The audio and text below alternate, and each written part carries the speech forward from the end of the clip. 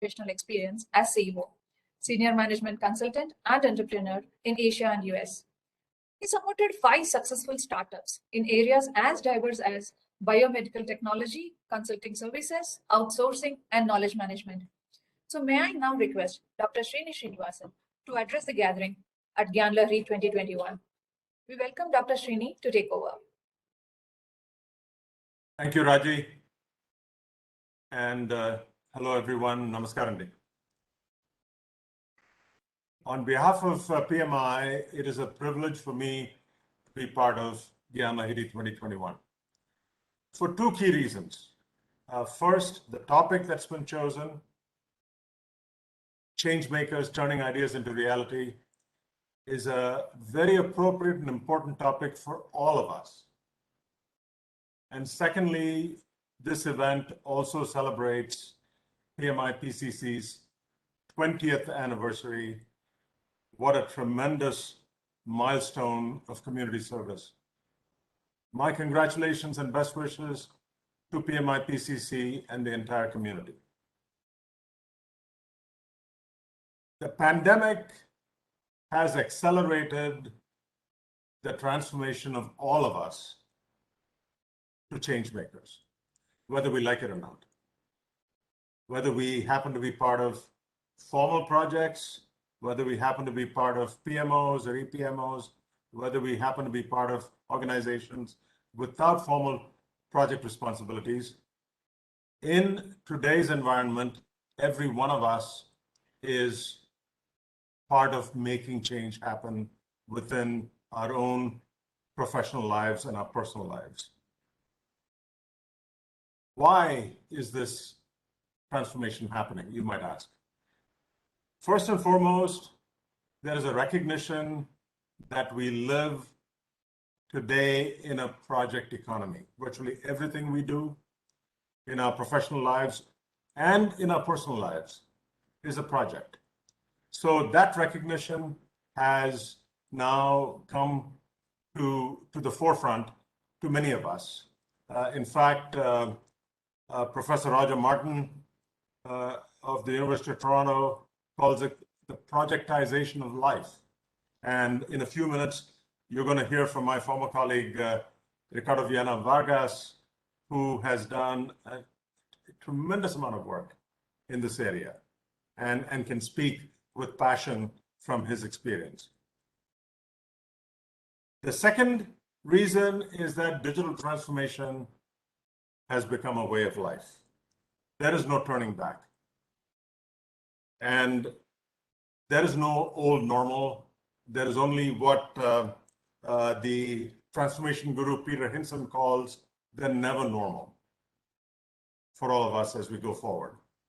Thirdly, remote working is here to stay. And last but not least, all of us are expected to contribute to the success of our organizations in whatever role we're in, whether it's a formal project role or not. These are some of the major reasons why PMI has rethought what it takes to support all change makers, all of us, to become more effective in our professional lives. And we said that a change maker needs 3 critical set of skills. One is technical project management skills, which we all knew from before. But secondly, we are saying change makers need business acumen to be able to understand the needs of our business customers and to be able to translate those needs into reality. And thirdly, we're saying a change maker needs power skills, the ability to collaborate remotely, the ability to bring lots of stakeholders together in ways that we've never done before. And this is also why we at PMI have broadened and deepened the support we offer to change makers through a much more holistic set of courses, content, and certifications. For example, the new PMP with its critical agile component, business agility skills through the Discipline Agile portfolio, business acumen through Citizen Developer or through the Organizational Transformation Series, and Power Skills through Wicked Problem Solving. You're going to hear from the originator of WPS, Tom Wojak, later on in this program. So we are ready, willing, and able to support all change makers. We want you in return to get ready to upskill in order to be able to turn ideas into reality. I know you have an action-packed program, and I wish all of you happy learning and much success in your lives. Thank you.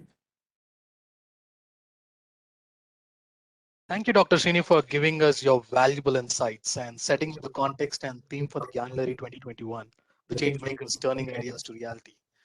So in your honor, a cluster of 5 saplings have been planted at Sundarban National Park, West Bengal, India.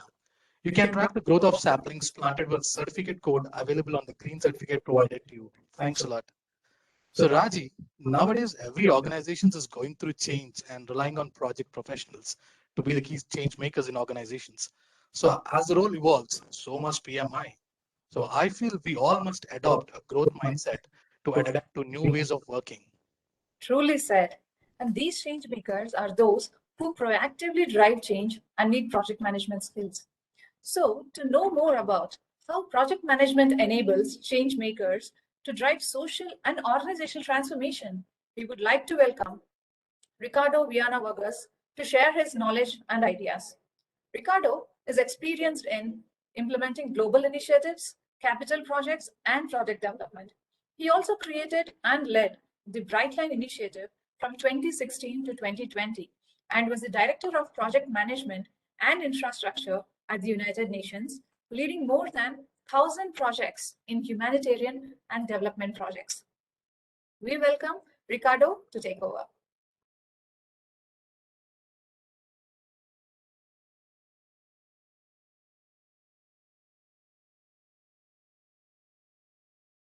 Hi, Ricardo, we are not able to hear your voice. Hello, everyone. I think now you can hear me. Good morning, good afternoon, everyone. It's really a pleasure for me to be with all of you today and in this incredible presentation and this incredible event. I miss, of course, to be with you in India. I have been in India a couple of times, and it's an incredible country. And today I really accepted this invitation because I think Srini set a perfect stage for us today. But project management became far more than a profession. It became a real life skills for all of us. And I saw this and I was fortunate in my professional life to apply project management in the technology sector, in the engineering sector, in the humanitarian sector, driving these ideas into reality. And I think one of the biggest challenges that we all face is that how you can transform many ideas that we have, organizations, governments, they have, into reality.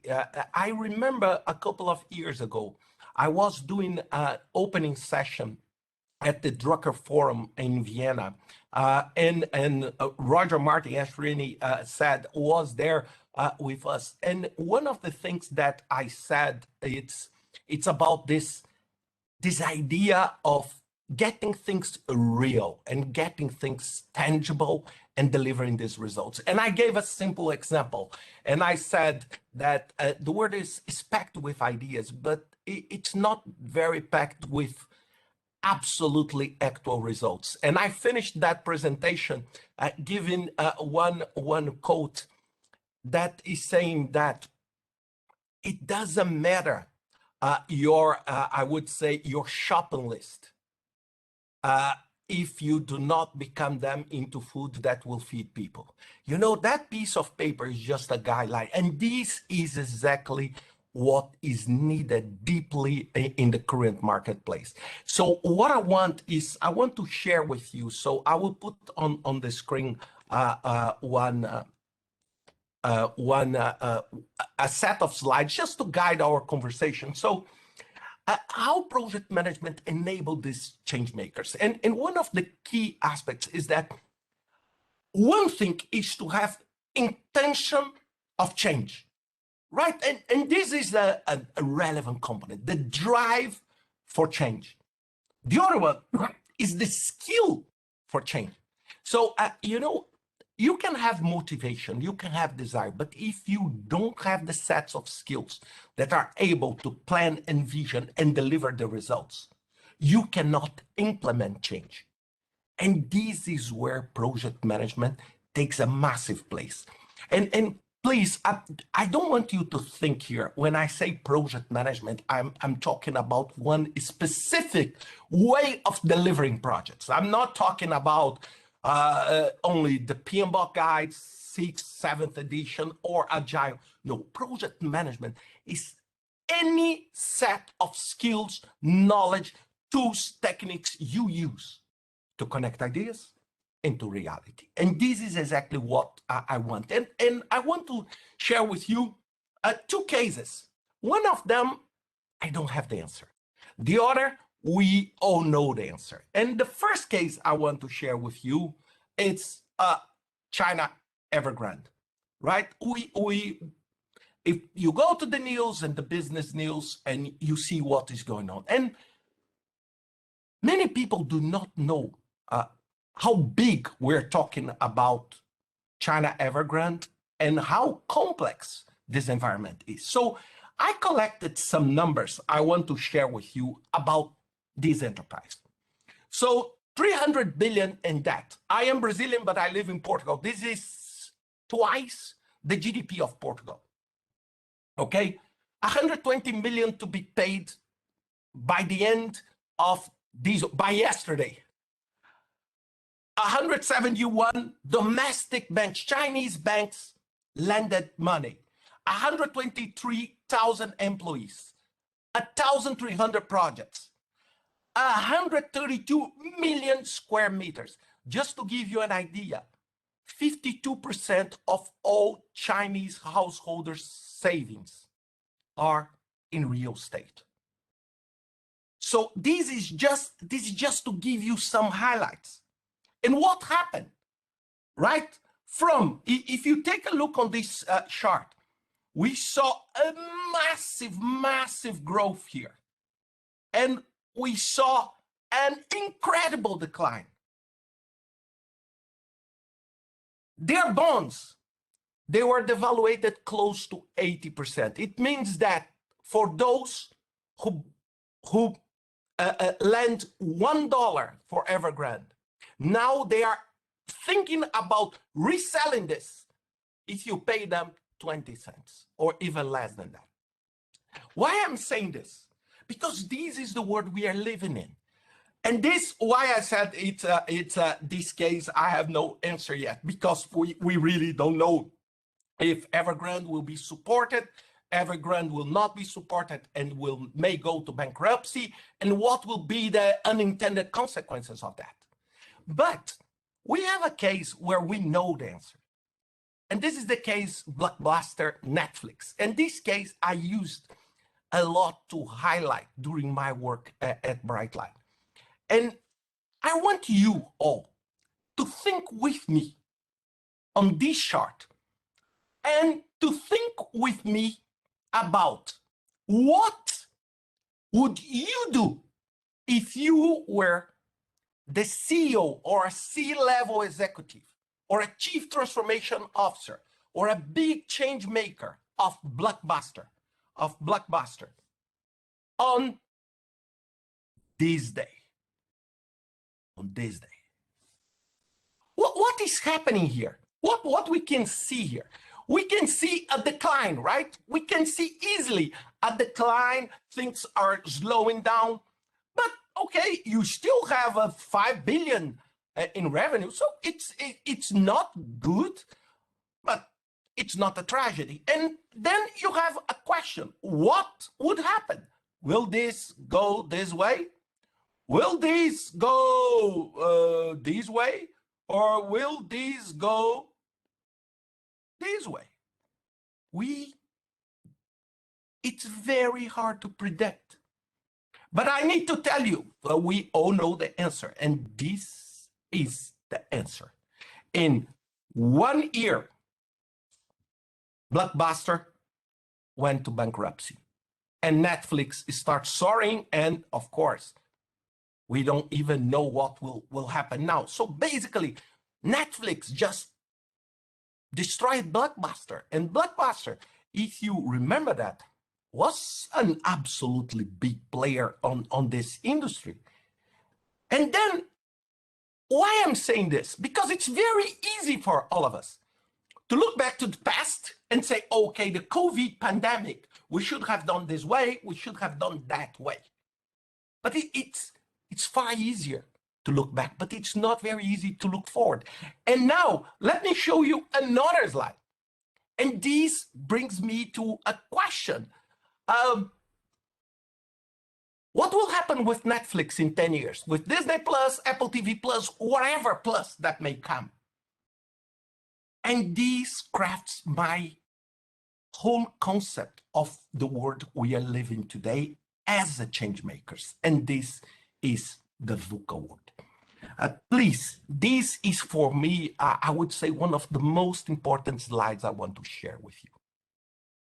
Because every one of us are living, if you, Ashwin said, if you want or not, in this VUCA environment that is a volatile, uncertain, complex, and full of ambiguity. This is our project environment, this is our country.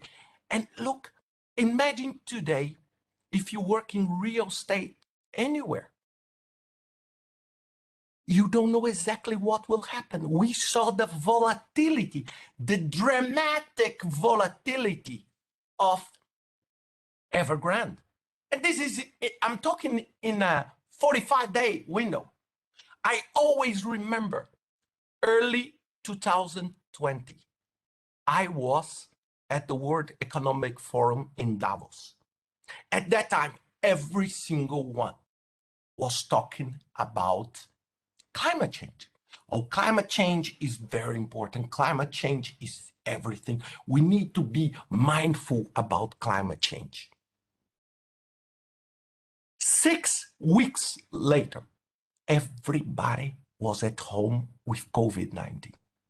The world took an unprecedented change. Look, if you are less than, I would say, 80 or 90 years old, you never saw anything like that.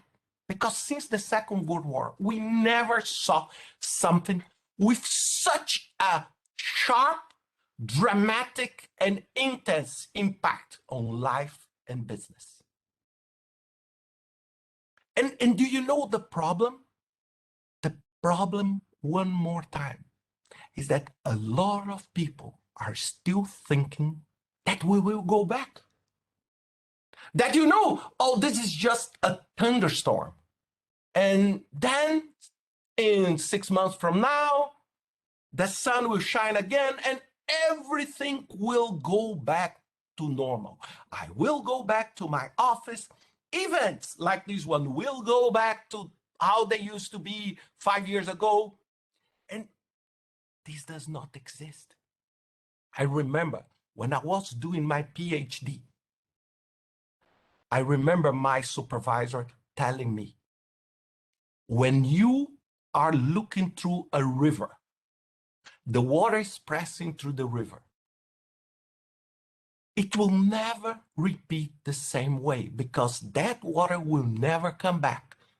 And you will change by the way you look to that experience. So every single moment is a unique moment. So what we will live now, it's different. And this is for me why it's so incredible, the concept of the change makers that PMI brought into place. And why? Because every single one, no matter what is the title in your business card, you are a change maker because you are the one handling this volatility, this uncertainty, this complexity, and this ambiguity in order to deliver a better future for all of us. So what is happening today, for example, we see a lot of uncertainty. For example, I'm Brazilian, but I live in Portugal. I never thought in my whole life that I will not be able to travel freely inside Europe. 1 year ago, Portugal was in lockdown. I was unable and not allowed to leave my house. This is something that I never thought in my whole life. Even today, I need to go to London Monday. I'm still struggling because I don't know, will it open or not? Which kind of requirement, because it changed. And this is the uncertainty we are living in a far more complex environment. Our projects, our dependency and reliance on technology, everything is becoming much more connected. For example, maybe you have nothing to do with infectology, with vaccine and this, but you are still dramatically affected towards what happened with COVID. And we don't know exactly what is right. So what I want to share with you, it's very hard to say what you can do and what would be, I would say, my advice to all of you. But I try to collect here in this quick talk 5 ways that I believe that all of us as change makers can drive transformation. And I want to share the first one with you. And this first one, it seems to be easy and obvious, but it's not. Okay, it's not. So what we need to understand, sorry, let me just go back. Change makers, they adapt and react. So what I want to tell to you on that, change makers, they are able to adapt and react to different circumstances. Going back to when I joined at PMI in 1996, at that time, when I did my PMP in 1999, I think, everything was about control. A good project manager is someone with an absolutely good sense of control. You know, you drive, your plan is like a train track. You are conducting a train, and what do you want? You want to keep the train on track. Working with an assumption. And what was that assumption? That the track is driving your train to where you want to go. What is the problem today? You are driving a train in a track that is still under construction, and you don't know exactly how the map will evolve in the future. So what is the key ability? And this is why, for example, agile methods are taking place in such a strong way. This is why, for example, the Pmipcc 7th edition covered the 12 principles, where most of them are related to the change maker's behavior. Navigate complexity, manage risks, work as a team, manage stakeholders. It's not plan and control. It's adapt and react. So who wins? It's those organizations, governments, societies that are able to adapt and react fast. Most of the work I did at the United Nations during 5 years were related to probably one of the most volatile environments that you can operate. War, natural disaster, poverty, lack of qualified personnel, corruption, violence. So most of the time, if we had a plan to build a school or a maternity clinic or a hospital, we had, of course, a design, an idea, and a structure. But most of the time, our key competence are were our ability to adapt and react extremely fast to the different circumstances, because this was the key aspect of succeed or not in this environment. So even the way we built, let me give you a short and quick example. Let's suppose you are building a school, and we did that many times. And this school, okay, physically, it's composed by 3 buildings, okay, building A, B, and C. The 3 buildings are the same, okay, to make easier to build and cheaper. So 3 equal buildings. In normal conditions, in peaceful, stable, non-volatile conditions, how do you build that? You build 3 foundations and you start building. So what you try to condensate identical works, similar works together, because then you save on machinery, you save on specialized labor, everything. But in a volatile environment, this does not apply.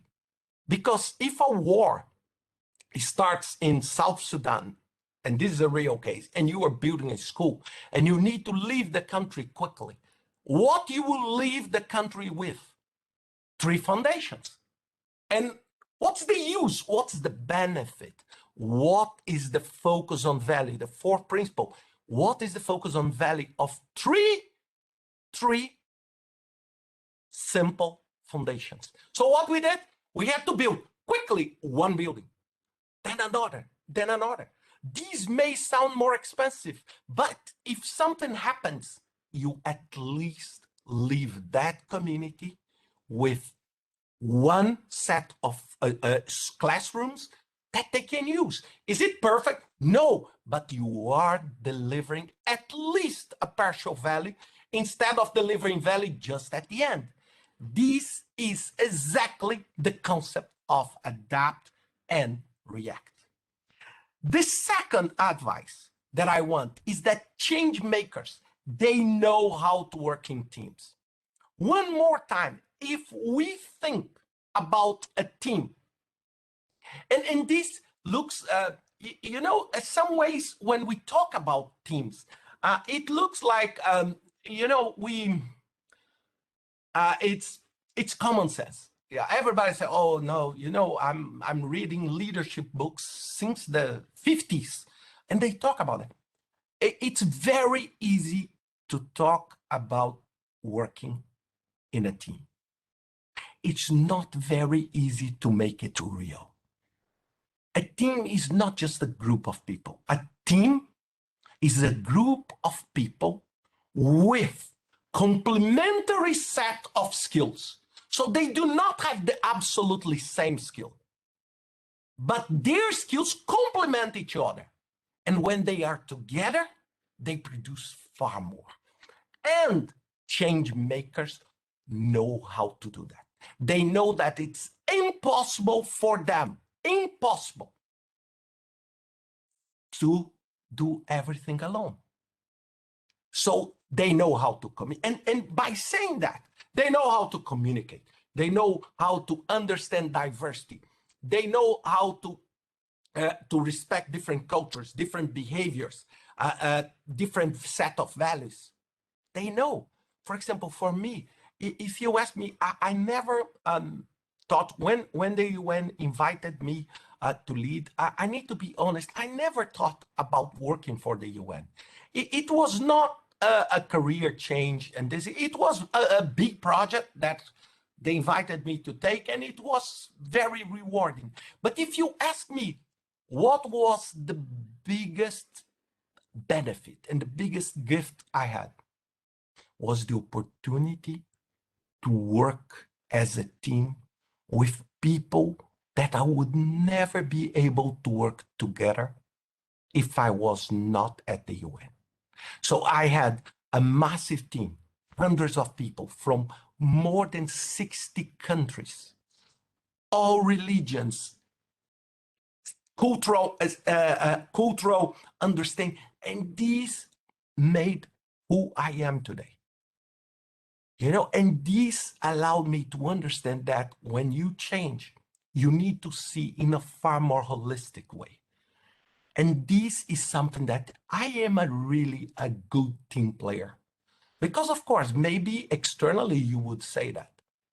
But I want you to think when you go to bed alone and say, am I really a nice person to work with? I'm really thinking on a team. And this again, going back to the Pmipcc, this is the second principle. So everything on this makers arena is connected. The third one I want to share, it's change makers are pragmatic. They simplify things. And why I want to say this to you? I want to say this to you because it's absolutely easy to make a complex things very complex. It's very easy to take a big problem and transform it in a nightmare. Change makers, they are pragmatic. They know that the best is enemy of the good.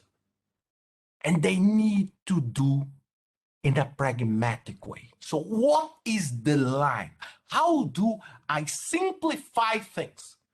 I simplify things to go from A to B and collect the benefits. One example I want to give to you. I built during my time at the UN more than 300 maternity clinics. 300. And when you think about a maternity clinic and you think about the technology inside, what is natural for you to think? That, an electronic bed, an electronic sensor is the best because it's more technology, it allows you to have better control. But imagine you building this in Haiti, where there's no stable electricity, when you don't have technical assistance. What happens if you use this kind of technology? When they break, they will never be replaced and they become useless. So most of the time, we had to develop, for example, operating rooms with no technology. Let me repeat to you, no technology. Why? Because we need something sturdy that would survive to every single use, that anyone can fix, instead of very fancy technology that could be extremely useful in Hyderabad, extremely useful in Delhi or Mumbai, but not in the countryside, in Africa, in a war-torn environment where you don't know exactly how things will evolve. This is to be pragmatic. Finding the best possible solution for your problem. Number 4, change makers, they understand change in a holistic way. And why I'm telling you this, I have a podcast that I do since many years, and where podcasts were not popular as they are today, but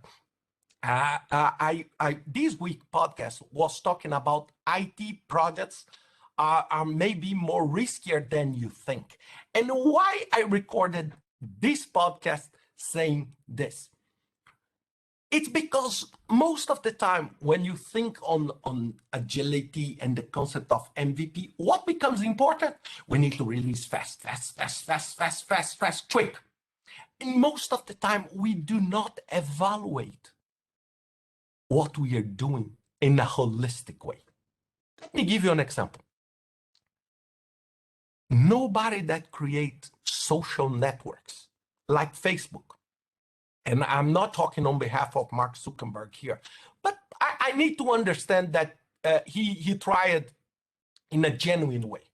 When he created Facebook, what was his intent? I'm not talking the business, but his intent, it's, I want a social network that connects people, make people work together, people can reconnect old friends, and this is incredible. But what were the unintended consequences of doing that? Is that bullying became cyberbullying. Fake news became the same way that connected people with good intent is spread it out. Fake news, you know, like a virus. This is why it's so important when we evaluate change, that we evaluate it in a more holistic way. Because sometimes you're developing a software and you develop a feature and you never think that people will misuse that feature. And suddenly that feature becomes your nightmare. That live session becomes your nightmare, or the nightmare of your organization. It can create the whole sort of challenges. And I said this to technology, but I can use the same example for banking. I can use the same example for retail products. You know, for example, this kind of devices. You know, what will happen with them? I'm talking in terms of sustainability. There is a very nice video on YouTube from Kurgsalt that was sponsored by Bill Gates, talking about sustainability and climate change. So things are far more complex because now, for example, decisions we made in the 60s and 70s, we're paying the price now. So this is why it's so important for us to understand that we don't do change for the sake of doing change. Because it's very easy for us, and this is a very, I would say, easy pitch to say, oh, let's change. This is a very, right, if you are running for a political, in an election, what would you say? Always, oh, change, right? Because this sounds nice. Sounds always that change means progress. But change can be changing for the worse. And this is why, as change makers, we need to understand this in a very holistic way. For example, when we think about people working from home today, or doing projects in a virtual environment, there is a massive advantage of that, right?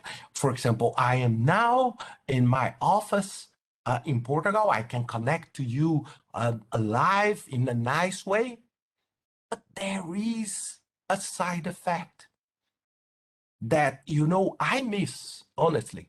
I talk, and I'm a volunteer for PMI for many, many years. I miss to see your faces. You have no idea of how it is to give this presentation to me. Right now, I'm looking to a lens. I don't know if you're smiling or not, happy or unhappy, whatever.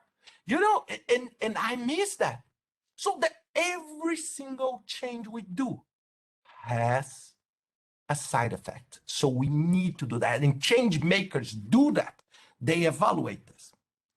And fifth, and this for me is a very important one. Change makers practice responsible agility. And what is the topic here? It's not about agility. I'm not even discussing that. The word here is responsible. Why? Because people became paranoid about speed. And then they are doing things that are not responsible. For example, today, going back to technology, because technology it's in the center of this, we see the amount of hacker attacks, safety, you know, and these became a nightmare in the society today. Why? Because sometimes at this desire for speed, we are not thinking through. And this is creating a lot of side effects. Did you see, even on the vaccine, COVID, response to COVID, we need to agree with us. It was in some ways responsible, but in many ways not responsible at all, right? Not responsible at all. And we are paying the consequences of that. I'm talking globally speaking, right? Some countries, they close their borders, and then they damaged their business. Some countries, they did not close, then people passed away. So what is the best way? So this is why the sense of agility must bring a step further. And this is why, and I'm giving and talking about that deeply, because I know that many people are talking about the new Pmipcc guide and about the change, but this, for me, the new Pmipcc guide was the best thing PMI did in the past, I would say 10, 15 years. And why? Because I cannot agree more with the principles. And the first one is stewardship. And stewardship is exactly what I want to talk here to the change makers, is responsibility, ethical behavior, knowing that you are doing a project that impact people's life. And I can tell you from my whole experience, when you take a poor decision or when you do things without seeing it through, people may die. If you decide, for example, in a humanitarian support, as I had many challenges in 2014 and 15 with the Islamic State. So if you do, people suffer. And this is why we need to be very responsible. If it's a construction project, if it's a new product, if it's a new car, or if it's a new technology, if it's a new online banking, if I'm doing a digital transformation inside my organization, I need to be responsible and I need to be a steward for that. So my final remarks to you that I want to share is this one. First, the current scenario is a golden opportunity to those in our field. It's gold. It's gold. What we do today, it's gold. Trust me. It's an incredible opportunity for us to drive change, to grow professionally. It's something like a win-win, because we do things we truly believe, we help people, and we make our living. The second, project management is not only a profession. Take care with the word only. It's a skill. And I'm talking about this. I published a book, I would say 9 or 10 years ago with TMI. And the book is called Project Management in 140 Tweets. And do you know why I create this? What was my intention? It's to explain to my mother what I do, because she was unable to understand. She said, Ricardo, you are a chemical engineer, but what is this? You know, what is this project management? Because project management is a skill. And last, transforming ideas into reality. It's far more than a delivery method. It's far more than saying, oh, it's if I change to Agile, if I change to Kanban, if I change to this, I'm done. Oh, I would love that this was the reality, but it's not. Okay, it's not.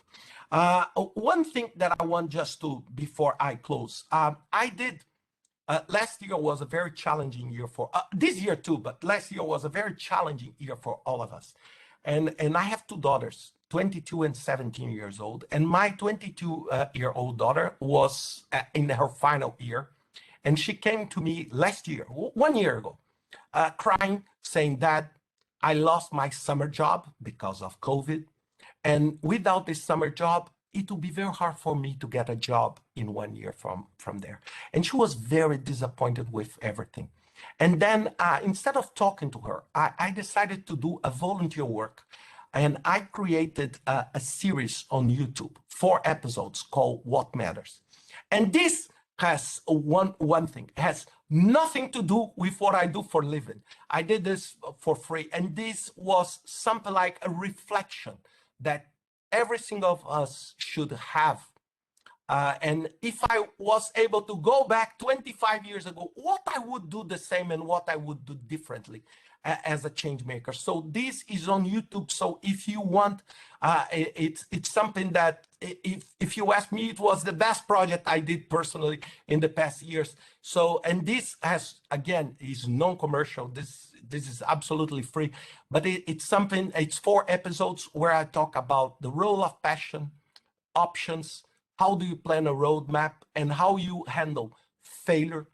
Okay, how do you handle failure and recognition? So it's a good thing. And my very last slide and thought: uncertainty is an awkward position, but certainty is an absurd one. So if you do not understand this, you'll be in trouble trying to control what is impossible to be controlled. So thank you very, very much for your time. And now back to you. I think we have probably a couple of minutes here if someone has a question before we close.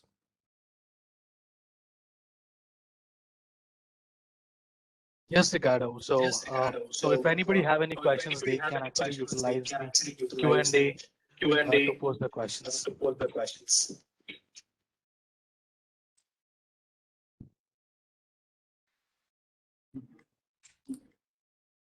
And also, I could say it was a very insightful session, Ricardo. Thanks for sharing this your views and I could also see that how intentional drive is necessary for change. There are very interesting case studies of business outcomes in case of VUCA. Yeah, for me, for me, VUCA is a key. If you want to leave this presentation with something, live with the VUCA concept. Live, and VUCA is something that you don't control. You adapt and react, and that's it. Absolutely. And yeah, and one more thing is like, how the collaboration is really helping us transform ourselves. In also, it's like help me help you. Right. So thank you very much for sharing your wonderful insights. And in your honor, a cluster of have been planted at Sundarban National Park, West Bengal, India. You can track the growth of the sapling using the certificate code available on the green certificate provided to you. Thanks a lot, Ricardo.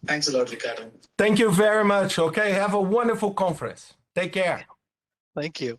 Bye-bye. All right, so let's move on to our next speaker session under the journey of change makers. So we know how tough it is to bring change in the society and at government sectors. So we have Sri Neerab Kumar Prasad sharing his case study and success story on resurvey of land records in Andhra Pradesh. It is a great honor for me to introduce and welcome our next guest, Sri Neerab Kumar Prasad IAS, on this beautiful evening.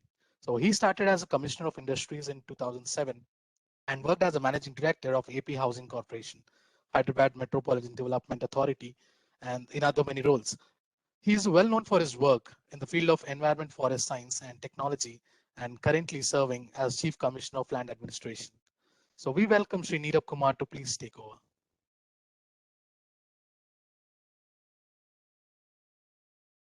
Thank you, Mr. Sheshu. Thank you for introducing me. It's my pleasure to be with you all here. My greetings to all the members of the PMI, members of the PMI Pearl City Hyderabad chapter, and other members of PMI, the invitees who are present on this conference. Ladies and gentlemen, a very, very good afternoon to all of you. It gives me great pleasure to address you on the topic of turning ideas to reality. That the idea that I'm going to talk about is not something which is very out of the box or something which is very, very innovative. It is something which was done more than 100 years back, but is severely lacking and is creating immense amount of problems in the society at present. I'm going to talk about the land resources. In fact, I will try to put the whole concept in a project mode and how this idea came about, how this change management has been worked around, and how the whole project is being implemented in a program mode to bring about full success. It is not a project which has been completed yet. it is a project in process. So it gives you an idea of what is going on in the state of Andhra Pradesh, and also gives you opportunity to participate in give ideas to improve the whole thing. As you are aware, land is very, very fundamental to the whole society, the whole human society. In fact, we may SpaceX and all may be taking us to space today, but ultimately we want to all come back to the land again. That is the bottom line. It's the land which is totally supporting the human civilization. And today, when we talk of land, it's one of the most important resources in our, not only the commonly understood agriculture sector, the horticulture sector, our food chain, but also in any infrastructure development, in any project that we do. It is important from the perspective of roads. It is an important component of airports, ports. It is an important component in the construction industry.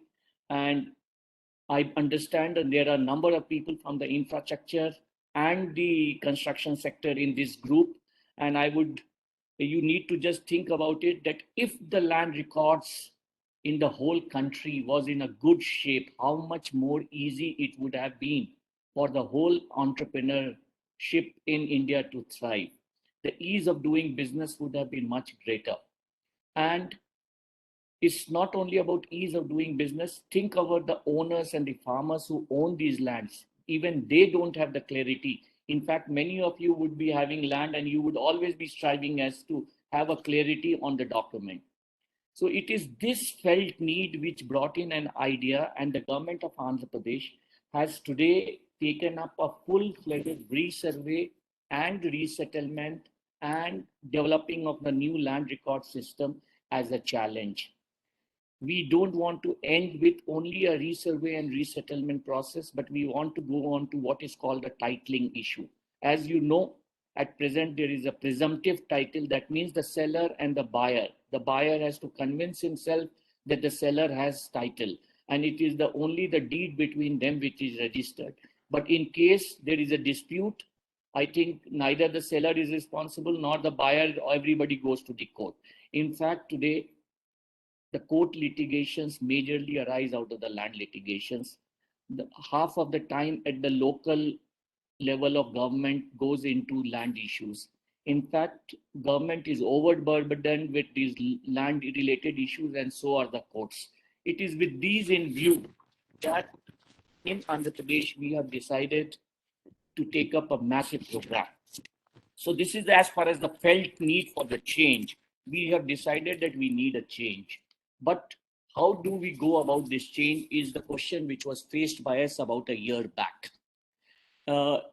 Once we came to a decision, we need to do something about it. We wanted to do a status check. What are the problems that we are facing? Just for information of all of you, in Andhra Pradesh, which was a part of earlier Madras presidency, the initial survey records were made in the years 1880 to 1930. In the last part of the 19th century and the early part of the 20th century. It took nearly 30 to 40 years for the whole resurvey to take place. In fact, midway, the Madras government at that time had come up with the Madras Land Estate Act in 1908. And it was then that all these survey and settlement operations were completed after the process. So virtually all the records are 100 years old.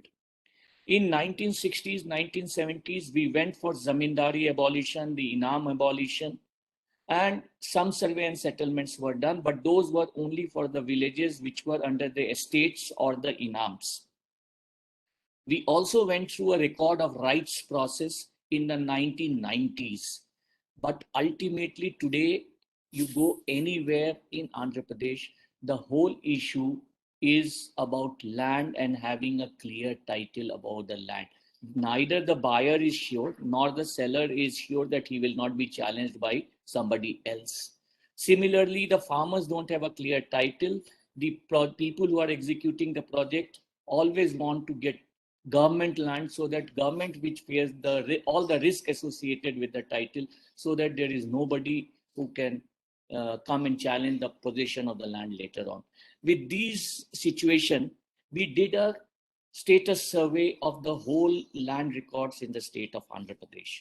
We found that land records are by and large not reflecting the mirror image of what is actually available on the ground.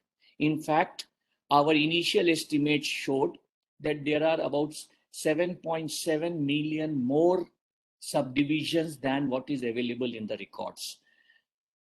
We had scanned them, but we had not totally computerized them.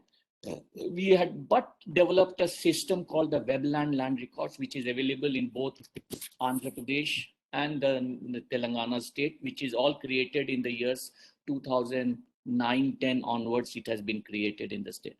So this is the problem set which we came. So with this basic status survey of what has to be done, we decided on the project goals. And what are the project goals that we decided upon, which is I would say in a change management, we should clearly define our project goals very clearly so that we are finally going to the destination, whichever route we take. So the first and foremost was we fixed the goal that the land record should reflect the mirror image of the land as it is available on today. So that was the first goal we set. The village map, the field measurement books, all should show the fields exactly as it is. Second, we decided that each and every land should clearly and correctly reflect who is the owner, even in respect of the government lands, who is the owner of that land parcel, so that we can later on take up the title study also. And if the title is proved, we can bring in the Title Act, which is some sort of an insurance to the buyers that when you purchase a registered property which has got a title under the Titling Act, you are insured of any risks which may arise out of the purchase process. The third thing we thought is, right now, the survey has been done in one direction. The land records are maintained in second department and the registration department are three. In fact, there is generally very little coordination. In Hyderabad, you would have come to know of many cases where government lands have been registered. There was famed cases of important railway stations being registered. But the essential issue was that we should make an integration of the revenue, survey, and the registration department. And ultimately, it is this integration through different platforms which would be critical for reducing the litigation, which will ultimately lead to reduction in litigation in the revenue department, survey department, and all the civil courts existing in the state. It also helps all the poor farmers. It has a social angle whose name will be well protected in the whole record system, because a lot of land, government lands, were assigned to these economically weaker sections people in the past. Lastly, which is also very critical, this land record system would be such that it would lead to very effective ease in doing of business, whether it is for any infrastructure sector, whether it involves acquisition of land for roads or ports or airports or setting up of industries or development of any real estate. So these were the project goals which we defined with us. In effect, what we said is, finally, we must have a absolutely digitized GPS map, village maps, which showing the geo coordinates of each and every field boundary. We should have individual field map showing the area extent without any ambiguity. We should have a land record showing the name of the owner, the pattadar as we say, the nature of the land, and full other details fully recorded in a textual data. We should have a unique land parcel number, and everything should be brought forward into a multiple databases but integrated into one system, so that we have one common delivery system, and link it to the registration so that the titling bill also becomes a reality in the state of Andhra Pradesh. So having set the project goals, we were immediately tasked with what are the alternatives, what are the methods that we have to achieve this whole process. And while doing this, we came across a number of solutions, number of desires. Don't forget that this is not that it is being done for the first time. Raja Todarmal has been credited with developing the land revenue system in this whole country. We had Shershah Suri doing a lot of reforms. We had the British doing a whole Rayatwari and the permanent settlement system. So it's a very, very traditional system, but the technology available to us is much more. So obviously we knew that we do not have to follow the same methods that were done earlier. So coming to technology, immediately we had come across a number of technologies: satellite-based technology, aerial technology, drone flying technology, the fixed coordinates CORDS network systems, the DCP-based ground control point-based systems. We had a lot of analysis done. We had a lot of interaction with the Survey of India as to what they are doing.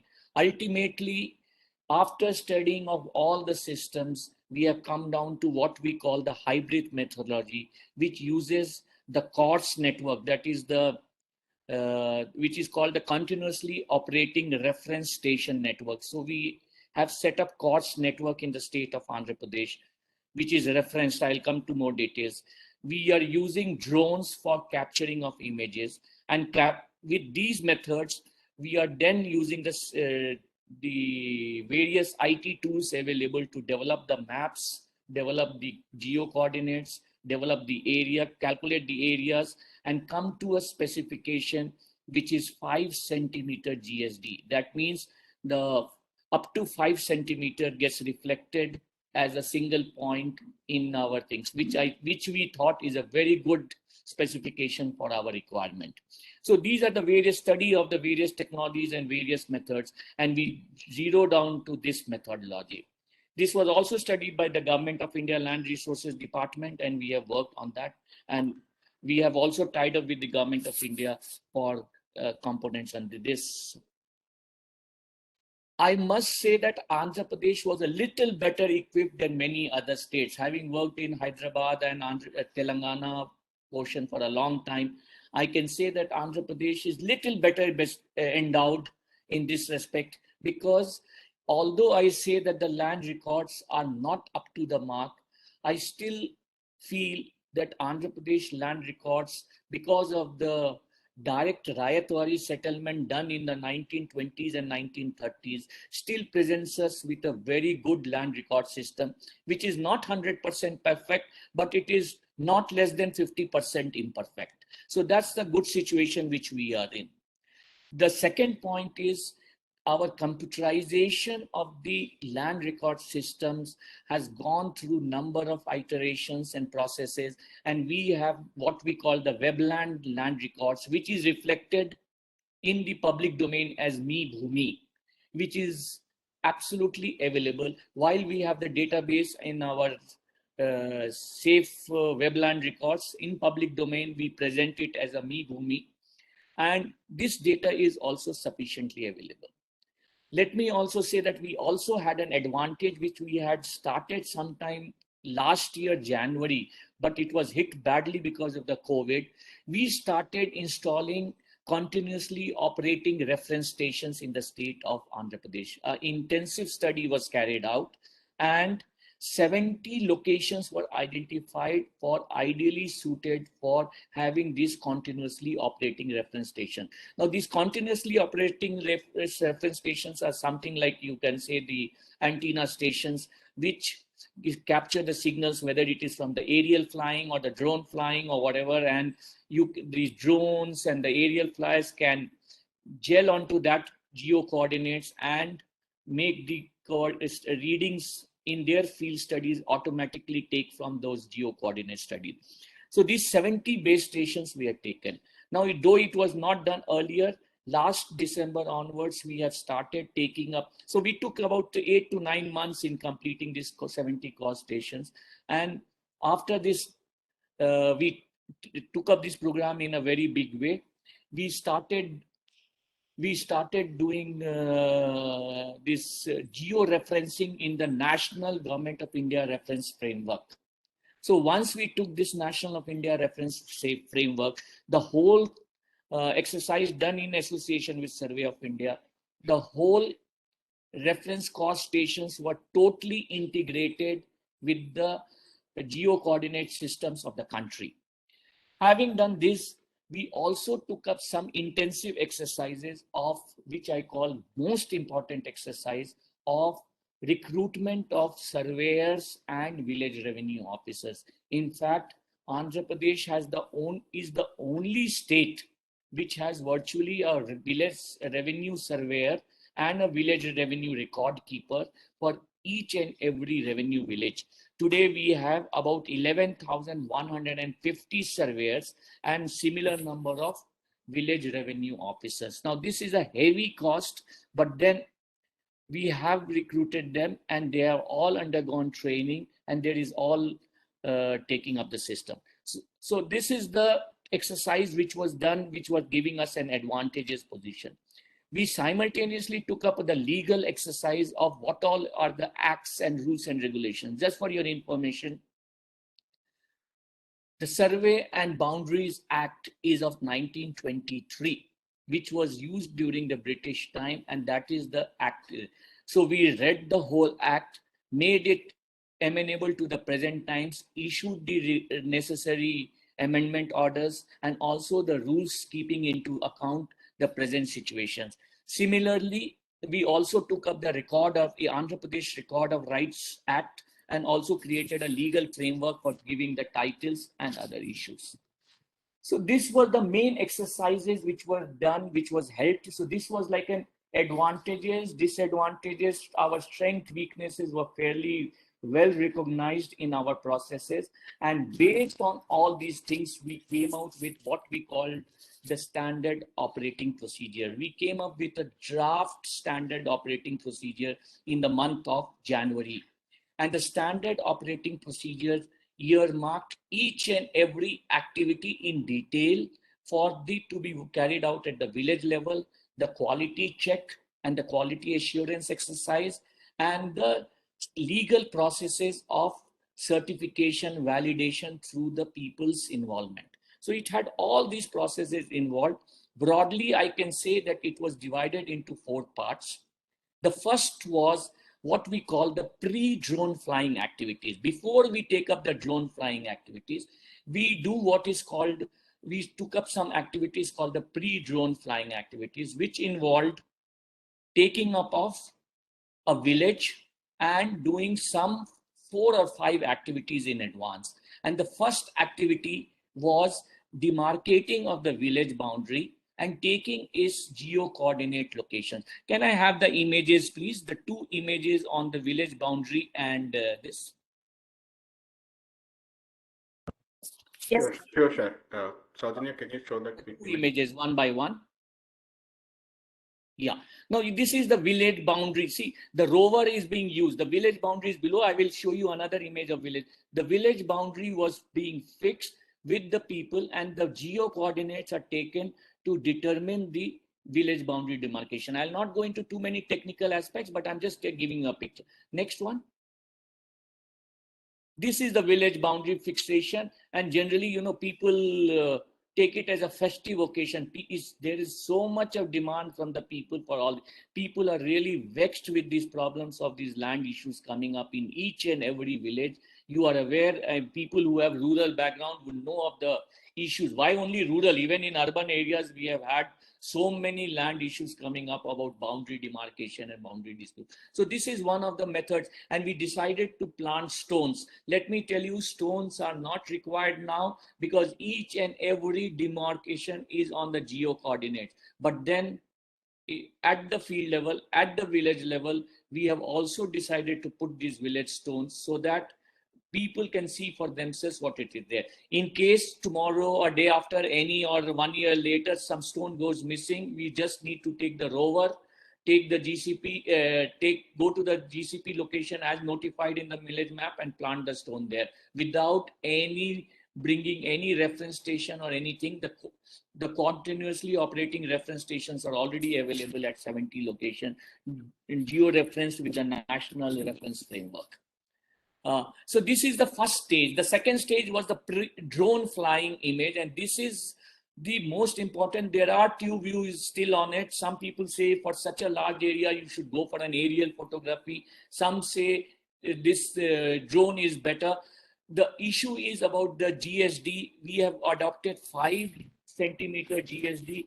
Still the aerial GSD, what they have said is 9 to 10 centimeters. That is 10 centimeters. So plus minus 10 centimeters means on a field boundary, a demarcation of 20 centimeters, we thought may not lead to solution of problem.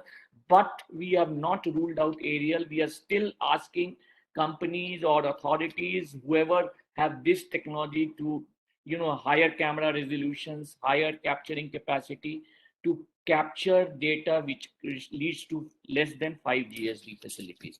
Can I then have the slide on the next stage is the drone flying stage. Can I just have the video on the drone flying, please? Not the other one, the first one. Drone flying. Can I have that video on the drone flying, please? Yeah, please play the video, Sajid.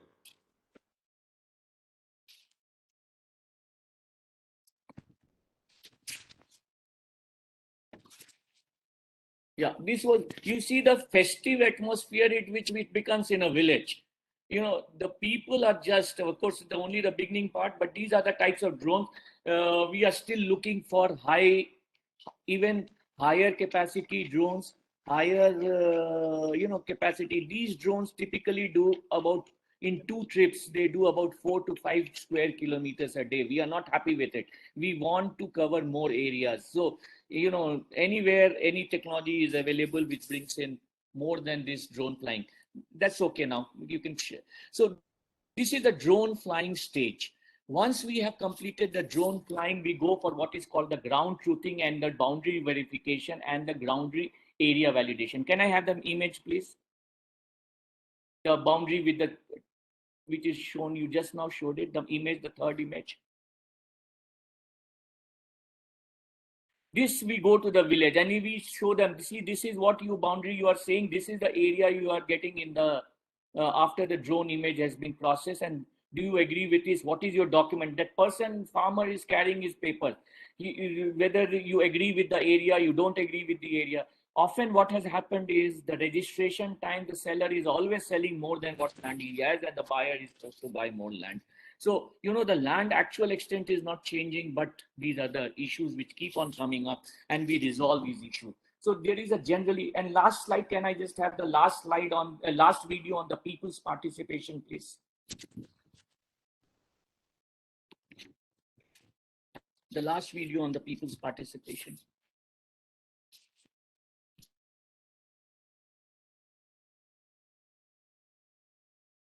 It's in Telugu with some English titling. You can just have a look at it. Resurvey చేస్తున్నందుకు government మాకు చాలా మిగతా రైతులు కూడా resurvey చేయించుకొని అందరూ government కి అధికారులకు పూర్తిగా సహకరిస్తే సమస్యలు లేకుండా పరిష్కారాలు అయ్యాయి. So essentially, we go for this farmers feedback and we take their consult each and every stage. In fact, the beauty of this program is its approach towards the farmers, the public.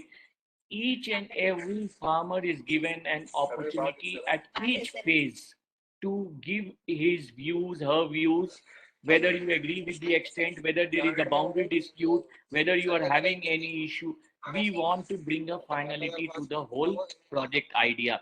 In fact, and subsequently, after doing all these exercises, we also run through the legal process to tell them that in case you still do not agree, you can go through the legal process also.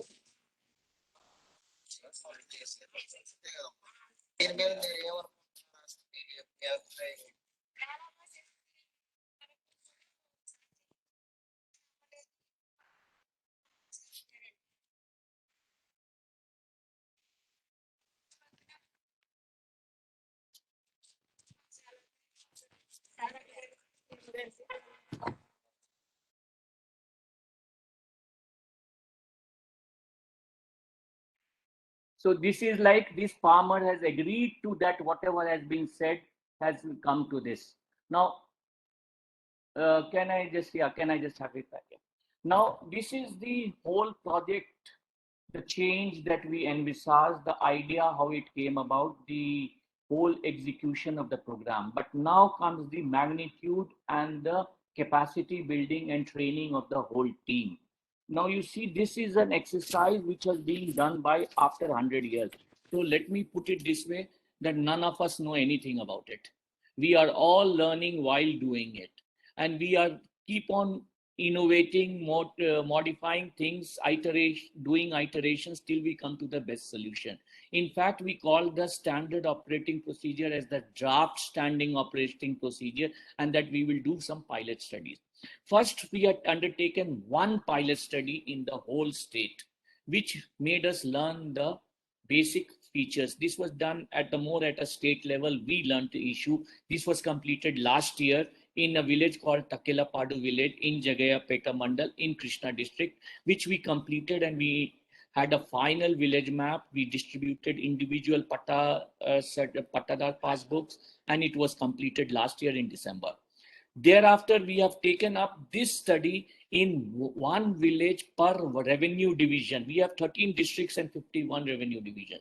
So we said we need to train our village surveyors, our village revenue officers, our tehsildars, our assistant directors of survey, everybody into this new method of system.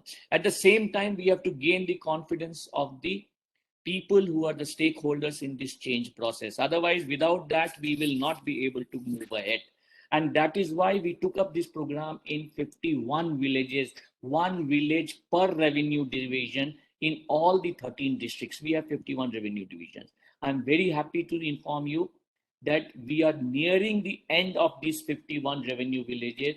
Our SOPs have got modified slightly. Our FAQs are under preparation. I would say even the technologies are being changed. Our computer IT programs are being changed.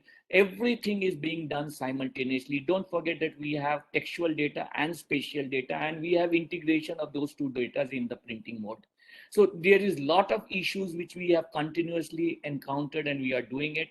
And I'm very happy to say that these 51 villages, we are now ready to distribute absolutely new land records, 100% mirror image land records in the month of October 2021, this coming month. Simultaneously, we then started the exercise. Now, this is the phase-wise implementation, and the major goal is training and capacity building. You would have heard that you must, in the previous session, I was just listening, that you must have a team and you must be a team player. We have 20,000 team players. You can imagine the task we have. 20,000 people, all newly recruited into government, and all of them being trained in taking up these activities. So having taken up these activities, we have to train them some. So simultaneously, while we are coming to an end of these 51 villages, we have started the exercise in about 650 villages. If you are aware, Andhra Pradesh, each district is divided into divisions, and each division is divided into mandals. And in Andhra Pradesh, there are 650 mandals. And this 650 mandals task is going on. We have completed the first stage, that is what we call the ORI images. After the drone flying, about ORI images are given, and then it goes for the ground truthing, ground validation exercise. And we have completed it, and about for 230 villages, we are ready, and we have supplied it to the districts to go to the field with ground truthing. We do the ground validation or ground truthing in two stages. First stage is only called ground truthing, where we say that your boundaries are correct. Please certify that your boundaries are correct. Next stage, we call it ground validation, when we ask them, this is your extent, and this is the title owner as per our land records. Do you agree or not agree? And then we go ahead on that issue. So this is the two stages we go through, and then we generate the final records. So out of 650, 230 have been are already into ground truthing, and we will be completing. And all these 650 villages will be in ground truthing before October end, and we target that by December we would be able to distribute these 650 villages also. Simultaneously, we have taken up drone flying activities. We are doing the drone flying work, and nearly about 100 more villages have been covered on drone, and we are targeting now this time, we are targeting in clusters, and we are taking up 2,500 villages, which will be commencing from November. And by these 2,500 villages, we expect to complete it by February or March. And again, from March, April, we expect that by June 2022, we will have about 5,000 villages totally completed, which we call the phase 1. Phase 2 comprises of 6,000 villages, which will be till about December 22 or January 23, and remaining 5,000 villages, which will be by June 2023. So this is our phase-wise implementation plan. Challenges are many. As you are aware, the Government of India has come out with a new drone policy, which allows free flight for less than 400 feet, about 100 meters. You don't need any permissions to fly drone up to 100 meters. Similarly, Government of India has also relaxed the MAP norms. They have only a list. Any person in the private sector can also do it, provided there is a negative list of items which cannot be indicated, and that has complied with by the MAP generators. So with these guidelines and the Government of India initiatives, I think we are ready for the thing. And we are right at the time. This new drone policy came out in, I think, on August 18th, and we are already ready with all the documents to take these drone services. So this is our plan of action. I think I see a number of questions coming up. I would like to stop at this stage and look forward to any of these questions to be answered, so that I will be very happy to answer them. I hope I have been able to tell you about a change, about the idea, about the project formulation, about the project goals, about the timelines, about the phase-wise implementation, about the training and capacity building, about the stakeholders' involvement. With these, I thank you all for listening to me, and I wish and you all the best, and look forward to your suggestions. Thank you very much.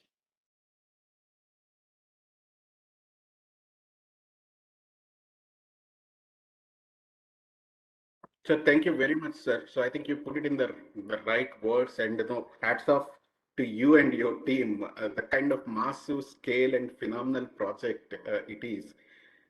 One question I would like to ask you, in any kind of transformation, major issues we face is people transformation.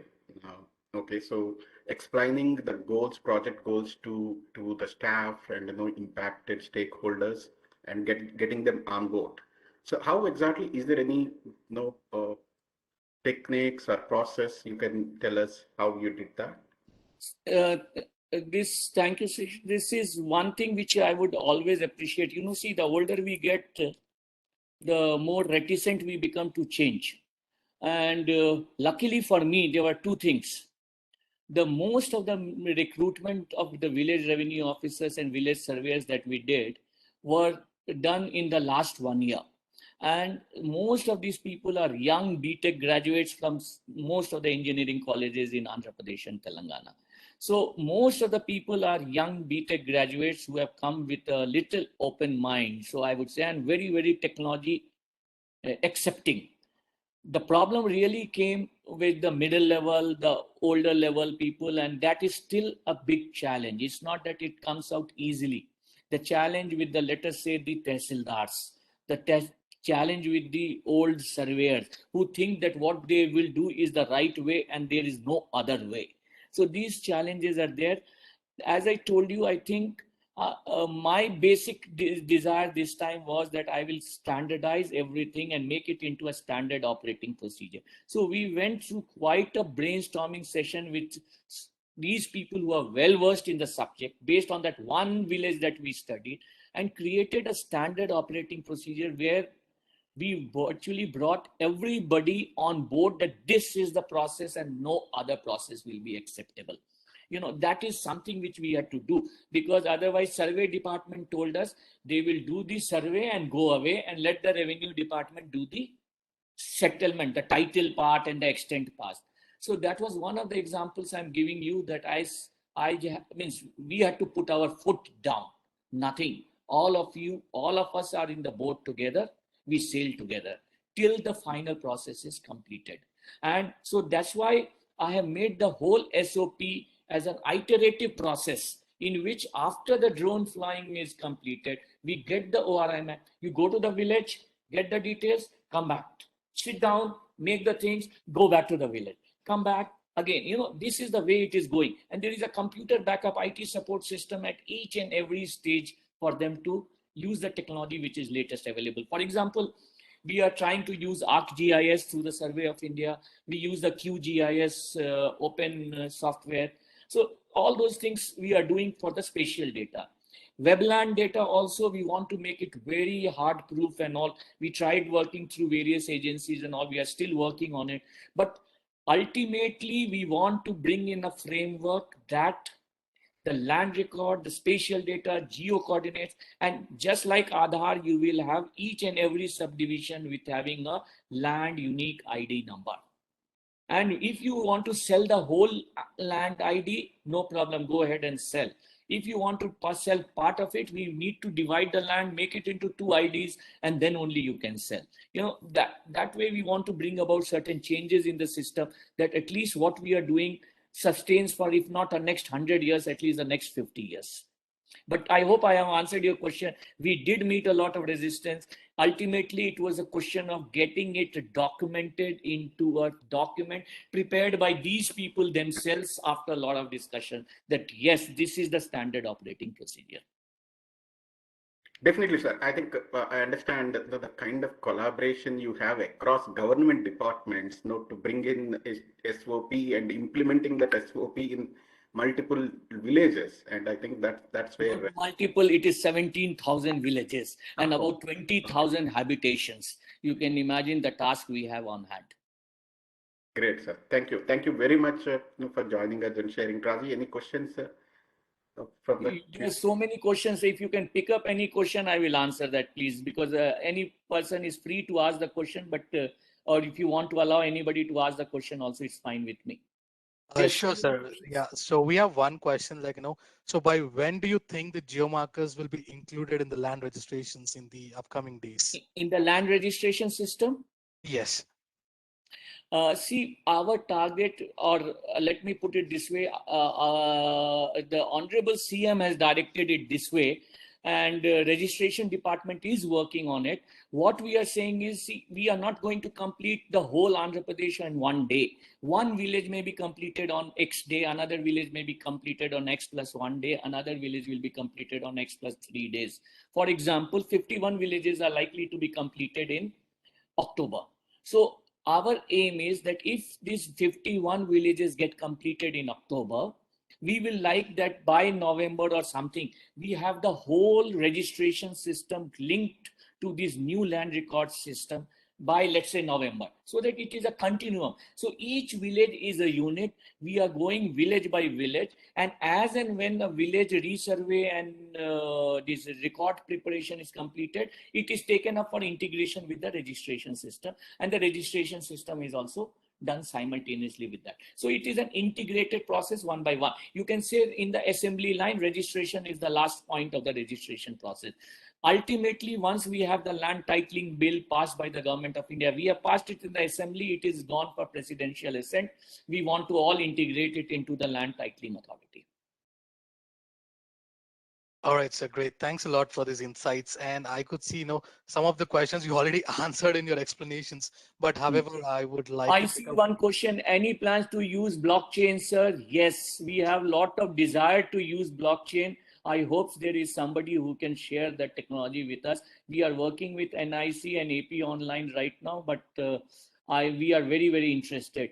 Do you use Google Earth for any of these functions? No, sir, we are not using Google Earth. We are capturing our own images. How is it managed during COVID? We were badly hit by COVID, sir. The most of the farmers told us, go back, sir. Government is telling us not to come. And at the same time, we felt the pressure to show progress. This was one of our, so we got quite a lot of brickbats up till the month of July, August, that our progress is not very good.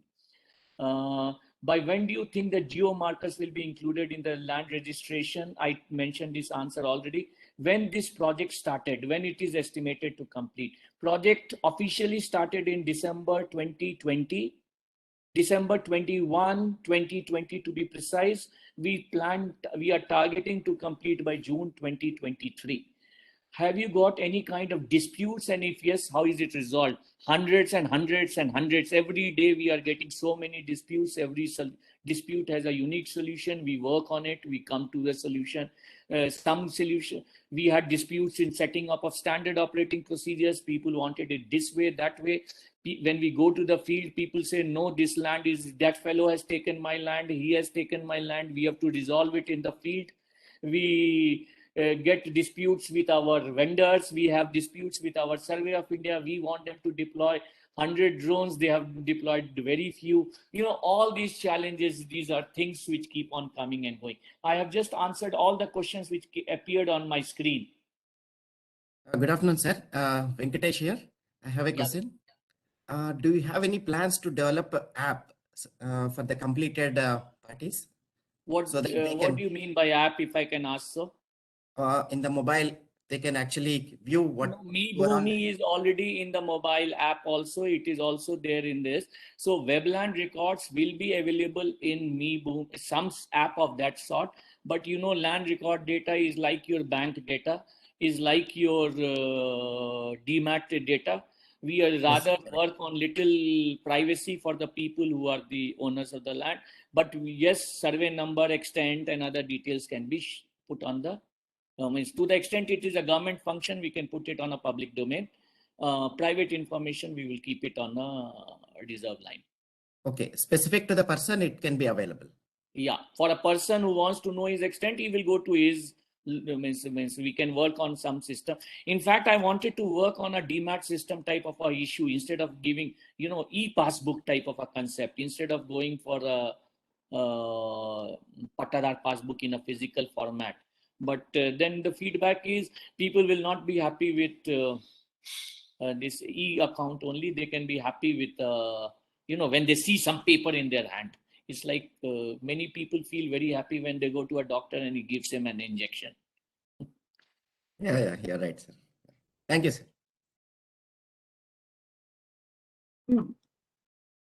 Thank you very much, sir, for sharing this case study. It is interesting to know this much of background work is behind the land survey.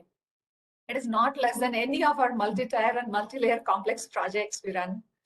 Integration and digitization using multiple advanced technologies is a great idea. It's awesome to be with you and learn these things. It was full of enthusiasm and valuable knowledge. Thank you. In your honor, a cluster of 5 saplings have been planted at Sundarbans National Park, West Bengal, India. You can track the growth of these saplings planted with a certificate code available on the green certificate provided to you. Oh, thank you very much. Thank you very much. This is something great. I have a very great attachment to this area. I had part of my schooling in a place called Haldia in West Bengal, very close to the Sundarbans, and I have visited that area from the launch, on the boats and ship during my student days. Thank you very much. Thank you, sir. Thank you. Seshu, it has been more than 2 hours now, and it's time for a short break. Let's take time to loosen up ourselves and recalibrate a bit. Let's take a 15 minutes break and join back by 4:30 sharp. Okay. Before leaving, I hope I have a couple of points for the audience. The Pact Business Solutions is a sponsor for us today. Pact Software Services Private Limited, an international software development company specialized in business management software solutions. For further information, you can reach out to the website, pactsoft.com. And also, for the people who have joined a bit late, there is a selfie challenge to announce.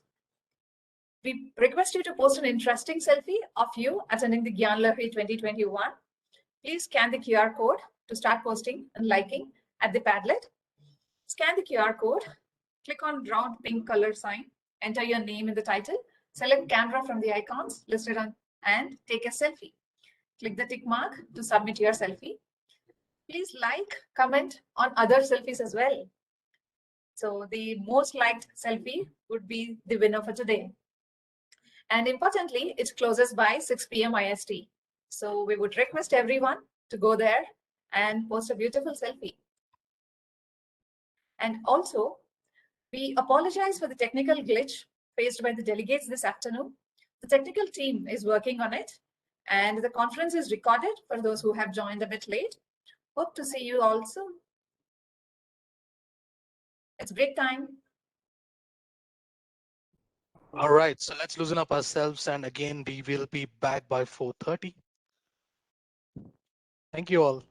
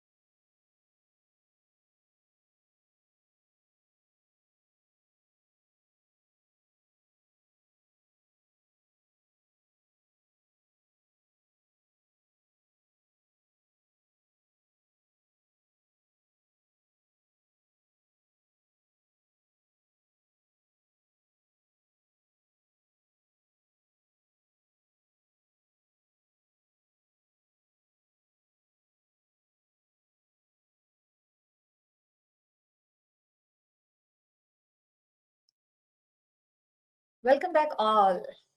Hope you all had a great refresher. We have some more interesting sessions lined up for the day, so let's resume. I would like to announce that the conference is conducted in kind of a hybrid model, online and offline. Our core team, which includes few board members and volunteers, are attending the conference from T Hub Hyderabad. You can see the team waving.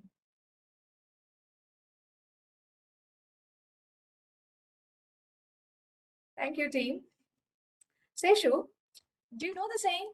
Innovation distinguishes between a leader and a follower. The true mark of a leader is the willingness to stick with a bold course of action, an unconventional business strategy, a unique product development roadmap.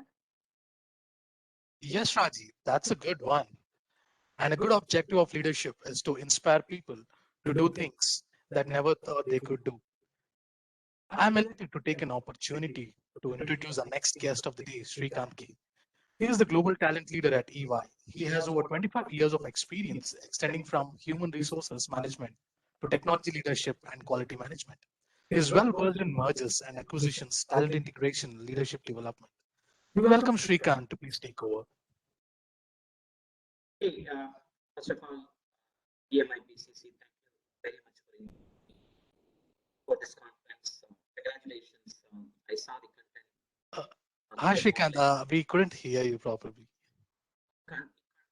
Give me a second. Srikanth, your voice is breaking.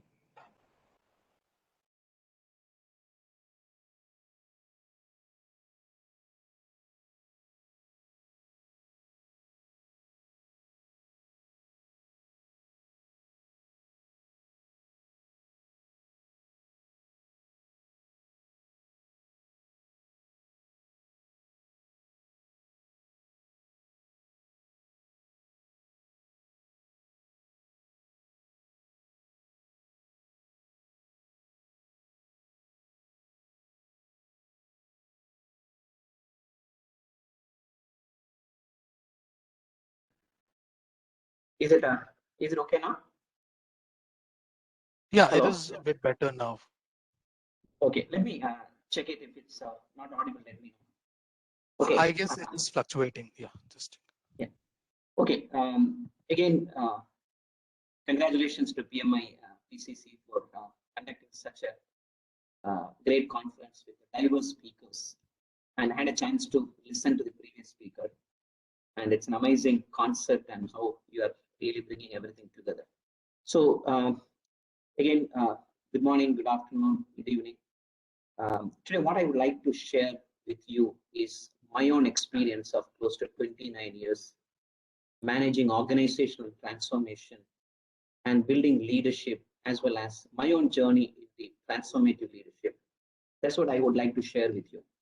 So if you really look back my own career, first 14 years, I worked in organizations like GE and Toyota.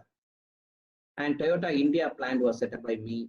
There I had a chance to learn lean management principle, TQM, TPS, and an opportunity to really work in plants in Toyota, in Japan, Indonesia, and really learn the lean project management tools and methodology.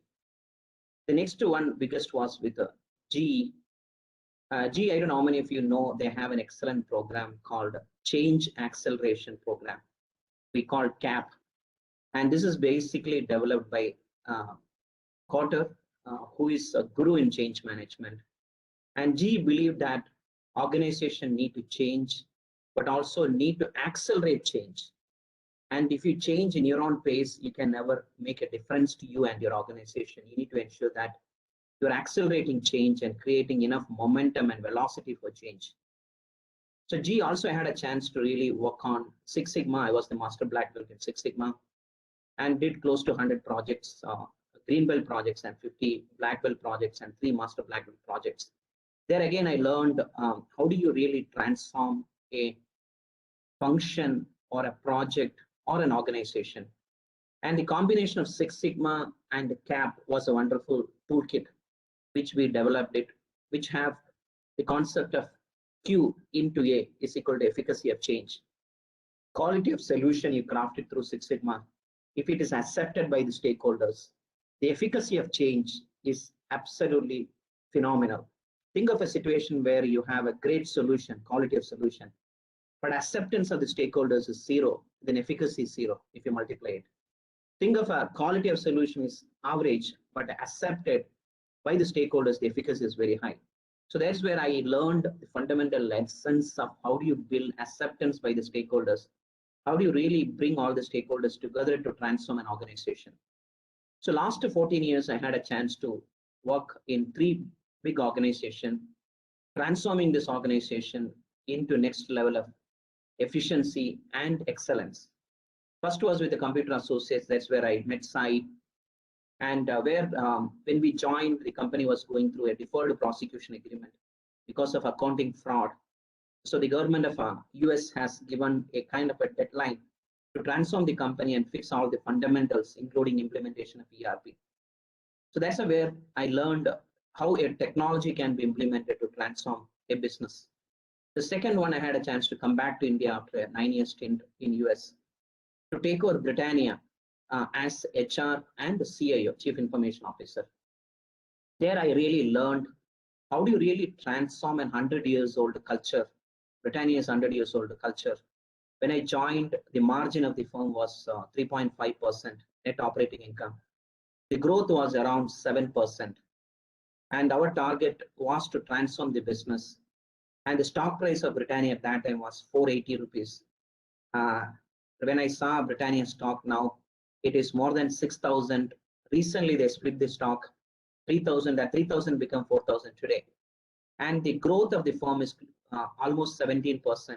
And the operating margin improved from 3.5% to almost 11%. So that's a great reflection of how you can transform organization to create long-term value. And we worked with 2 big consulting firms to transform it. And if I reflect the entire lessons I learned in that transformation is transforming the mindset of people. And you as a leader became a change agent in transforming the culture, business model, as well as what do you call it as the entire ethos of the organization. Then I had a chance to join Computer Science Corporation. That's the time I used to come to Hyderabad very often, almost every 2 weeks. And CSC got merged with HP, become DXC. I was the global people supply chain management lead reporting to CEO, as well as managing director, managing $1 billion business. And today I work for EY, last 2.5 years, managing both global talent or HR, as well as delivery of all the corporate functions we call enablement services. So in this almost 28, 29 years of experience, I've learned transformation working for companies like Toyota and GE. And I did transformation for big companies of a global scale and nature and complexity. And in the entire journey, I have put in form of a slide where to reflect on what was my learning, how did I see leaders transform themselves, and how did we transform the organization, and what are the lessons learned is what I would like to share with you. So the first and foremost question I would like to really ask you, in EY terms, we call it as better questions. We believe better questions drive better answers. That will drive building better working world. Our corporate purpose is building better working world. And we believe every leader should have a purpose, and we should collect every leader with organizational purpose of building better working world. So as part of our leadership competency, curiosity is one of the leadership competency. Every leader need to know more and more, and he should, like a child, ask questions. So you'll see in my slide where some of the better questions we call it, which will make us to think and make us to act very differently. So I would like to start my lessons learned in leadership transformation and the role of a leader as a change agent or a catalyst. So before I get into this slide, I would like to really make one more reference. I have seen project management evolving over a period of time, as some of the commercials you played during the break. Today, every aspect of life, every aspect of society, every industry, every function should know how do you really project and program management. The project management become fundamental competency of a manager and leader. and have seen how the methodologies in change project management moved from waterfall to agile, and how new generation technologies and data science is helping project management. So kudos to PMI kind of an organization who really transformed the project management, and today project management competencies are embedded in every leader and every function and every steps in an organization. The second one, the change concept I have seen, whether changing yourself as an individual. For example, I smoke, I need to quit smoking from tomorrow, or I have certain habits, I need to change that habits from tomorrow, or from tomorrow I need to take care of my health and I need to go for walking, or I need to do what you call it as early morning yoga. So individual change or a team change to a functional change to organizational change, the methodology of change itself have changed. Although I alluded to CAP, change acceleration process, if I look back the change acceleration process or a change methodology which Carter mentioned, right, starting from creating a need for change, creating a vision for change, mobilizing commitment, ensure that change lasts long, or ensure that the change is embedded in the DNA and behavior of the people. So the way it was conceptualized 10 years back, if I reflect it, it was waterfall change management. Today, we need to get into more agile change management. I'll reflect in some of my thoughts in the slides. So change at individual level, project level, and organization level has really evolved over a period of time. We use word change, transformation, and reimagination. In fact, today more leaders are using the concept reimagination. It is no more change. Reimagination is not incremental change. It is turning a business model upside down. And how do you use digital assets, and how do you learn lessons from other domain and apply in your domain? So a lot of things are changing, and the concept of change to transformation and reimagination is really fantastic to watch. And it's essential that we reflect this journey and see how you can be relevant in today's world. That's the reason the topic we taken today, change leadership in ever-changing world. How do you really be a change agent? So the first better questions we always talk during COVID times, when the world's standing still, how will you keep moving forward? We get a feeling, especially in the first year of the COVID, or even a few months back, we get a feeling that the entire world is standstill. And what we have seen virtually and remotely, working and making huge difference in the way of work, we started moving.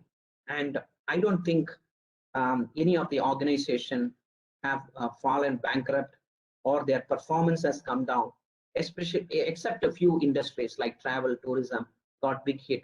But technology and many of the next generation organizations saw this opportunity to transform themselves and being relevant in the marketplace. So moving into this, my biggest lessons learned in last 28, 29 years, managing transformation, reimagination, is what is required is a change in mindset, not change in skill set. I think all of us have enough skills after working in corporates and various forms of organization. We acquired skills. First, in a transformative age, what I have seen is beyond skill set, the mindset change is very, very important. So especially leadership transformation is a mindset change. I always believed coaching is the right methodology to transform leaders or change leaders. In coaching, many of the coaching assignments, I don't know how many of you were coaches and how many of you had coaches or are coaching others. It's a change in mindset.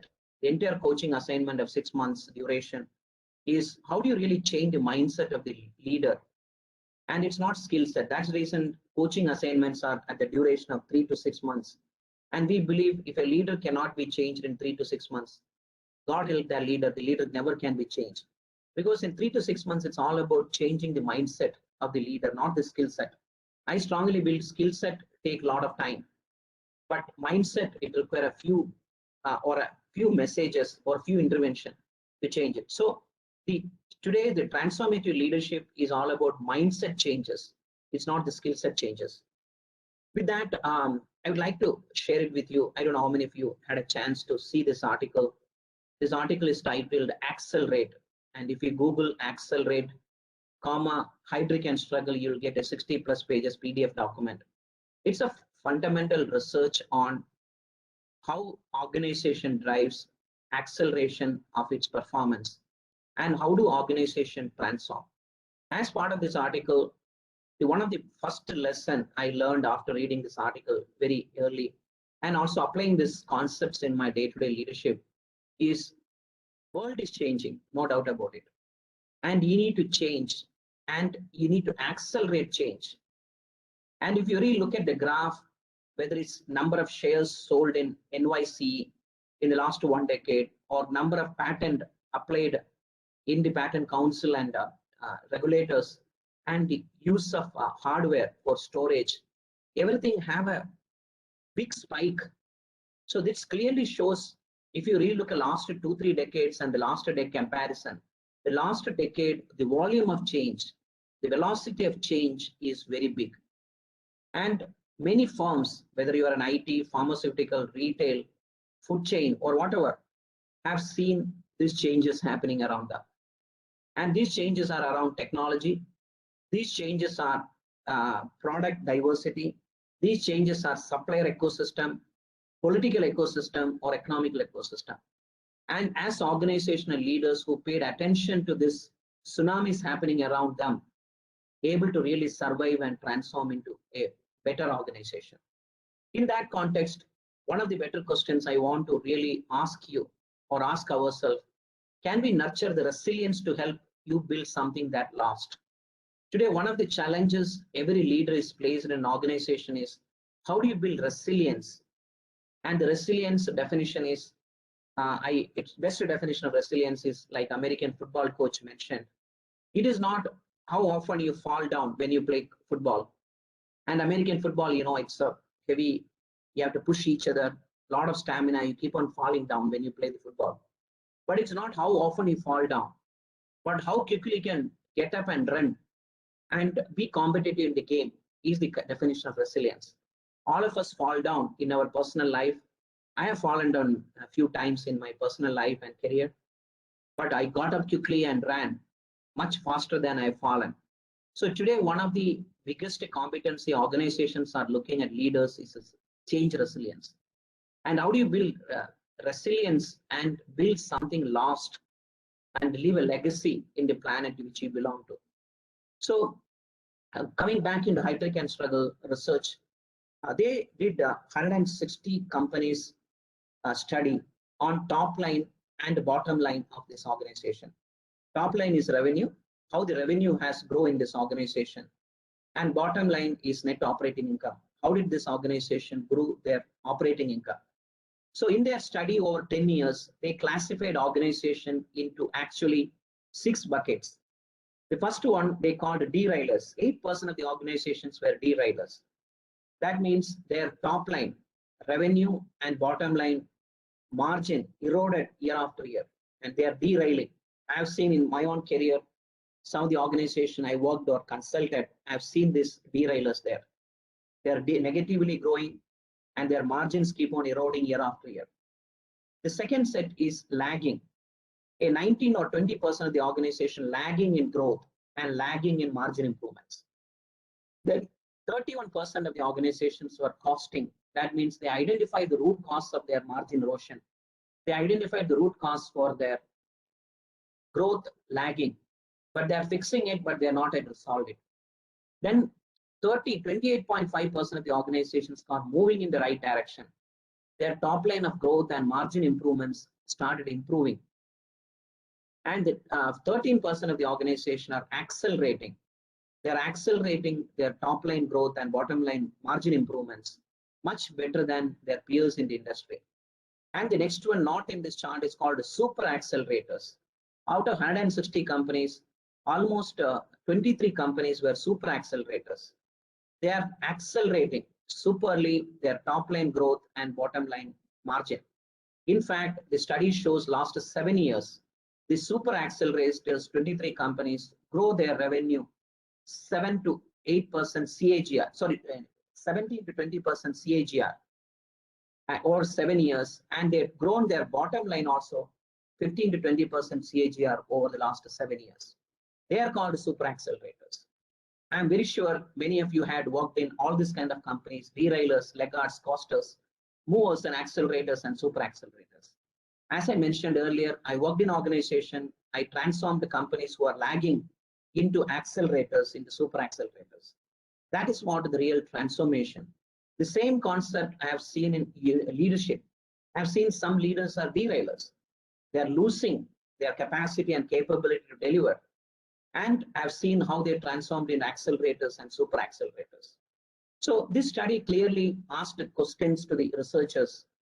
What transformed these companies become accelerators and super accelerators? Is it super accelerators and accelerators are industry specific, like high technology, like Apple, Google? Are they super accelerators? Of course, they are super accelerators. Or American companies, again, Apple and Google, because American companies they are super accelerated because they have the tenacity, they have the capability and reach. But research shows it's not true.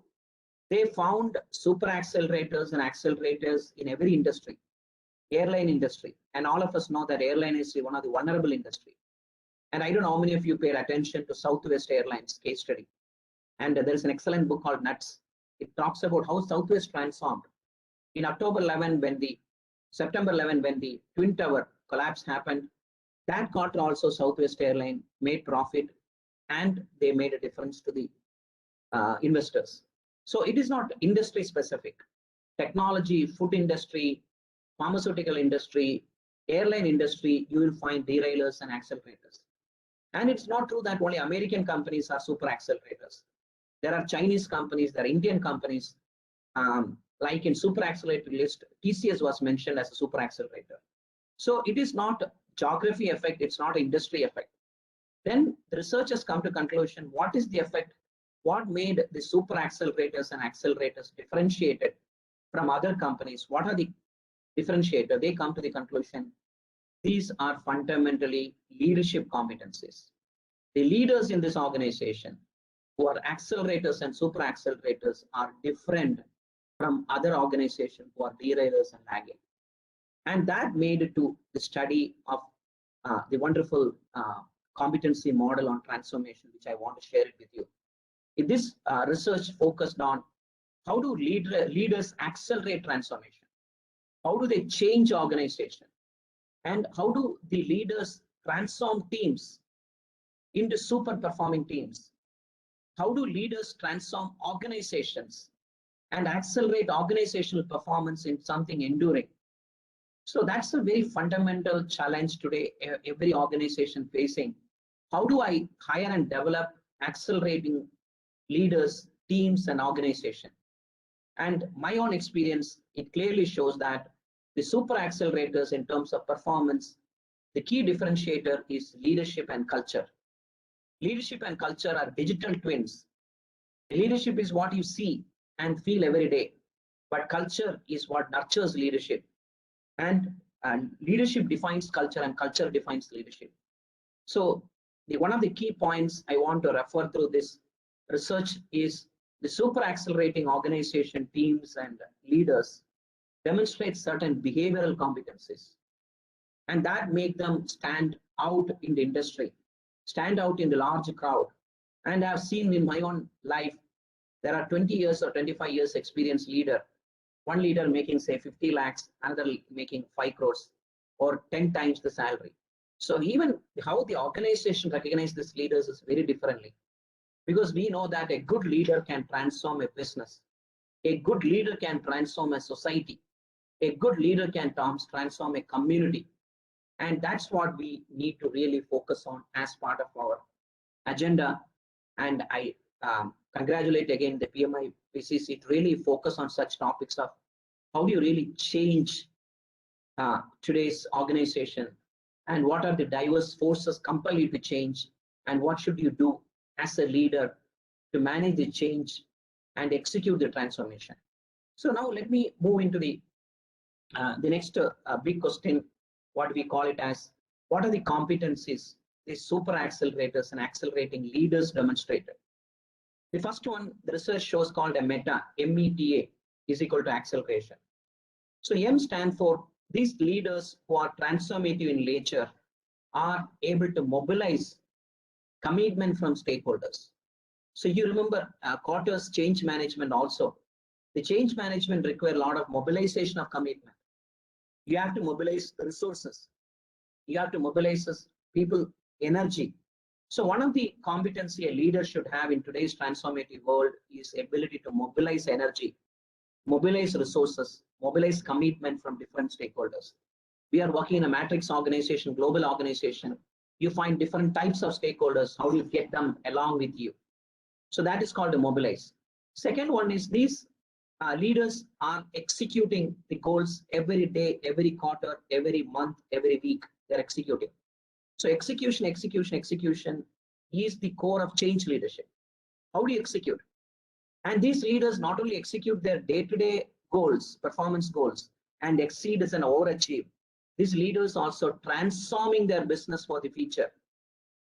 So mobilize commitment, execute goals, overachieve results, and transform the organization for the future. And they're also transforming themselves to be relevant in the future. So transform is a T, part of the meta. And while they mobilize, while they execute, while they transform, these leaders are agile leaders.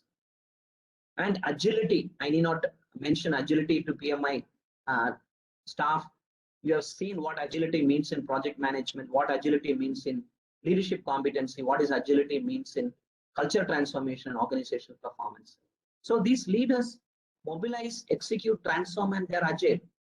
That made the difference to this organization. So my dear friends, today I strongly believe change leaders should have ability to mobilize, execute, transform, and being agile. So execution and transformation is ambidexterity. One of the things I have learned in my career is ambidexter leaders are very rare to find in today's world. There was a research conducted by Harvard. Out of 100 leaders, they find 3 to 5% as ambidexter leaders. I'm very sure you might have heard the concept. Yeah, I'm busy. I'm already working 13, 14 hours. You're asking me to transform. Where is the time? I don't have time.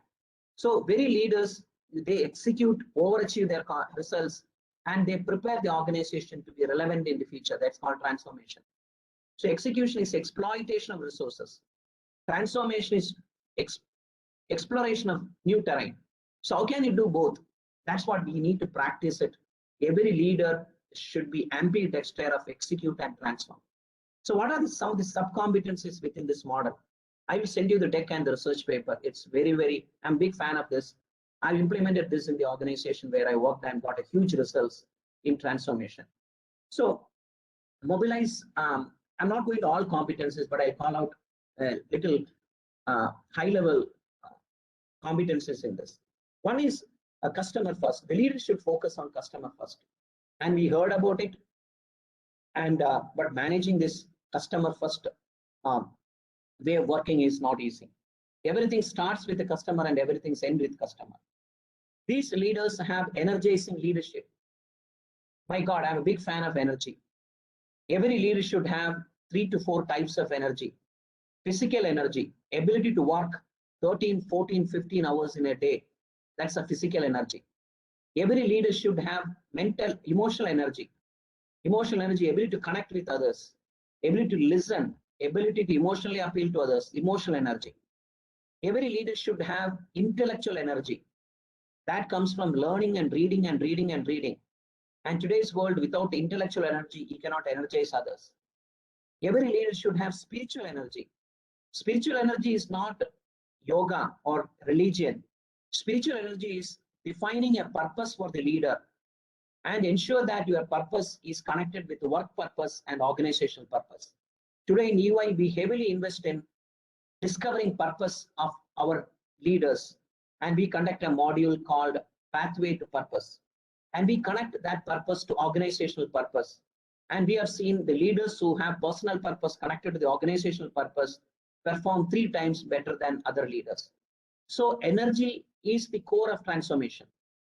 The intellectual, the physical, the emotional, and the emotional and purpose, that's spiritual energy. How do you mobilize that as the leaders? And energy is a key differentiator in best-in-class leaders, which I have seen in my own experience. Clarity of purpose, clarity of ambition.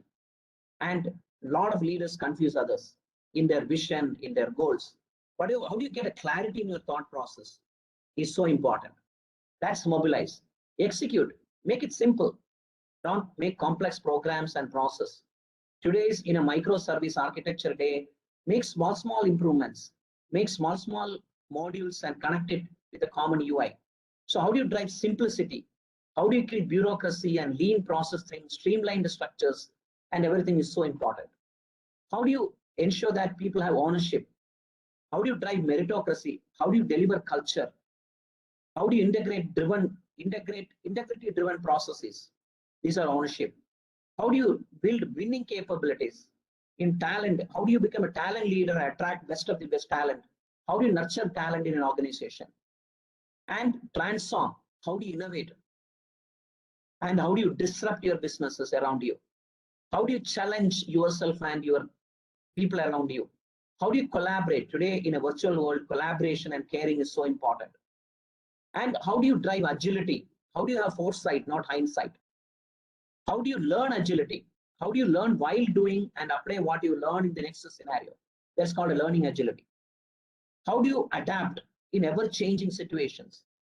And how do you become a resilient? Not number of times you fallen down will define your success or failure, but how fast each time you get up and run. So today, super accelerators are meta. They're mobilizing, they're executing, they're transforming, and they're learning agility and teaching agility to people around them. So whatever I mentioned is applicable for a small individual transformation or project transformation or a functional transformation or an organizational transformation or industry transformation or an ecosystem transformation. The concept of meta applies a lot. So I'll pause for a minute. So the first big message I want to drive is transformation is the core of today's world. And organizations and leaders and teams are performing at a super accelerating way compared to derailers. And the super acceleration is all a combination of meta skills: mobilize, execute, transform, and agility. Execution and transformation is ambidexter behavior. And I've seen few leaders demonstrate this ambidexterity. Some leaders focus too much on execution, they fail to transform. Some leaders focus on tomorrow, but they fail to execute today's goals. So ambidexter leaders execute and transform a business. With that, I know I have another 13 minutes.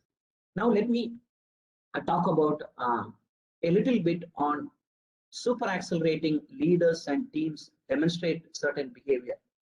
Again, I learned this by reading a wonderful book written by Pam Mayer called Agility Shift, and an amazing collection of case studies, how organizations move from waterfall to agile. How did leaders move from waterfall thinking to agile? How did agile teams are built? How do agile organizations are built? How do agile ecosystem? The book talks about Zara, the fashion company in Europe, as an agile ecosystem company. And Ericsson and many companies case studies, UPS, United Postal Services. How do they create resourcefulness in their organizational construct of agility? So before that, one of the challenges in today's world is, could you prepare jobs that don't exist by learning skills that today? So we need to really invest in feature skills. And UI summarize feature skills from two perspectives. These are digital skill set and transformative mindset. So today, every leader who are transforming themselves and transforming organization to focus on digital skill set and transformative mindset. Again, digital skill set are not the real meaning of digital skill set like machine learning algorithms or artificial intelligence or blockchain. Of course, these are there. Every function today, every industry today, applying digital skills or digital technologies, but also digital methodologies like agile, design thinking, continuous integration, DevOps, microservice architecture, lean. These are digital methodologies. So digital is today a commodity, but digital mindset is a very rare to find in today's world. So how do you really build future leaders through digital skill set and transformative mindset? And how can we bring transformative organization who can accelerate performance at individual level, team level, and organization level? So one of the biggest lessons I learned in my transformation journey is the leadership should have 3 competencies of transformation. One is, or 3 C's of transformation. One is competency. Today, you need to learn agile competencies, and you need to learn digital competencies. You need to learn transformative competencies. But competencies alone will make you successful. You should have capacity to transform. Capacity and competency, good example. Take Sachin Tendulkar or Virat Kohli, the cricketers, which we love in this generation. And they have the competency to play batting. They know how to bat. But that's not alone. They also built a capacity to be running matches after matches after matches. So these batsmen get into treadmill, get into gym every day and sweat and create that capacity to play the game and demonstrate the skills and competencies they possess. So capacity alone is not enough. Competency not alone. That good combination of, like I always say, sports person should have stamina, that is capacity, and skills of the sports he play. That deadly combination makes a good sports person. Similarly, in organization, leaders should have next generation competency, and they should have a capacity. That's the reason in UI, when a leader achieves at the age of 40, we assign that leader a coach to really, we call Pinnacle. Pinnacle is how do you really achieve your business excellence through performance in the organization, taking care of your health, and taking care of your family. So these 3 aspects, how do you really perform? How do you perform at your health and derive energy from your family? These 3 are so important. And I've seen leaders compromise one or another and they become a big failure. So capacity to be high performing leader, and capacity to really take care of your own health, wellness, and capacity to really take care of your family and being there with your kids when they expect you to be. For example, when I left DXC, I had a chance to go to US and become a CHR and CM of big company, and versus staying in India and join UI. But I joined UI because at that time it was so important for me to be with family. So most of the decision we take around this family and our health and our aspirations around the organization. So competency and capacity are the deadly combination a transformative leadership should bring it. Like a sports analogy, the stamina and the competency to play a particular sports combination is important. That's the reason, as part of the capacity, even if Sachin Tendulkar or Virat Kohli meet with a small injury on the ground, they recover very fast. They know how to recover very fast because of their capacity or stamina. But you and me, when we hit with a certain injury, it takes a long time for us to recover. So that's an analogy of capacity. So it is not only competency, capacity, but also the confidence to play is so important. So leaders, I have seen some leaders have capacity, they lack confidence. Some leaders have competency, they lack capacity. So a transformative leader should have competencies, technical, functional, domain, leadership competencies, capacity to play, and confidence to play. That's the reason most of the time I have seen some leaders lack confidence. We give them coaches. We give permission to play for them and to become relevant. So I know I have now 8 minutes. So I quickly rush and want to just conclude the entire session. Then I can open up for Q&A. So we discussed change is inevitable today. And change is embedded in every leader, every teams, and every organization. And change has evolved into transformation and reimagination. And today, most of the organization replaced the change with the reimagination. And reimagination is not incremental change, it's a substantiated change. We have seen industry getting reimagined through retail. Industry got reimagined, food industry got reimagined with the Uberization of food. So we have seen that reimagination is the challenge of a leader. And when you talk about reimagination, the change and transformation is inbuilt in reimagination. So today we world want transformative leaders who can reimagine the business, reimagine the function, and reimagine the industry. The world doesn't want transactional leaders. So I have worked with some of the MBA institutes to really change their methodology of teaching leadership of a young MBA aspirant from transactional to transformative. And a lot of MBA institutes and engineering institutes create transactional leaders, like processing a transaction or a coding. But very few organizations produce transformative leaders. And I worked with the 2 institutes to create a curriculum to build a transformative leadership. And the result was amazing. So how do you build transformative leaders? And these transformative leaders are leading to win, not leading to lose. So leading not to lose, sorry.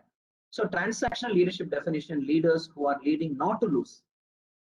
Transformative leaders lead to win. Like a football analogy, if you are a transformative leaders, you will be in the opposite goalpost.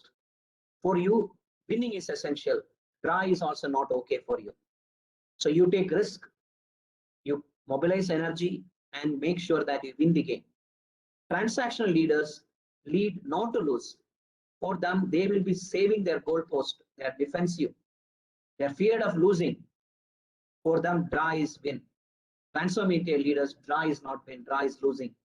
They need to win the game.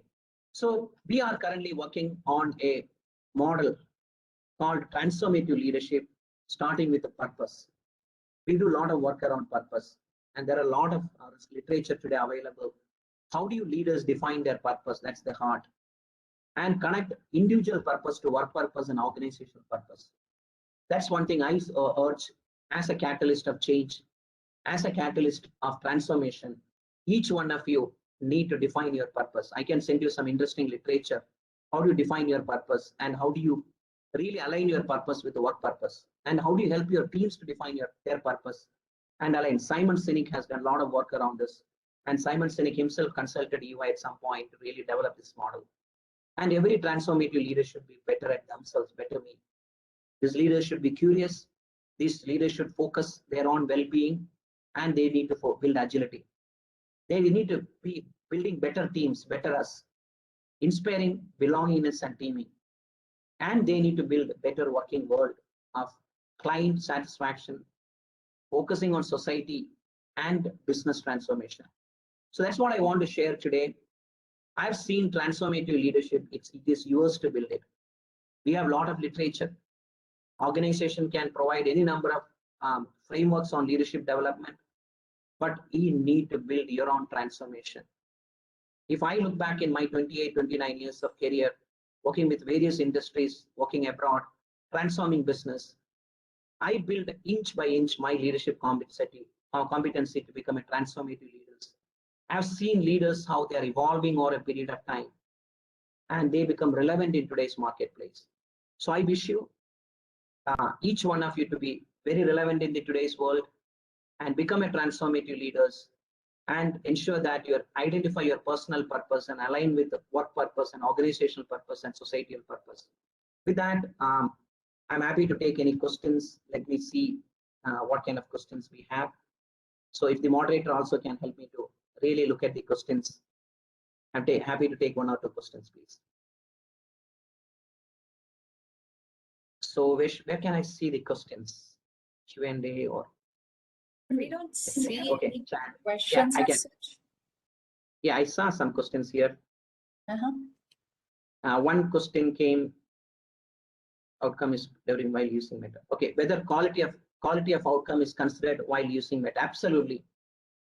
Because Meta framework, mobilize, execute, transform, and agile, being agile is generic competency. It focuses on organizational performance of revenue growth, bottom operating model improvement. And you know that the revenue growth and margin improvements cannot be achieved without quality focus and without focusing on customer satisfaction, quality of products and service. Absolutely. Then when we set ourselves on the path of Meta, how we do prioritize across each of these areas, whether we start applying, that's excellent.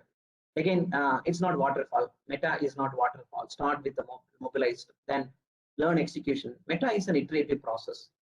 In every day of experience, we need to practice Meta. How do I focus on customers? How do I build energy in myself and in the organization? How do I become adaptive in change? How do I build resilience? I call it as signature experiences. You need to build signature experience for you, working in mergers and acquisitions, working in a process which is broken and fixing it, working on a customer-facing problem solving, working in startups, working in different industry. One of the reason I developed Meta because I worked in manufacturing, FMCG, software product, IT services, now in professional services. So the signature experience is a good teacher. I strongly believe experience drives beliefs drives values, values drives behavior, behavior drives actions, and action drives results. Your transformation as a leader, your experience nurture your leadership competency. You need to build wide variety of experiences. So the last one, Shrikant, awesome. Thanks for. Do you have any insight on ethical AI and how UI is driving across organizations? That's a very big topic. Ethical AI today, AI, and how do you really build an AI engine which continuously learn, which continuously adapt that engine, and also that engine is ethical when you look at data and practice. Absolutely, it's a big topic. I can send you any number of articles and UI's point of view on ethical AI. Last one, DXC, good to see you on the platform. Thank you. Same here, Bhavani. With that, I think we are on the top of the hour. Thank you very much. Gyan, as well as Sai, I'm sure you are in the call. I had chance to work with Sai when I was in CA. So wonderful to see Pmipcc evolving, and wonderful to see you select such topics of catalyst and start learning from diverse field and diverse industry. So congratulations and thank you for having me.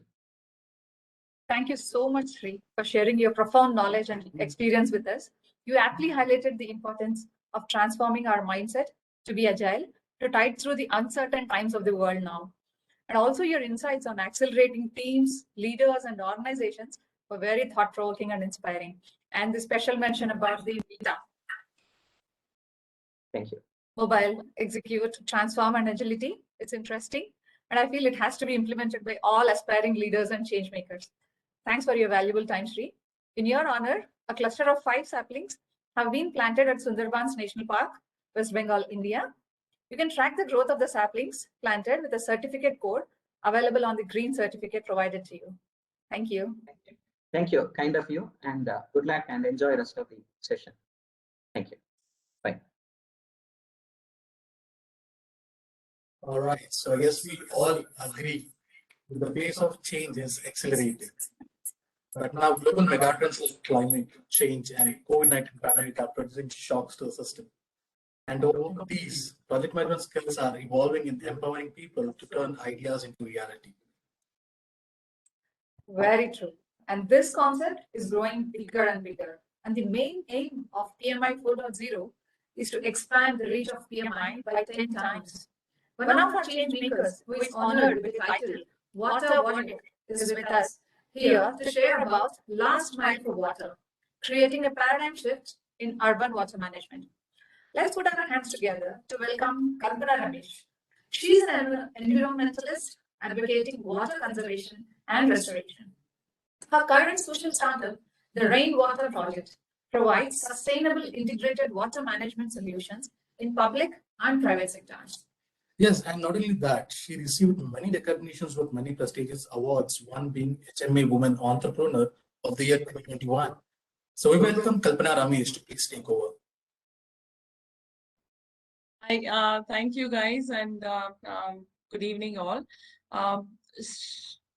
I am the host, right? I would like to share the screen.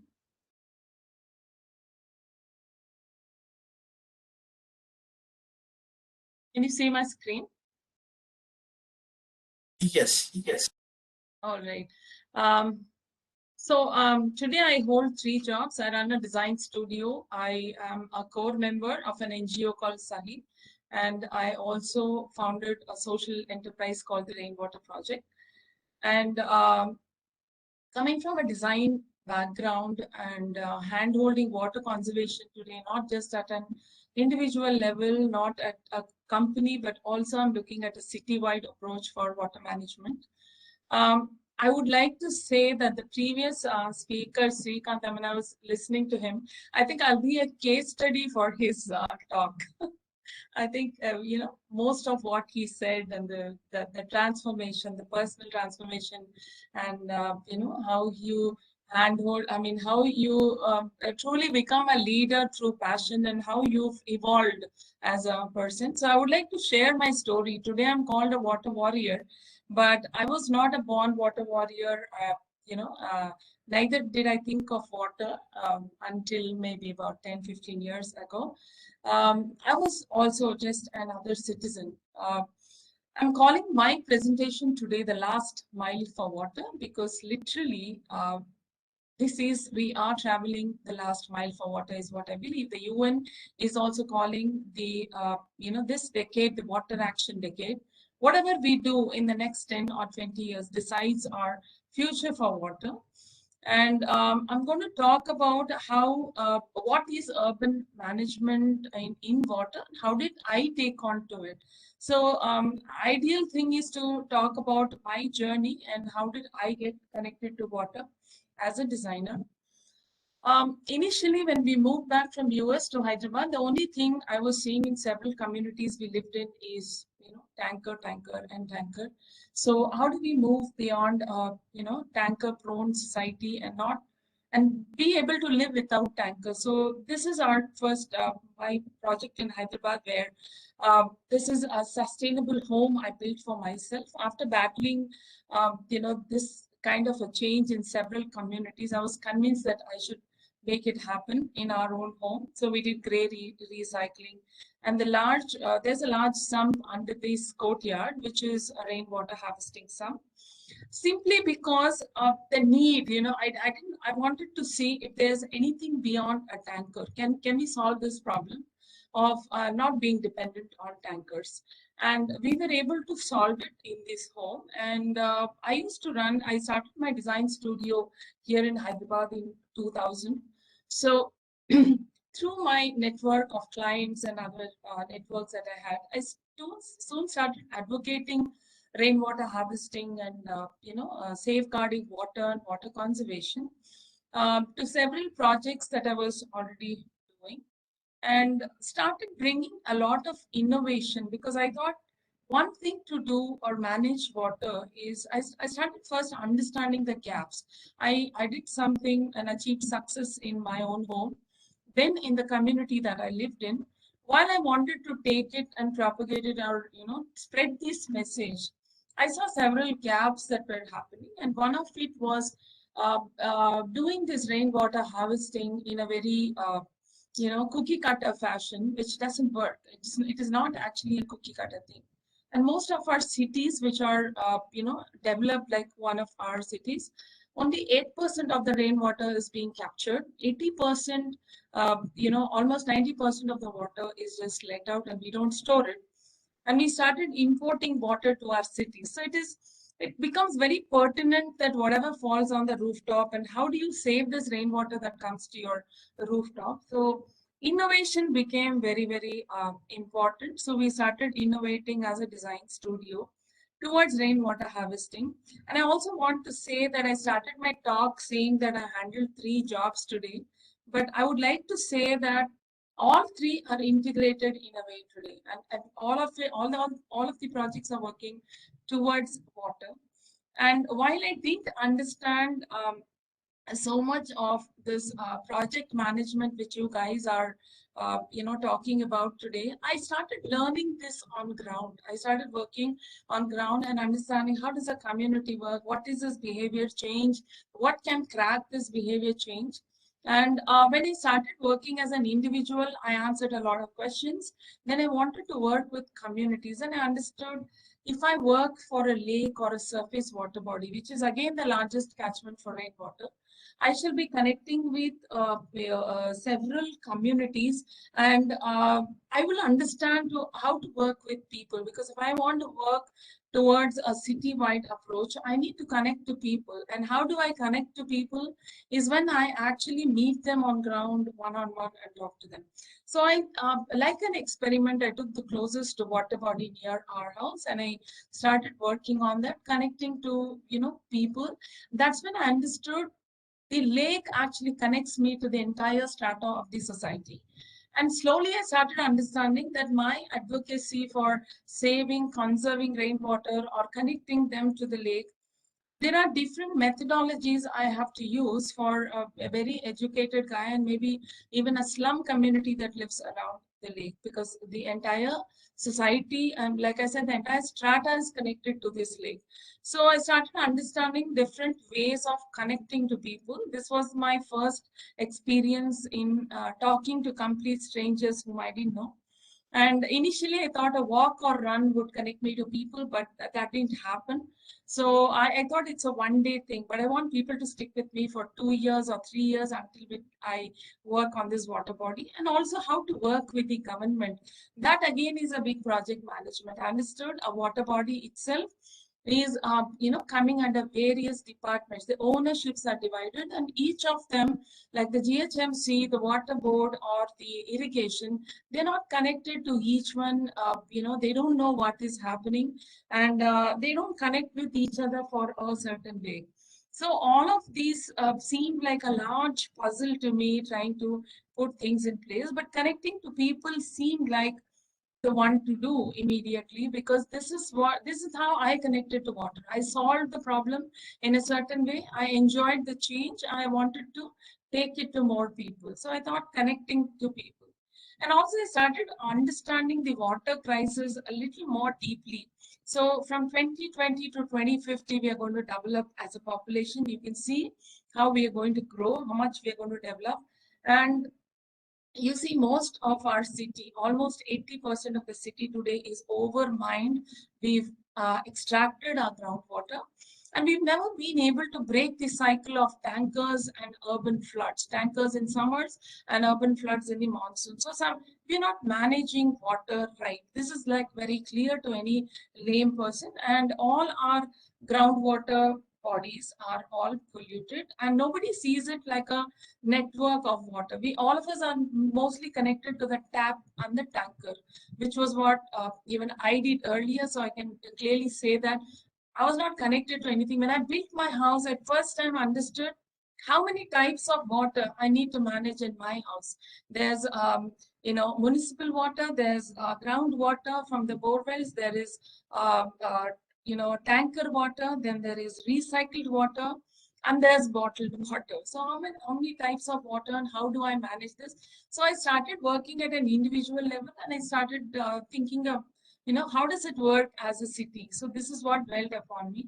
And I understood a lot of gaps as to why people are not into rainwater harvesting, why we are not doing these structures, and what really needs to be done. Simply, there's a huge lack of awareness, and we have to build that behavior change.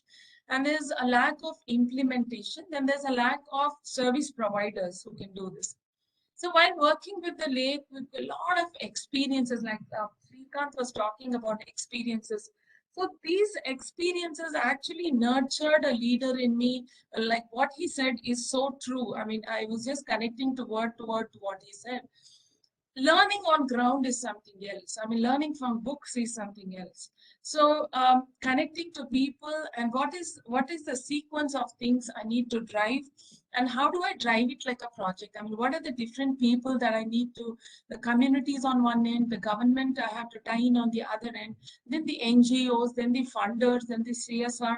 So I had to, it was like a one-man army, and I realized it's a lot more than I could handle.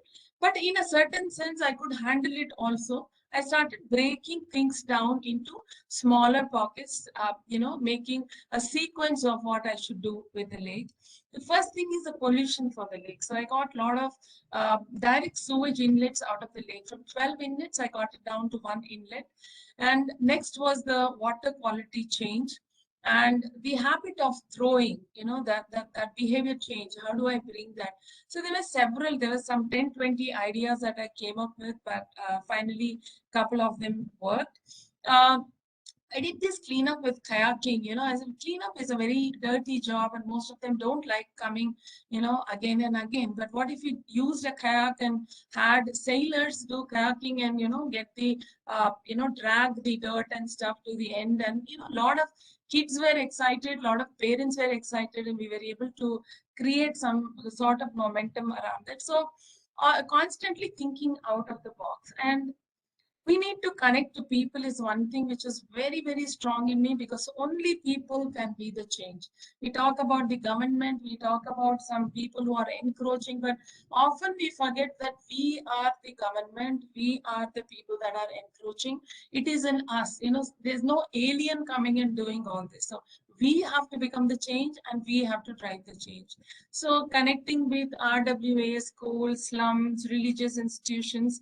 So taught me a lot of things, that how does a community transformation work, starting from lake transformation, community transformation, and how do I connect water management to all these people. So it was a huge learning, and I slowly started doing small case studies, like we did a case study on Madhapur and understood the entire rooftops in Madhapur is enough water for the whole year for the entire population of Madhapur. But only Madhapur buys more than 16-17 crores worth of water tankers yearly in just 4 to 5 months. So something is not being managed right. I mean, all of the water becomes urban floods. What if each community, each zone starts preserving the water? And so while I was working, I still thought I was working in silos. I'm working on, different rainwater harvesting projects through my design studio. I'm working through the NGO, and I'm working on a lake and here and there, but I'm not coming up with one approach for how do I, work towards a city-wide approach. Maybe I cannot take the whole city and start working in it. So that's when is sort of a project management, like how do I manage this and how do I make this a movement? How can I build this in as smaller stories and stitch them together tomorrow? So what I was doing clearly was not enough. So my plan was to simply break down the city into 98 smaller localities, smaller pockets, and can I make a change in one block and showcase this change so that it can become a replicable model for other blocks. Now, I adapted this model from the Superblock model in Barcelona, where they have a successful, they solved their traffic issues very successfully, but by working on one block, they made the peripheries of the block motorized and the rest in the inner part of the block pedestrianized. Simply by doing that, they solved the problem. And once they solved the problem for one block, they replicated it to the entire city. So this is something I wanted to do with water as well. And connecting to localities is directly connecting with people and getting them to understand their water. So a lot of scientific research, a lot of hydrology reports, a lot of catchment understanding, all of this I needed to bring together to work on this one block. And we did that with a lot of research faculties and understood how to get the funds. And I, managed to win a grant. And I understood for the first time in my life what is water management really, in not just in a community, but how do I put communities together? It's not just communities. But when we talk rainwater harvesting, we're always talking residential communities. But what about malls? What about hotels? What about institutions? What about corporates? So I wanted to bring everyone together. So in this first block, we identified common area rainwater harvesting pits. We happened to make about 28 pits. So in this first block, it was like managing a project. I laid out a plan. I created a strategy. What should I identify? What are the numbers of pits that I need to make, and what is the type or typology of that structure that I should create, and what are the things I need to transform with the water body. So this lake transformation clearly happened, and a lot of nice things happen. I mean, we were able to get a lot of biodiversity back to the lake. And you see here, we did a large well restoration in this block. We did about 30 rainwater harvesting pits in common areas. We were able to transform more than 300 homes in this entire block, which is about 10 square kilometer. We've not covered the entire block, but even 60% of the block gave us beautiful results, and this is the kind of results. You see, the lake, what was like this, had become like this, and you see the well restoration here. This well helped us save more than 40 lakh liters water which would have flown off in urban floods last year. And we did it, we sort of, restored it in time. So we were able to, this road, this street here was able to handle the flooding situation beautifully and sent more than 35 lakh liters water into the ground, improving groundwater in the entire area around this. So that was a great success story to tell. And also we supported a lot of livelihoods because we were focusing on giving work to a lot of people who were out of work and unskilled labor. We trained them, we skilled them up. So that was a great thing we did. So I understood in my entire work that lakes take a lot of time. It's very complicated. We need to get people, government, everyone aligned and working together. The transformation surely does happen, but it took a long time. But the well transformations took me only 3 months, 4 months. So I started targeting more wells in each of the zones. And this is the Gachibowli well. Now, Gachibowli is known globally for various reasons, the IT industry and the, being the central business district in Hyderabad, but it's known, the name came after a well. I mean, Gach is basically a well made of limestone. So Gach is line, mortar, and Bauli is a well. So that's how it's called Gachibowli. So I happened to find that well, we restored the well. Now here, funding becomes an issue, right? So I find I spot the well, I connect the communities, but how do I make it happen? I need the funding. So I wanted to create different models for this. So for this well, I campaigned with a school and I told that we will do several workshops with the students. So they have an on-ground learning and they actually came up to fund this well. So this project happened with not me, running around a lot or not investing anything into it. I had to showcase this project and, I connected a school to it and it worked. So we also, as designers, I always try to recreate the public space around it because it's not enough just to restore. But how does it connect to the restoration connects to people today? What is the context of the well today? How can I connect people here today so they don't throw and make it a dump yard? Today, of course, the masjid sees a big value in this because masjid has this practice of wuzu. They use a lot of water. They cleanse themselves before they go for prayers. And thousands of people visit this mosque on a weekly basis. And they definitely use a lot of water. And this well has helped rejuvenate the boards and it's giving them so much water. Earlier was just a dump yard. If you see this picture here, right in the middle, this was exactly how the well looked. And once we opened up, we found water back in the well. And it's become a great experience zone for the people who visit the well.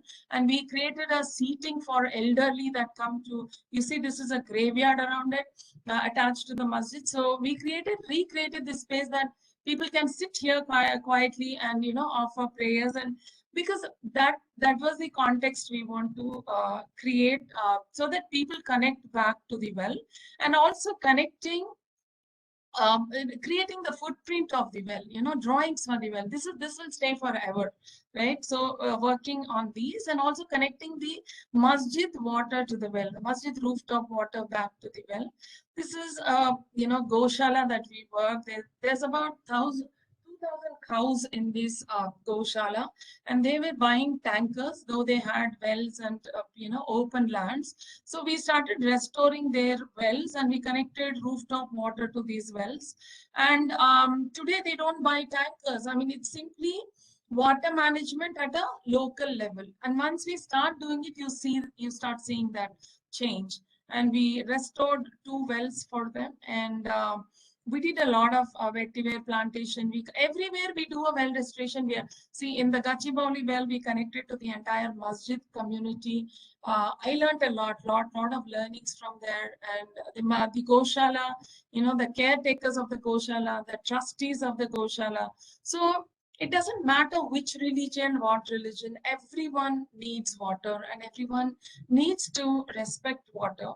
And there are some historic wells. Our city is a heritage city, so we have more than 40-50 wells in our city itself, which are heritage wells. And these kind of irrigation wells, again, you find more than 100, but we have to find them and restore and make it functional in today's context. These are great collection points, and they are connected to the aquifers below and creating rain gardens out of it. So what I'm trying to say here is, I come from a design background, and I sort of started integrating my design work. I mean, I cannot live without designing anything. I mean, that's my core subject. But water conservation is something I took on to, and today it's my biggest passion today to start, to conserve water. But I also integrated my design skills to this, which made it that much more valuable. And you can see this is again the well in Secunderabad. Completely, I mean, 35 years as a dump yard, and they were going to make a parking lot out of it. I rallied for it for 2-3 months with the government, and I got them to start cleaning it up, and it became a great restoration, because within 25 feet we found beautiful water. This is still in the restoration process, but how to connect with the government, how to connect with the people around, and how to get to those funds, all this is sort of I self-taught myself in this journey, because I couldn't learn from anyone else, who is on ground, because everyone had an NGO, they had their systems in place and such. But for me, I sort of self-taught, and how does it work? And today we are also trying to work with projects with the government, where all parks can become rainwater harvesting zones, where we work with slums, where we sort of want to recreate these retention ponds, and so we can, have cleaner ponds near their vicinity, so they don't die of dengue year after year. And what do we do with all the water that comes on the flyovers, which is clean water, which just gets thrown on the road and not saved? So what are those ideas that can, we are working with the government to create a pilot, and we are also working in the peri-urban areas like the municipalities, where the cities, all of our wastewater ends up in the peri-urban areas, and they take a lot of that dirt from us. And we started working with these municipalities, where we made people in that municipality as social auditors. For the first time in the country, I got them this social auditorship, ID card from the mayor and the municipality commissioner. So they bring data to us, and with that data, we can plan the water for the municipality, and kind of guide the government, and also make people aware. And these are all things how we put them in graphs and charts, and create that citizen-led water resource mapping. So again, this is also part of water management. I mean, you cannot just go and tell a municipality commissioner or so, say, you want to do rainwater harvesting or fix or manage water.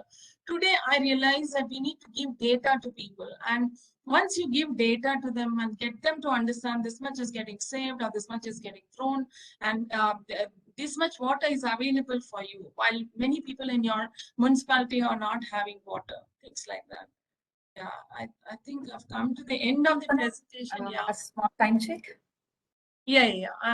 That's my last slide. So basically, connecting with schools, connecting with the younger generation is so important, because they are so untouched with what's happening outside in the environment, except for talking climate change in their classrooms. So I actually take them to dirty lakes and get them to do cleanups. I showcase traditional well systems to them, and I also started training plumbers in each zone, so that they can become champions for water, constantly evolving, constantly trying to understand where to go next. And I think my work will keep on going, because I don't think yeah. So this is like, I think, a lifetime's work, but whatever is being done till now, I'm quite happy about it. I mean, starting as an individual, but I have been able to successfully deliver things on ground. I feel that's very important, because it's not enough that we talk so many things, but what have we done on ground? What is the change that we have created? I think that is the most satisfying thing in any journey. I can take some questions if there is time, otherwise it's fine. Yeah, Thank you so much, Kalpana. But I think we don't have many questions, but we are also running off time. Understood. Thank you so much, Kalpana, for sharing your journey of converting idea into reality very beautifully. Everyone understands water conservation is a need of the hour, but very few like you are acting towards it. I understand if the idea is genuine, you can draw support from all sectors of the society and community. And I have to specially mention about your house design, where you started very beautifully, and it reiterates the point, where there is a will, there is a way. Thank you. In your honor, a cluster of 5 saplings have been planted at Sundarbans National Park, West Bengal, India. You can track the growth of the saplings planted with a certificate code available on the green certificate provided to you. Thank you so much, Kalpana. Thanks a lot, Raji. Thank you all. Moving on, we know the world is running towards AI. However, we PMs are interested in the implementation of AI in project management. We welcome Janani Raju to edify us on the same through her two-way story. Janani is a technical manager at Robot Bosch with many years of industry experience, responsible for execution and delivery of vision. She is a PMI Future 50 honoree. She has filed for 9 patents to her name so far. Janani is also part of the digital transformation journey of the organization's Fit for Future initiative. We welcome Janani Raju to please take over. Thank you. Thank you, Raji. Hope I'm audible. And hope my screen is visible too.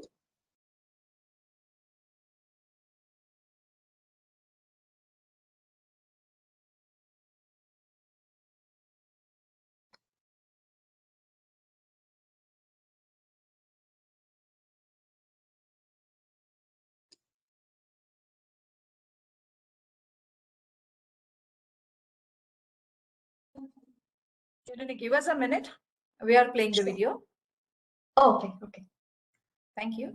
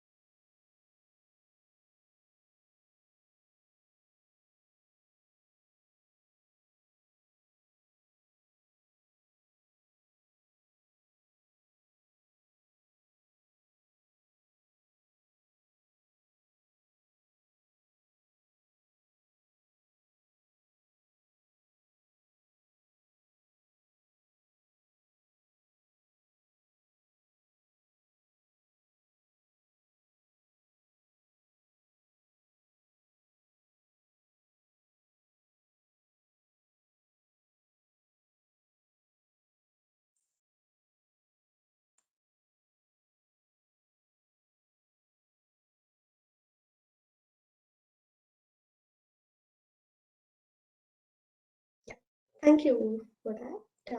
I'll continue presenting my screen.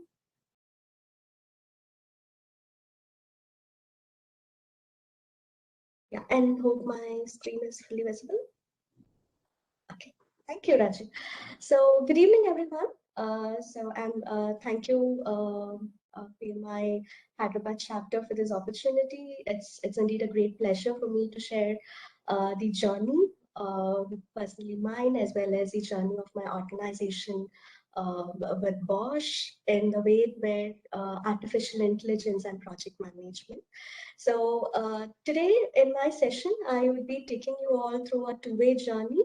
Let's see on what is the true two-way journey talks about in AI and project management. So the agenda would look something like this. I would just touch upon the evolution of AI and then my journey on these topics, the typical challenges that are seen in AI projects, and some of the references from PMI published frameworks where there are new toolkits and how AI kind of projects can be managed and its tailored process.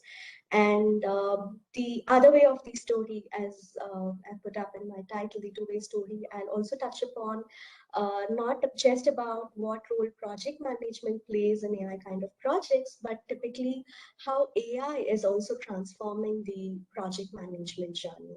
And I'll also touch upon certain use cases that we are in fact building in-house for our project management tools and use cases and things like that, and also which will have a touch upon the global focus topics where AI and project management is being looked for, and typically about how project managers of tomorrow, what they hold. Okay, so evolution of AI. AI is being a buzzword more, I think, even more. It has accelerated the adoption of AI kind of technologies with the onset of pandemic. But it is not something that has evolved only in the last decade. Did you know that even AI was formed early in 1940s? The keyword AI was coined in 1956 by John McCarthy. And even though there has been a lot of research for almost 60, 70 years down the line, the reason for the adoption of AI not happening prior was the lack of the compute hardware or the lack of data that could make this possible today. As you'd have seen in the video, the introductory video which was put up, there was a line which states that 90% of the data has been collected in last 2 years. This was given by a survey that was done in 2019. So, which means that the evolution of IoT, the evolution of devices which can generate stored data, the evolution of cloud technologies, all these have played a very key role in enabling AI, because AI sits a lot on data.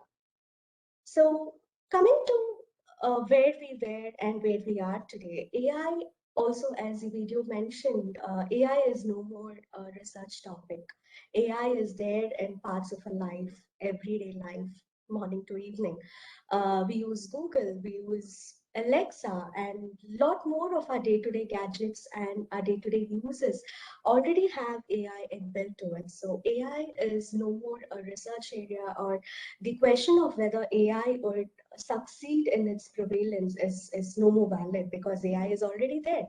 But what we are today here is somewhere between, AI being able to do some tasks, being able to bring some value onto the table versus Hi, Jenny. how does it?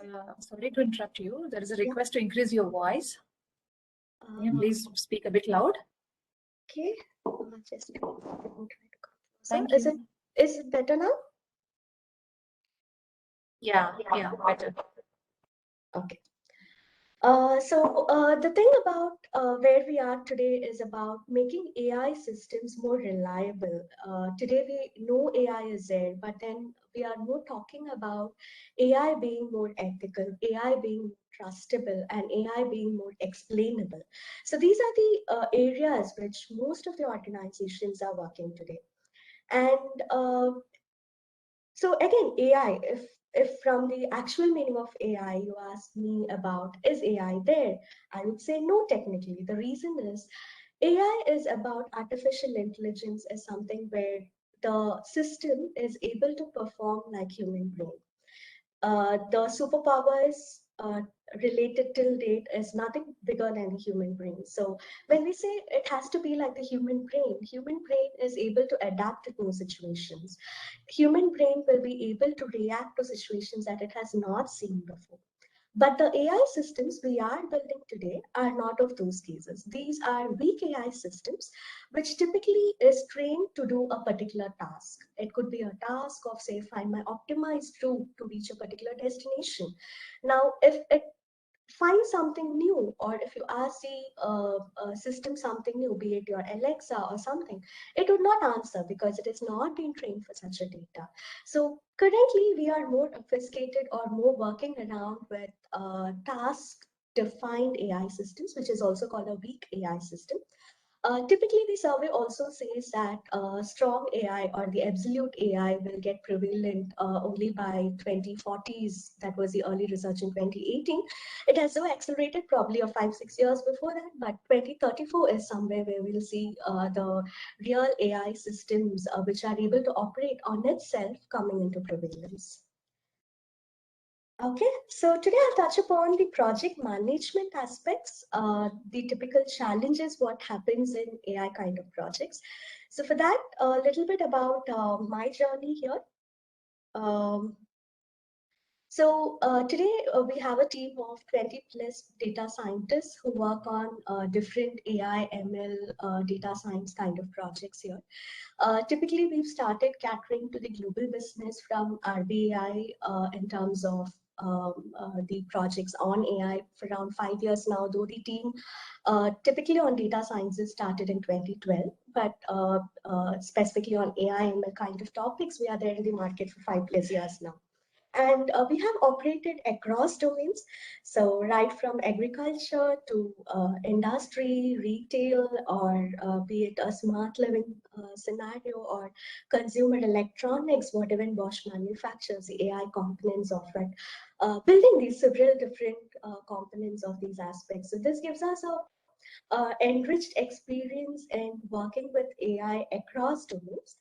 So when I started this journey in 2014 with RBI on the artificial intelligence topics, I was working closely with their research counterparts based out of Germany and India. And it was predominantly kind of research activities that could go into, say, autonomous driving kind of use cases or intelligent video analytics and things like that. And around 4 years after the experience and the depth in artificial intelligence I gained, I also started working on global business areas where we started finding out, okay, now we have these research components built, but how do I really take it to the market, and how do I really be able to touch human lives, being able to augment the mundane tasks or the monotonous tasks of human with AI, bringing in new value. And that is where from 2018, we've been building a strong portfolio of solutions and services around these areas. And as I mentioned, across domains. Typically, some of the areas which had challenges in adoption of AI were one, the major challenge was in healthcare, because AI, as we all know, is a learning system and is kind of an unpredictable system. But as per the Bosch ethics, we were directed to build only ethical AI systems, which means that AI systems are not going to replace any of the human tasks that are happening, but rather, how can we augment the human task in making human take better decisions, in providing an explainable AI kind of situation. So then it is, say for example, a pathologist is spending 20 hours or 10 hours of his time in trying to identify a particular set of cells. Now, can my AI-based system really fast forward this effort for him? So can he be able to find this out in 2 to 3 years? This itself is a big lead or big leap for him. And but typically there is always a human touch that is required in any domain you take, and this is where we were able to propagate our solutions and our AI kind of portfolio in different domains like healthcare and industry. I think the pandemic played a key role in accelerating this adoption of AI in industries, because the sense of human typically moved out. So human were not allowed into factories, human were the more of social distancing norms coming into picture.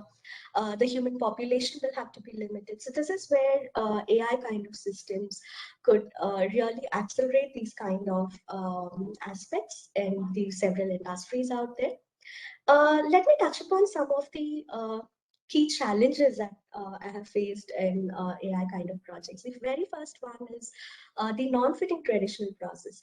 So predominantly Bosch is an automotive company, and it has a very strengthened portfolio for more than 134 years, which is relying, which the first key value that Bosch bets for is the quality of the Bosch products. So, which means to ensure this quality, there has been a very strengthened project management processes in place, which have been thought about, refined every now and then built together. Few decades back, this has also been refined for software projects. But typically, when we started delivering the AI kind of projects, we didn't have any kind of framework that the organization had also for the previous experience. And also in the outside market, there weren't many prevailing references or toolkits which could say, okay, AI kind of projects which will have to follow such kind of a project management workflow. And this is where it triggered our minds to also, along with our internal quality departments, being able to define tailor processes which could basically fit into AI kind of projects, because from the vision of the organization, it was very clear that we have to evolve as an AIoT company. And also by the statement which is more often mentioned by Bosch CEO, Mr. Denner, is that by 2025, any product or any solution that is getting into the market will either have to have an AI component into it, or will have to be manufactured with a process where AI is involved. So having this clear vision in mind, we had the urge to tailor our processes, which we know in the next decade is going to play a very important role in handling AI kind of projects. The second challenge was the KPIs. Now, just like any other software projects, like for example, a software project has a key metric of which is measured against a defect that has been delivery defects. Kind of AI projects may not have the same KPIs. The KPIs that will have to be defined for AI kind of projects will have to be typically very, very different.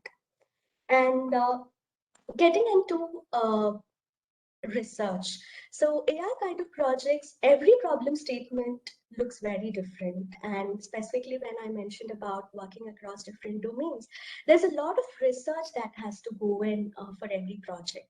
And typically when you engage with customers, you cannot go for really research projects, but then you'll have to have a budget to it, you'll have to have a timeline to it, you'll have to have a schedule to it, but also the project manager will have to give a deep thought into understanding that it will have a lot of research, considering there's not been previous experiments or previous data to back up the scheduling part of it. Data dependency. This is a big animal in any AI project. So rightly said, in 2016, this was a survey done by MIT, and it even stated that Tesla had logged 780 million miles of data. And you know what?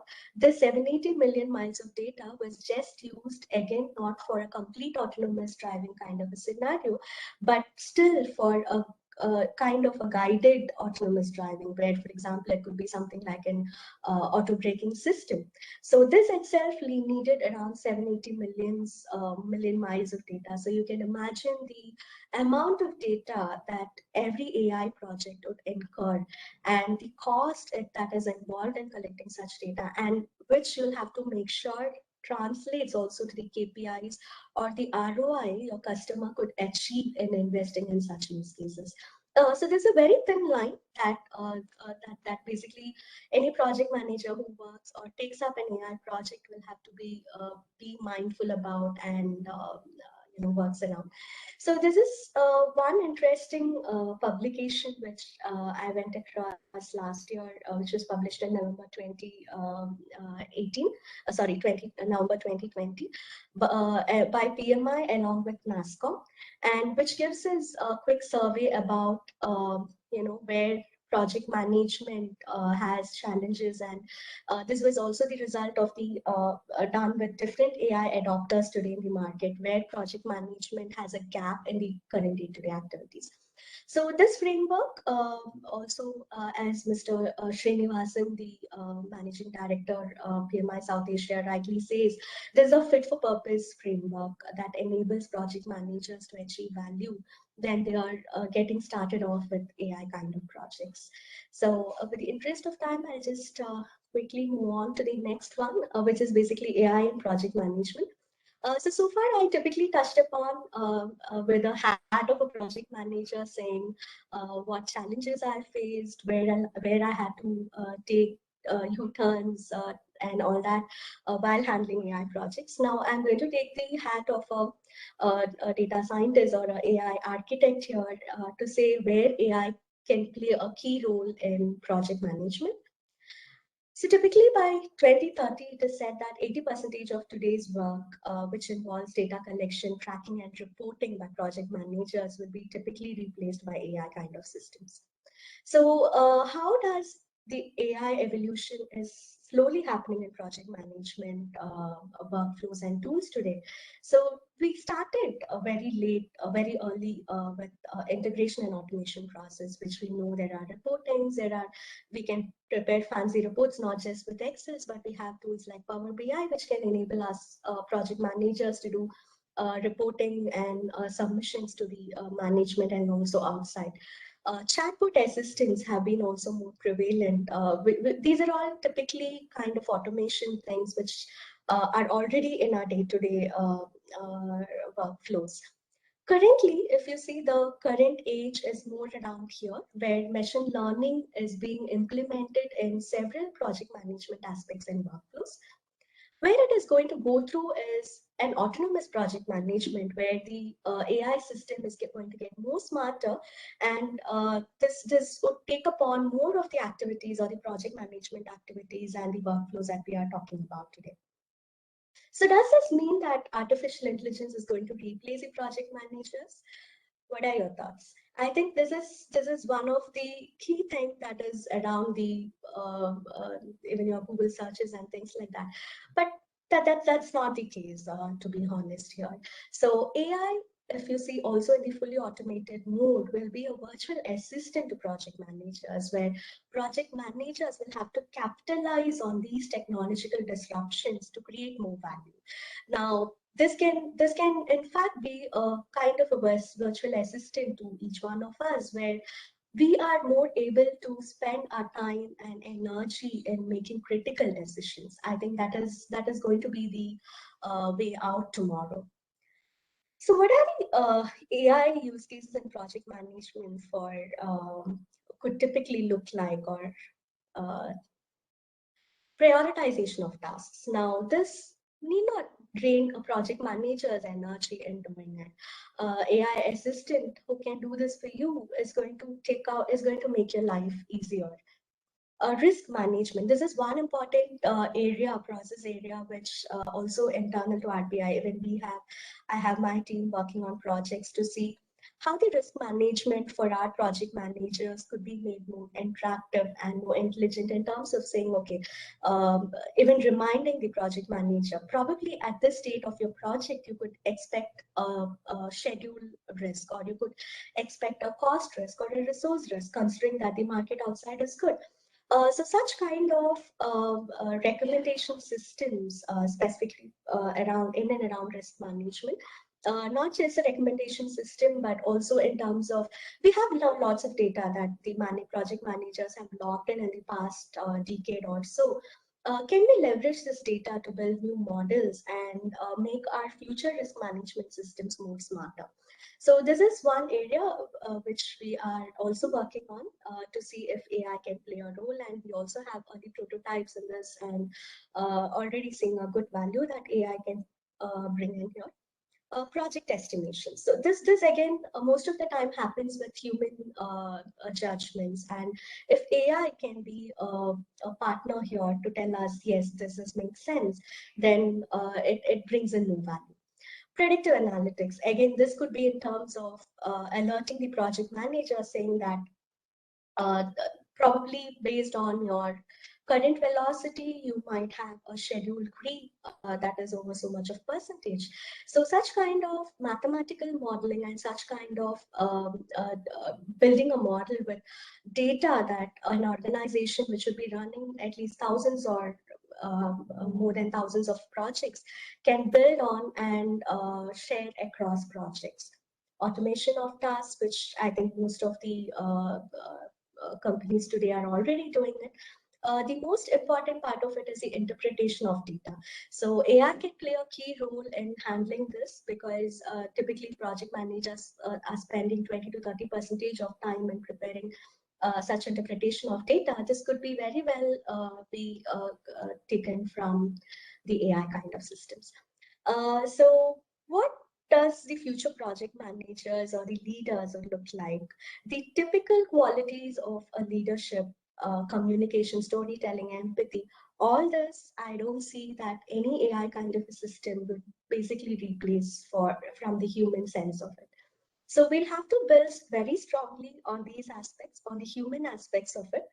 But we'll have to be very sure and we'll have to be more agile in adopting technologies and having a know-how of the technologies to be able to navigate easier in the highly disruptive market today, because technological disruptions previously were mostly even in the Gartner cycles, it was just a decade long, but today that's not the case. These are happening very fast and even we could really imagine. So it is important for leaders to be very agile in this so-called VUCA world and always hold very firm roots to the human values of it, which is always required, even though any AI kind of system, even if there is an autonomous AI kind of system, which helps us in our project management workflows, the human sense of it is always required. So hold on to it.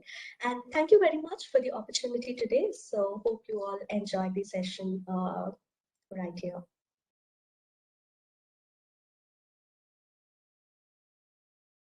Thank you, Janani. Thank you for the valuable insights on how AI is evolving and sharing AI use cases in project management.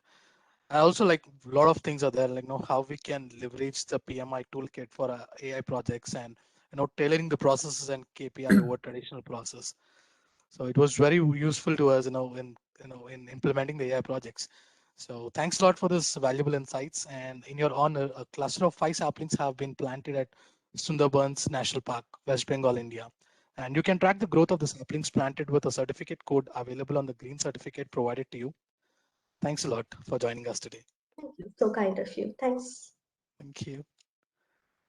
All right. So as all know, we are living in these unprecedented times, right? So problems are getting more complicated, challenging, and uncertain. So there is an innovative suite of offerings to help organizations and individuals adopt, implement, and solve the uncertainties. So now we would like to invite Mr. Tom Wujek, who is the innovator of wicked problem-solving methodology. He also developed a tool, Maya, visual effects application, which won an Academy Award for its contribution to the film industry. He is a well-known TEDx speaker and conducted workshops across Fortune 500 organizations. So we welcome Tom Wujek to please take over.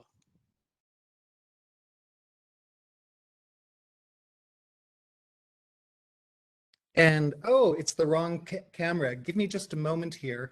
Hello, everyone, and it's good to see you. And we didn't have a technical setup here, so just bear with me for a moment as I set the right computer. Settings. Aha, okay, that's one setting. And I have share available and click. Oh my goodness, the miracle of modern technology never ceases to amaze. So let me just start here. Okay, hi everyone. My name is Tom. It's such a pleasure to be here and share some of the tools and processes and experiences of tackling complex problems. And I'm thrilled to be able to share some of these ideas with you. I've had the opportunity just to see one of the presentations, so I just saw Janini's, and my goodness, I think we all appreciate the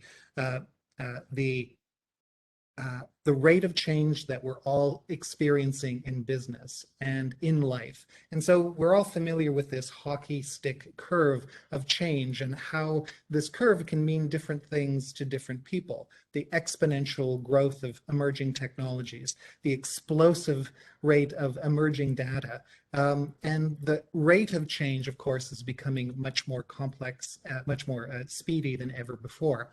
And these changes, of course, are reshaping the future of work for everyone, not just project managers.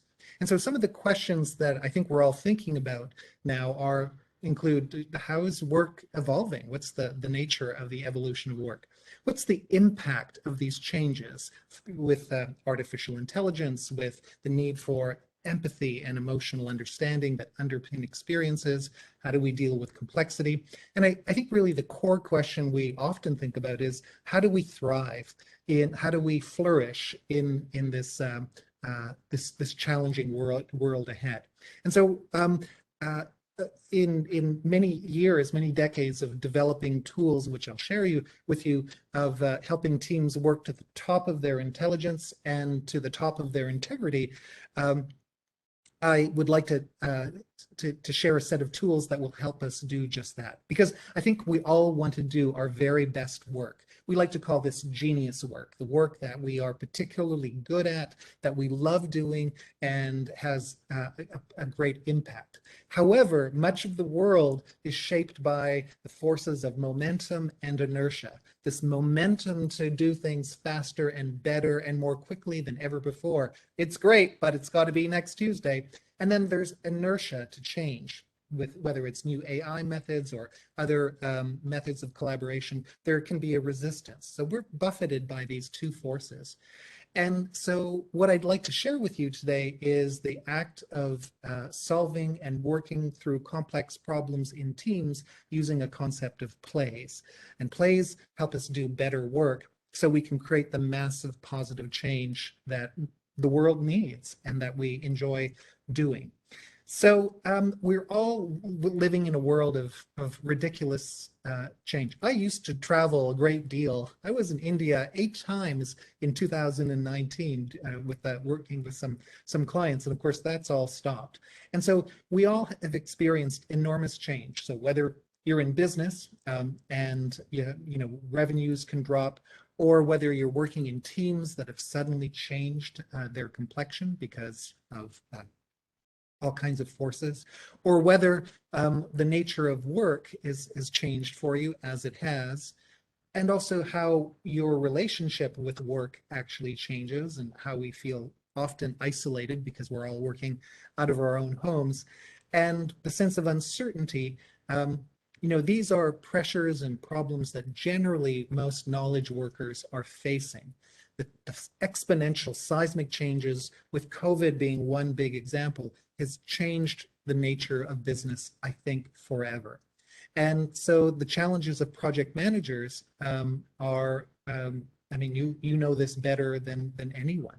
Not enough time. How do you create great impact? How do you balance the short-term and long-term needs? How do you increase influence? And much, much more.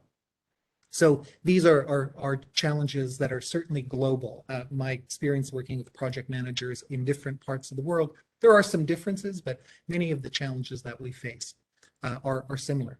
And I like to call many of these problems wicked problems. So that the word wicked doesn't mean that they are evil or from Boston. The North Americans will get that joke. It means that problems have a few qualities that are that include complexity and uncertainty. Wicked problems are those problems that were defined in the early 1960s as having a number of particular challenges that make them difficult to resolve. They're complex, uncertain, they're dilemmas, they're ambiguity, they have ambiguity, they are emotionally charged, they're deeply biased, they feel chaotic and fluid. And so many of the challenges that we face as project managers have qualities of wickedness. And so how do we tackle these problems? And as you'll gain, it's kind of through some high-level skills that can be applied through the active plays. But we need more than ever agility, and we also need the ability to be innovative. Agility is about seeing situations as they are, clarifying their meaning so that we can respond deftly and easily with grace. Innovation is the ability to identify new opportunities and problems, to systematically explore options, and to align on bold steps. And so we realize these higher level skills are more critical to the success of all knowledge workers, not just project managers. So building on the lessons of lean and agile and design thinking and cognitive science, and I know you study this, we have formulated a system called Wicked Problem Solving that addresses that. So where did this come from? I just the introduction was brief. Just my particular journey emerged from almost 4 decades of working at the intersection of 3 big domains. One is emerging technologies, second is business transformation, and the third is creative collaboration. So I've worked with and have led technology groups and have implemented Agile well over 20 years, just 20 years ago, actually, 2001. In a variety of organizations, built a number of different software products. As you've heard, some have won some major awards, and have written a number of books, currently 8 books on various topics, including emerging technologies, and have worked with a number of organizations at various levels, from the C-level, from the board level actually, through to the front line to help them transform their organizations. And a lot of this work actually is done in person to help organizations see their business. This photograph actually was taken in, where was this? In central India. And so it's a workshop with the Birla group. I have permissions to share that, to work through with one of their organizations. And so this act, I'm continually amazed to see the absolute transformative effect of making ideas visible and running plays to help organizations realize their business.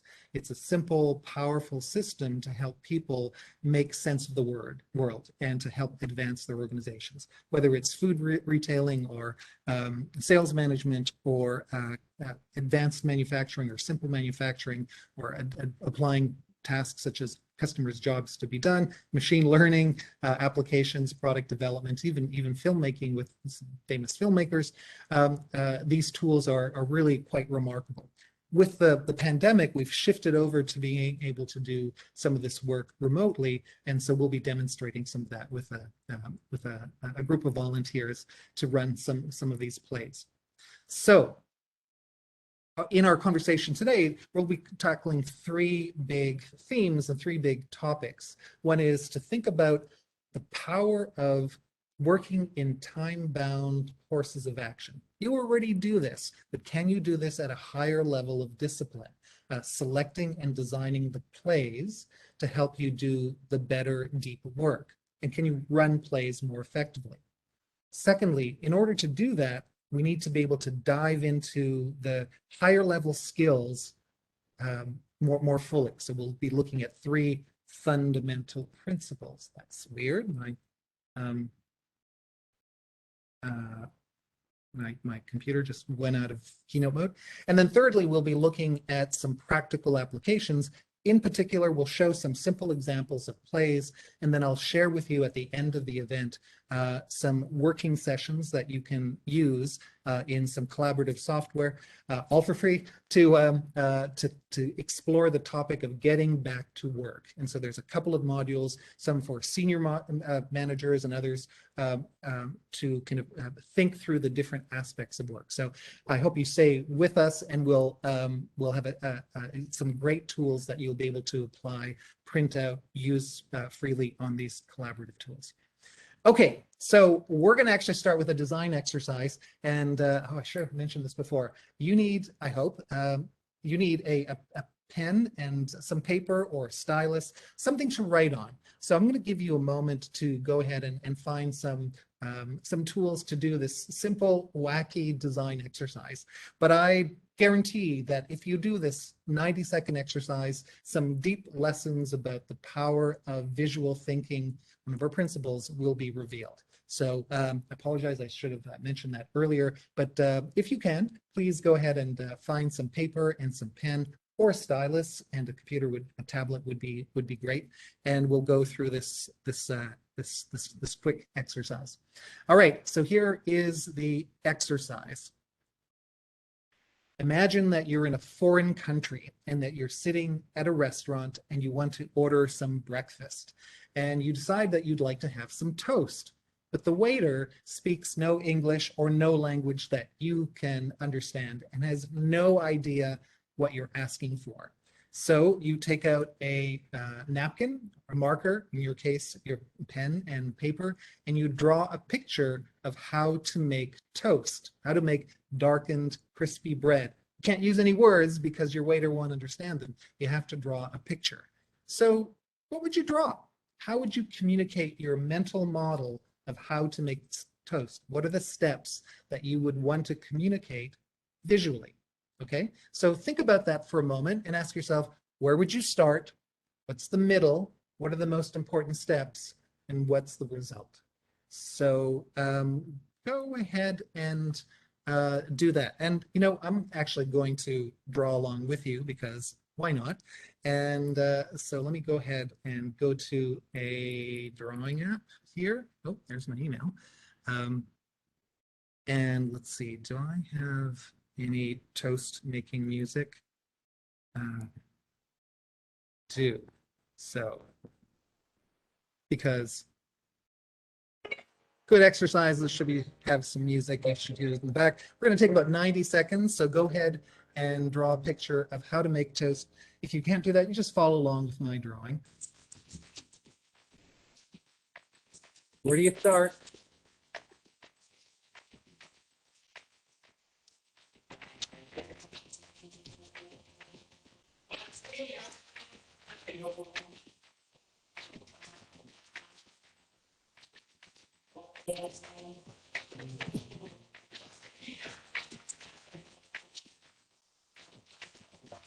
If you're drawing, don't look at the screen. Like these came to make it hot. We beat the box, stop. Bubbling up just like lock, but heated like a sock. Now, penetrating through your body. Rhythmically massage. That big clip. So yes. You know we never stop, we never rest. The back of music keep it moving fresh. And we won't stop till we get y'all. Say it.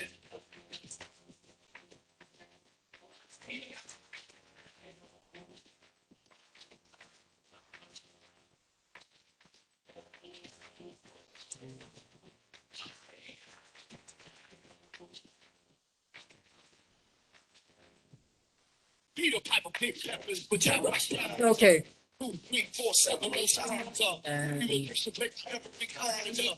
Bring down the music here. So there's a drawing of how to make toast there. Let's go back to my presentation mode. And make sure my sound up. Yeah. All these things that we have to take care of. So here's another drawing of how to make toast. I wish we could just share it, be in one room. It's really fun to see the various differences of how to make toast, this darkened, crispy bread. And so as you look at mine and look at these, you can compare and contrast that there are many different versions for how to do the same thing. Now, believe it or not, I've collected many of these drawings. In fact, it's quite ridiculous. I think I'm at 14,000 drawings. It's true. And many of them are terrific, and you can really see clearly what people are intending with their drawings. Others, not so much. We have no idea what they're trying to communicate, and you might think some people might just have no idea how to make toast. Is that a pizza? Anyway, but the point is, most of us, and almost all of us, can put pen to paper and draw a clear visual representation of our mental model. And some of them are really clear and crisp. We see the path of the toast. Some of them are very simple and are iconographic. You know, many are just down to the core. So for example, many CEOs and senior leaders draw a picture like this, and they go, well, that's it. That's the end result. Any questions? That's their mental model. It's the impact. And then other people draw the transaction of making. Entrepreneurs often draw this. And then other people, like engineers, often draw pictures of the tools to make toast. That's the critical factor here. And often they draw pictures of the method, the tools, the mechanism. Different model. And then other people, such as human resource professionals, draw pictures of people making toast at every step of the way, because of course, toast making is a human-centered activity, so you need to represent the human. So you have pictures there. And then there are the supply chain people that will show the path of the ingredients back from the refrigerator, or maybe back to the local store, the bakery, or maybe back further to the superstore, or maybe back further to the wheat fields, and maybe back further to the transportation networks that take you. This is what happens when you collect all of these drawings. But the thing is that these reveal our mental models and our biases. So for example, most North Americans make toast with toasters, of course, but many Europeans, particularly in Europe, draw pictures with frying pans because that's the way you make toast. Different cultural views are visible. And then many students, actually MBA students, draw pictures of toast like this. It's a joke, but it's really consistent. I'm not really sure why. Must be the price of tuition. Can't afford a toaster if you're an MBA student. Here's another one that's interesting. So I did a workshop with a group of energy company executives, one of the largest in the world, in Houston. And here's their drawings from their executive team of about 60 people. Ask yourself, do you notice anything in common with these drawings?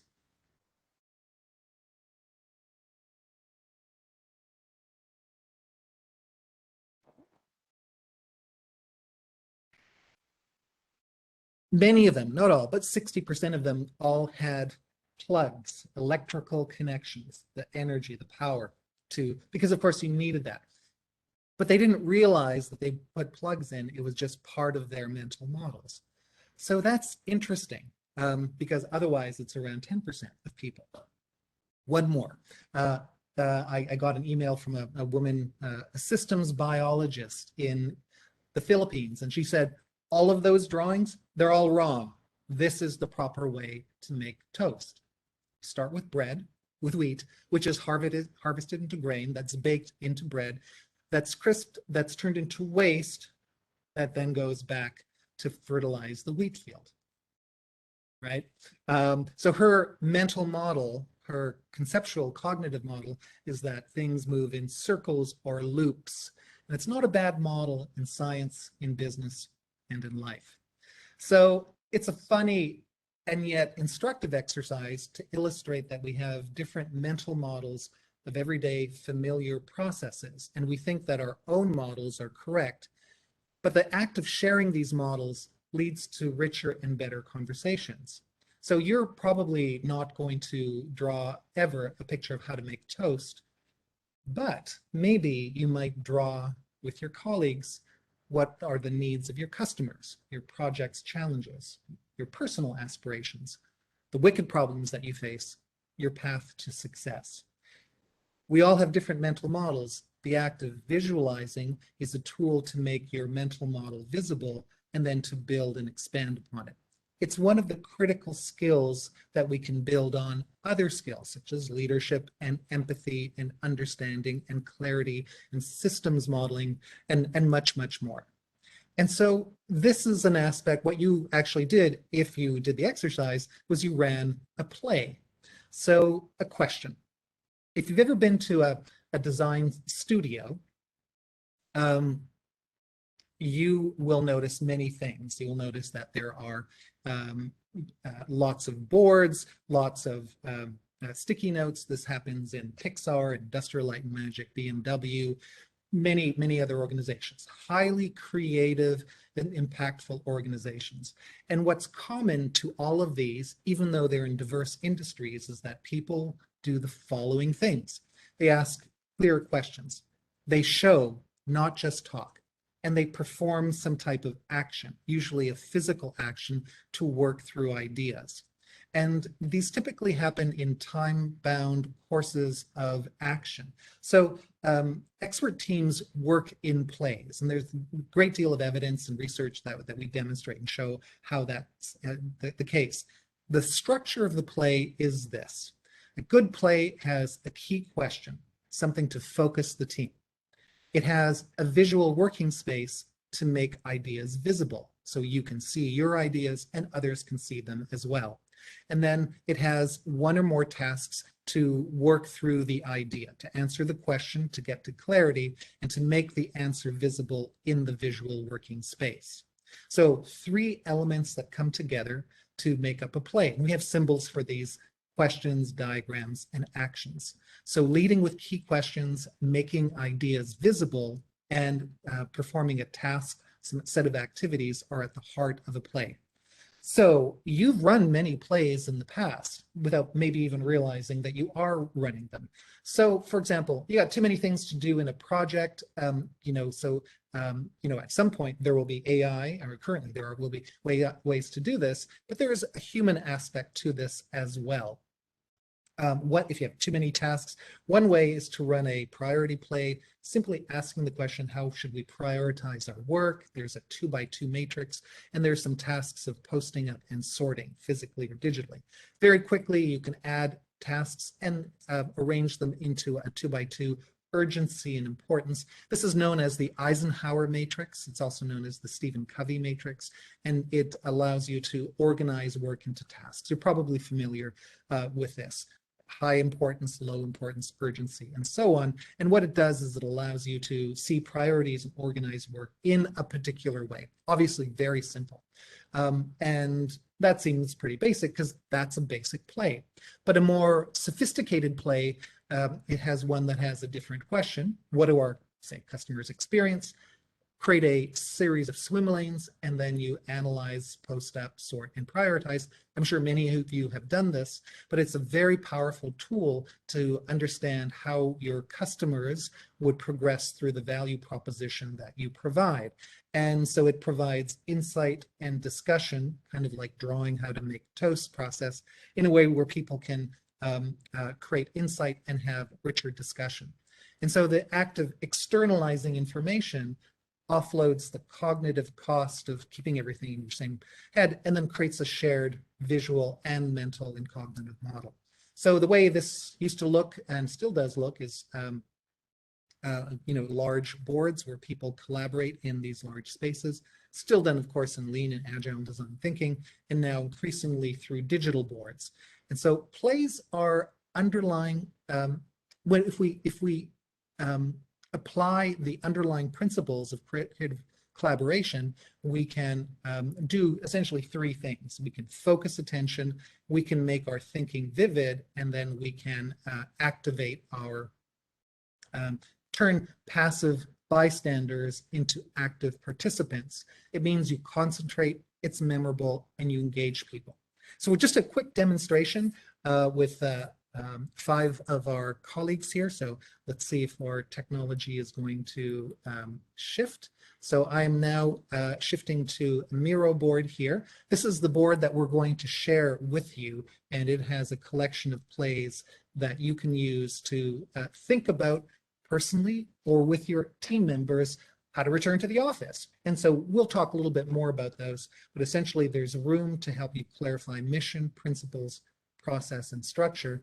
And then for other managers who are interested in retaining top talent, here's a different set of plays. This is a huge problem in North America and Europe. It's called the Great Resignation. In our pre-call, it turns out that that's not a problem in India. People are not resigning en masse because they've realized that that job is not for them.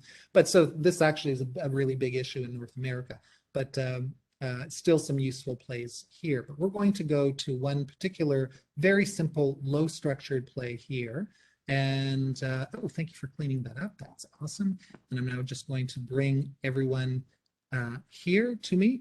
And so our participants are now going to type into these sticky notes, there's 5 working together, and drag them on, and just type some problems that project managers face when returning to the office. So as they do that, I'll just talk a little bit about this software. This is one example of some collaboration software. It's called Miro. There's other really good ones as well, Mural and Jamboard and others, but Miro is my favorite. We actually built the Wicked Problem Solving course on Miro, and so that you can run the exercises and learn how to collaborate digitally from very simple forms to very sophisticated forms. And so what it's in this mode right now, we're just simply gathering ideas and seeing what they look like. Again, I'll be sharing this board with you afterwards, and you can, and I will find out a way through Manohar and the conference organizers to share this.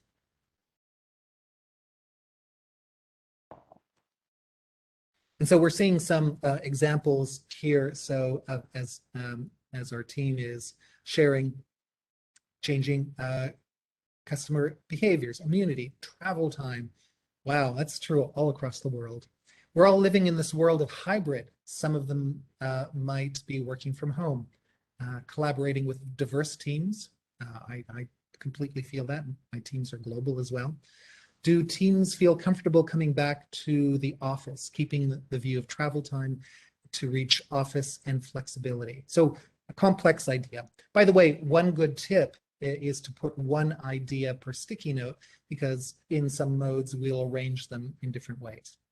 So compare this with a 2-minute conversation that this team would otherwise have verbally.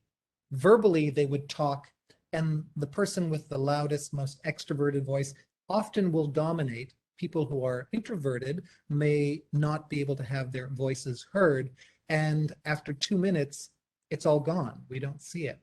Here, just by making that little shift, we see what everyone is thinking, and we get to participate in it. It's different when you're actually typing in, because you're seeing your ideas fold in and merge with others. But I think you can see the principle, this shift in thinking, key question, the visual, and the activities, are the starting point for this. So great, I'm going to switch over here. Please feel free to continue on, and we're going to then, actually, what I would ask the working group to do is to continue to the second exercise here. You in our pre-meeting, you know what that is, and so you can go ahead and continue to populate it. We'll just save some time, so you can return to that later. So plays can be just free form. You can move things up to the wall, and then they can also be highly structured. So there are really simple plays, and those of you who are very familiar with lean and agile and design thinking will be very familiar and comfortable with these. These include the post up, where you simply post up ideas, the cluster, where you arrange ideas into common categories, the sort, where you sequence your ideas into structures, the vote, where you figure out the preference, and something called the question blitz, which you'll do shortly, that is like a post up. But then there are other ones as well that are more sophisticated, that include visualizing ideas, something called make a scene, something called making a leap that shows as a simple visualization, 2x2 matrices, and so on. It turns out there are not just 10, not just dozens, but essentially almost endless numbers of plays. And I'm going to share some with you, because these plays can make are small differences in the way we work that can create massive positive changes. The shift to leading with questions, to making ideas visible, to leading with action, believe it or not, empowers leadership skills and higher level cognitive thinking skills. So that's our first kind of overview, the power of plays. Again, what's a play? What's a play?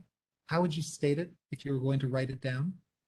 Go ahead in the chat and type in what a play is, which I'm actually not seeing now, but I look forward to seeing them. So what is a play?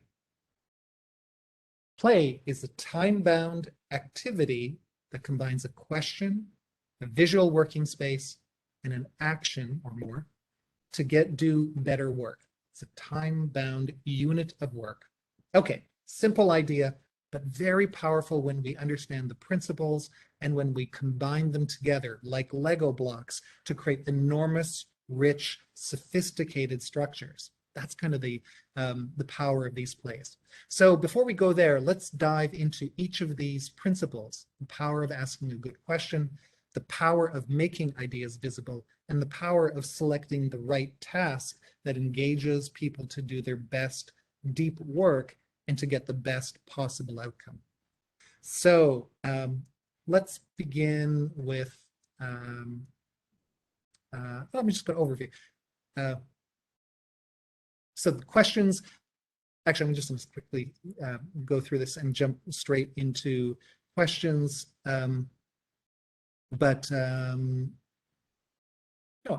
So each of these principles have a very powerful tool to help us make a transformation. I'm just going to dive straight into something was not quite the way I wanted it to be. So let us begin with our first principle of leading with key questions. And I'd like to do this with a story and to demonstrate the power of a question and why questions are essential tools and not something that we should take for granted, but a tool that we can use more strategically and precisely to help us do better knowledge work. So this is a very famous painting. It's called The Night Watch, and it's a painting from Rembrandt, and it's massive. It's 14 by 17 feet long, painted in the 1610s or so, and it represents a militia going out to protect their city of Amsterdam. And it turns out the painting itself needed protection because in the end of the last century, the painting was slashed by a deranged school teacher. It's not funny, but he slashed it in I think a dozen different places. And the museum curators realized it was going to take 4 years to fix the painting. And during this time, they did something unusual. They asked their visitors, what do you want to know about the painting? And they gave away postcards and invited the public to post questions, anything about it, doesn't matter what. And so dozens of postcards began to flood in, and then hundreds of postcards, then thousands, then tens of thousands of postcards asking questions about the painting. And some of these questions are questions that the curators never occurred to the curators. And so the curators collected these questions, and they did something that themselves really quite curious. When the painting was then brought back to the museum, the Rijksmuseum, they directed people to go through 2 galleries. The first one only had the top questions. So top 50 questions posted and framed. And then only then would they allow people to go into the gallery. And so people could then admire and look into the painting. Something unusual happened. The museum, people began to look and lean in more fully. They stared, they spent more time, and then they went back to the first gallery and looked at the questions, and then back at the second, back and forth and back and forth. The average viewing time of the painting before the restoration was about 2.5 minutes. People spent just over a couple minutes looking and thinking about the painting. How long do you think they spent looking at the painting after looking at the questions in this new way? 4 minutes, 5 minutes, 1 minute? Turns out, on average, 24.5 minutes. That's 10 times longer. But the painting is exactly the same. So what changed? Why do people went back and forth? Well, it changes because they had a questioning mindset, the visitors. The questions activated their imagination to think, to explore, to wonder, to see more different, to spark curiosity and to engage attention. The simple change of priming with questions makes the experience much more powerful. There's a great deal of evidence in the behavioral economics to show the nature of of how different questions prime us in different ways. So questions do many things. They build trust, they direct attention, they open doors, they invite thinking. and much more. It's a fundamental tool to foster higher level skills, including agility. So I have another question for another ridiculous exercise for you to do to demonstrate this. I would like for you to do what's called a question blitz. And it's really simple. You generate questions about something, about a topic, and it's remarkably freeing and empowering and also interestingly challenging. So here's the wacky one, and then the other ones will be less wacky. I'd like you to think about and see an everyday object you're pretty familiar with and ask yourself, what don't you know about it? What sparks your curiosity? What do you wonder about? The thing I'd like you to think about is your hand, left or right hand. What don't you know about this thing that you've seen every single day of your life? You're so familiar with, like the back of your hand, but what don't you know about it? So I'm going to give you another, let's say 60 seconds to type in 3 questions into the chat and see what you come up with and see what others come up with. More music.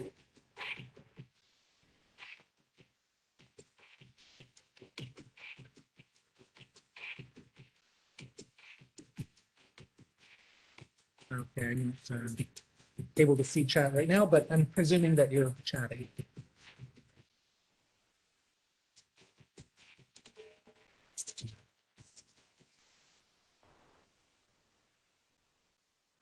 At least I hope you're chatting. I'm in full screen mode, so I'm blind. You may have all gone for coffee.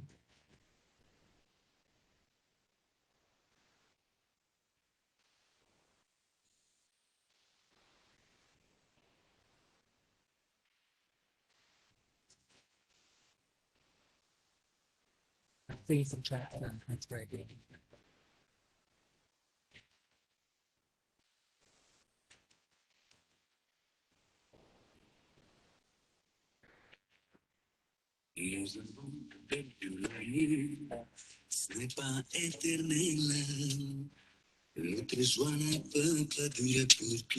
Okay. So let's Paul, you can continue on. And here's some questions that I've gathered. You can look at the screen now.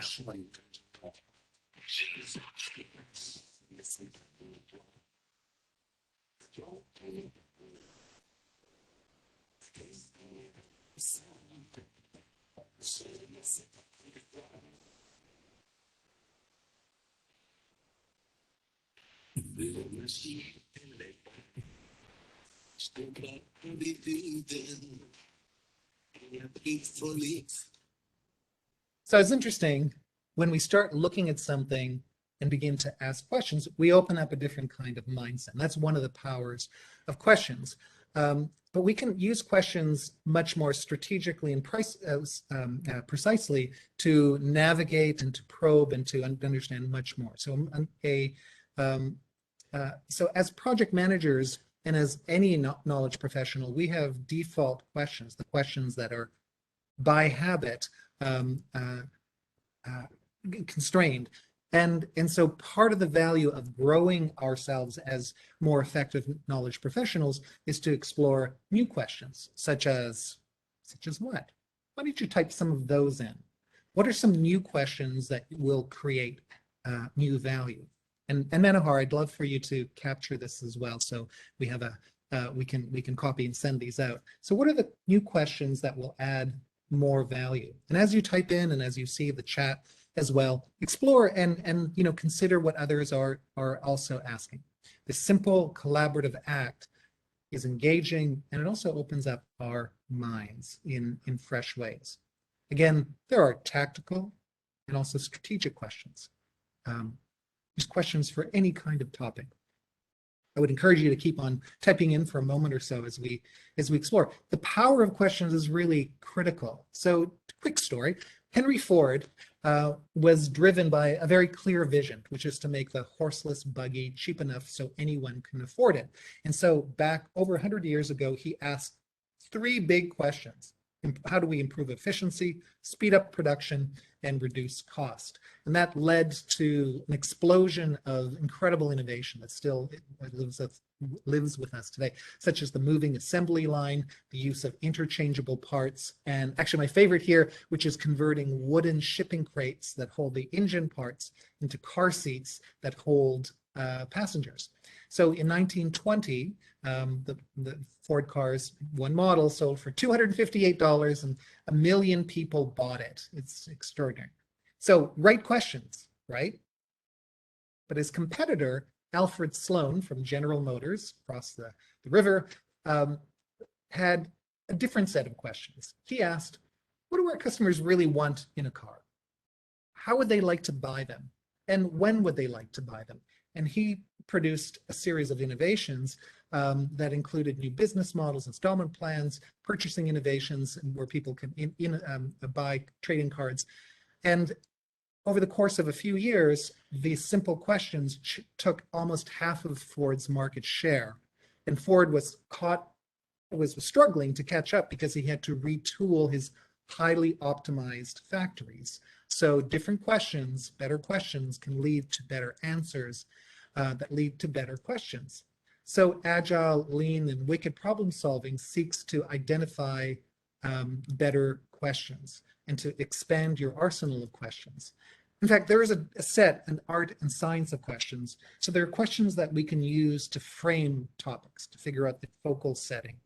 There are questions that we can use to navigate, to help people go from an opening, middle to the end of a discussion. There are questions that we can use to help get to the truth, or to elevate, or to inspire, or to challenge, and so on. And so as we become more and more familiar with the use of questions, we can be much more effective. There are sets of questions that we can use in a visual framework to create complex roles. Some of the simplest consultancy engagements I have with some senior leaders include just asking questions about what are the ethics that are changing. Returning to COVID and the diversity and inclusion movement, and what is the prevailing beliefs? What are your morals? What do you stand for? And then what is your role as a senior leader? And sometimes the answers to these questions can be in conflict. And so running 3 different plays helps these senior leaders coordinate and clarify their values. Do you see that? So play can be something as super simple or go much deeper into an emotional area. And then there are plays to help you navigate situations and in probing situations. And in the Wicked Problem Solving Toolkit, we provide decks of cards, physical cards and digital cards to frame, to navigate, and to probe, and to design your own plays. So it's not just light at the top. They're very precise and strategic that can reinforce key topics. So, people often say, well, we lead with questions. That's what we do. As a manager, I might just start a meeting with a question, and then we have a discussion. That's not exactly what we mean by this. In some cases, we need to bring people in to not follow the course, but instead of having one question with 3 or 4 answers that bounce around like a pinball, instead create a question map. Again, this is a play, a question blitz, and it's a tool that would allow people to see what the prioritized mental models are of others. And so the shift is to go from one question to several and then work them through systematically. Use questions to help us guide our thinking, and this is a key for so many key areas. So what we don't know about it can be just such a really critical tool. They're truth-seeking missiles. So before we move on, let's just continue to the Miro board, and look at that, fantastic. So our group has generated some questions, such as what questions should we pose when returning to the office? You might have different questions, but when you bring your teams together, the collective intelligence works better. So very questions. So risk mitigation measures, whether the office is sanitized, safety in office. So what I would encourage the group to then is to reframe each of these. This is not a question. This is a statement. This is a state. Oh, that's a question. That's a question. Put a question mark at the end of it. Should we use masks? Should we only allow vaccinated members? Is it mandatory for everyone to have a choice? What are the standard procedures to be followed? So great questions. And by the way, we can coordinate the questions much more strategically and fully in these plays here, which we won't go through all of the details, but as I said, we'll share this afterwards. So there's frameworks, visual frameworks to help us coordinate our questions. So sometimes you use a top-down play, like I've just shared with you, showing you here, where you kind of manipulate. And then there's bottom-up plays where you generate them, and we teach you how to do that. Okay, so I am, actually what I'd like to do now is just open the option for Q&A. I'm just going to take a bit of break here. So I've been talking and I'd love to see if there's some questions. I can now see this here since I am now in out of presentation mode. And so would love to post some questions. So I'm just going to look at some questions here, and then we'll continue on to our next two modules. So, okay, 1, 2, 2. So if you have any questions, I know there's a bit of a delay, please post them and I will do my best to respond. Also gives me a chance to have some coffee. Cold coffee, but it's coffee.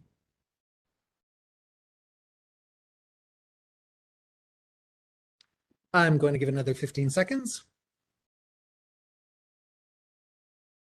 for any questions.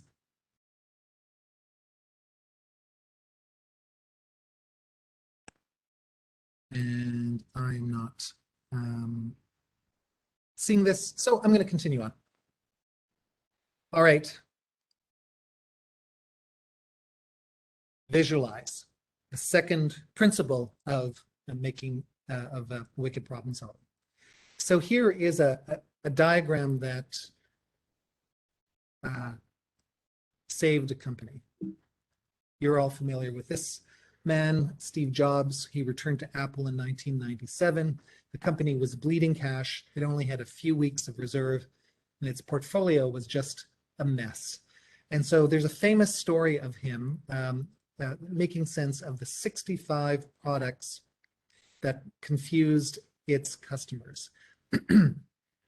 Different products for different markets through different channels at different price points at different locations. So Jobs developed a new strategy in a simple, concise, single diagram. He walked up to a whiteboard and he drew a horizontal and a vertical line and labeled them laptops and desktops, consumers and professionals, and said, we will have 4 markets, 4 products, a computer for anyone, anywhere.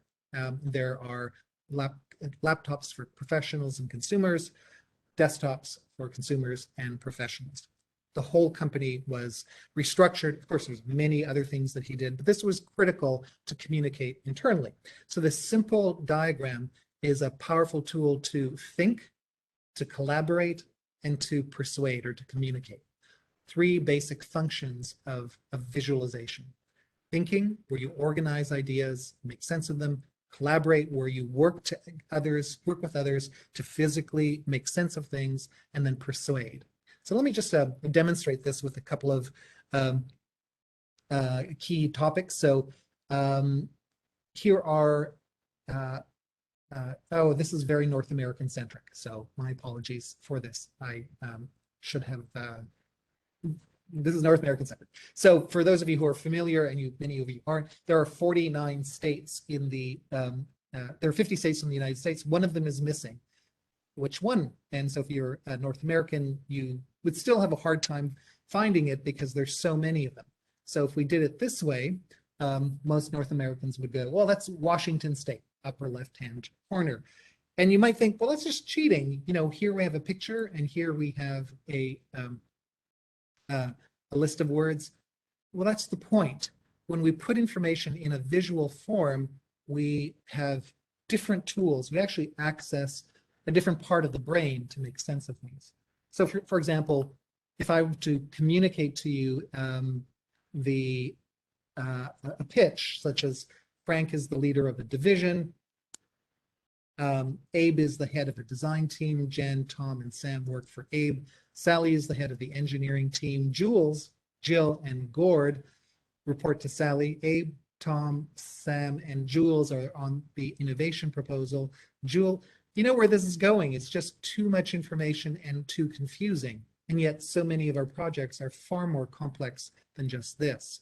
So if we just take the same information and put it into the form of a diagram, it becomes clear. Frank runs the whole thing. Abe runs design. He's got 3 people working for him. Sally runs engineering. She's got 3 people working for her. The people on the innovation project include these 4, Abe, Tom, Sam, and Jules. Ones with the check marks are into the project. Tom and Sam, not so much. So what this does is it just simply changes the form of the representation of the information and offloads, again, the cognitive cost of keeping everything in your head so that you can then interrogate it, explore it, add more questions, explain, challenge, look for clarity. And this simple visualization, Alan Kay, a fellow from Apple, I used to be a fellow out in this, so he's a fellow. He said that this extra point of view adds 50 IQ points simply by visualizing from this to this, from this to this. So the reason this happens is the way the brain processes information.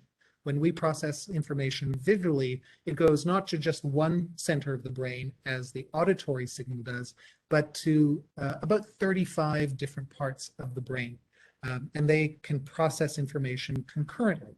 And that's part of the tool of making ideas visible. So one way of thinking of visual language is to figure out the nodes and the links.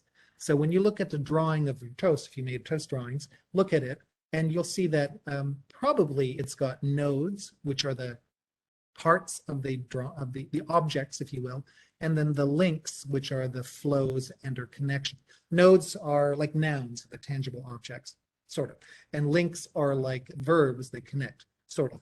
And it's the combination of nodes and links that helps make your ideas visible.